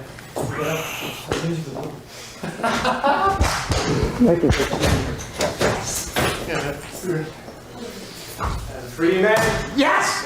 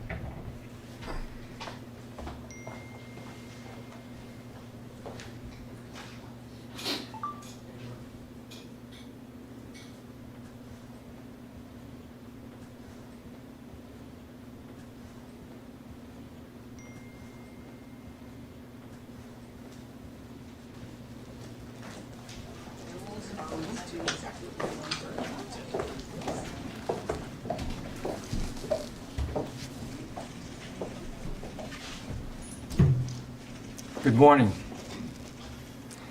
Ladies and gentlemen of the press, residents of San Bernardino County. I want to say it's been my honor and my privilege to seek justice on behalf of the Electric 20 and the other 135 victims who suffered this tragedy at the Electric Sun Desert Music Festival. I also want to thank everyone at the San Bernardino County District Attorney's Office, and especially my co-counsel, Miriam Wayman, Assistant District Attorney, for their outstanding work and tireless efforts to see that justice has been served. I'd now like to turn the podium over to my co-counsel, Miriam, who'd like to say a few words.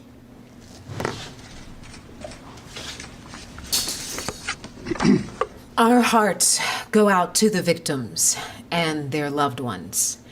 We want you to know that we did everything we could to find justice on behalf of the injured survivors and the ones we lost. We did not achieve the result we wanted, but we have been proud to fight on behalf of the victims of this tragedy. We are disappointed with today's outcome. Taking into consideration numerous factors, including the burden on the taxpayers of San Bernardino County, as well as the likelihood of a successful prosecution, we will be taking some time to determine whether or not there will be a second trial. We want to thank you for your support of this office and your support of the victims of this tragedy. Are there any questions at this time? So it was a hung jury. What was the breakdown of guilty versus not guilty? We were informed that there were 11 for guilty and 1 for not guilty. What was the issue with the holdout juror?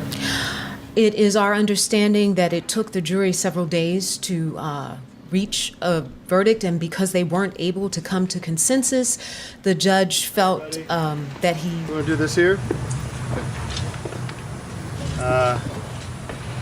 Is this okay? Thank you, everyone. Obviously, this is an incredible day for us. It's a beautiful blue sky day here, and we couldn't be happier with the results today. I want to say I'm happy. I'm not surprised. I felt like from day one we knew that I was innocent and that there was no way that the jury was going to miss that. You know, we came out strong from the top, and we're so happy. I mean, thank God for the one juror, really, who is sort of the stopgap here and created this amazing verdict. You know, the founding fathers, I want to give a shout out to them. They were no dummies. They created a system that allowed the protection of minorities like myself, who there's, you know, from when you have 12 people wanting to throw you in jail, you have to have that one person who sees the truth. And so we thank him or her, and we honor that person. Obviously, Mark Dwyer, I want to just say a few words about Mark, was my attorney for a little while there in the beginning. He turned out to be a dud. He was taking the case in the wrong direction. I think I made the right choice to dump him pretty much right away. And you know, there's not a lot of people to thank, to be honest with you, because I was sort of a man alone. Obviously, my brothers here in Dakar, DKR, were there as much as they could be. I know we had some stumbling areas throughout their testimony, not their fault. As far as the DA goes, this Rossetti has turned out to be a total rat and a bad guy. And it's unbelievable that this county here is keeping him in this position. This is another career politician who's let down the people time and time again. He's a loser. He's flat. He's a rat. Rossetti the rat, we'd say. And I don't know how you find these people, if you elect them or not, but if you have elected them, who knows, maybe he'll have some competition next time. This is my first time being a lawyer, and I've proven myself to be basically unstoppable at this point. So we're excited about we're gonna go celebrate. I won't be taking any questions this time. I think one other thing I want to add is this experience, almost a year now, has been very challenging, and it's been very hard. It's been a lot of dark nights, and not knowing which way it was going to go. And I have to say, I think it's going to be creatively stimulating. I think I don't know if it's going to be a concept album or a rock opera or something, but I think it's going to create a lot of great material just having gone through this experience. Let's give a shout out to the Electric Sun 20. We wouldn't be here without them, unfortunately. I wish they were here, we could celebrate with them, but they're not. And that's all I have to say. So thank you guys so much, and let's hit the road. Thank you very much. Okay.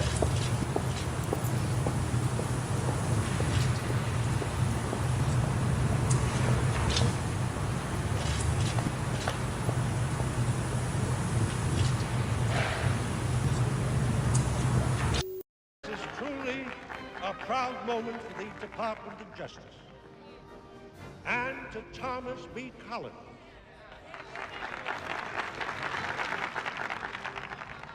It is my great honor to present to you a check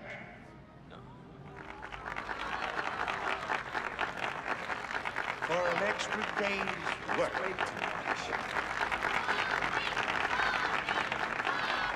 Well, thank you, distinguished guests. And to you, Judge Powell, I believe I owe you the biggest debt of gratitude. For you, of all people, showed me what I should be doing with my life.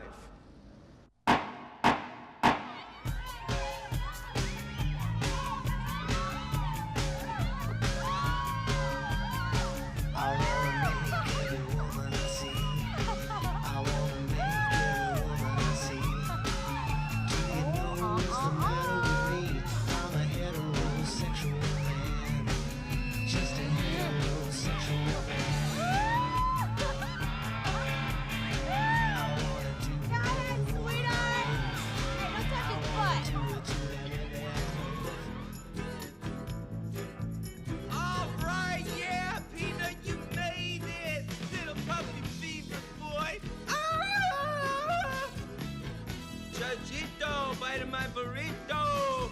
Kato, have some of my tomato. Hey, Mr. Cockrell, have some of my... Okay, I won't say that one.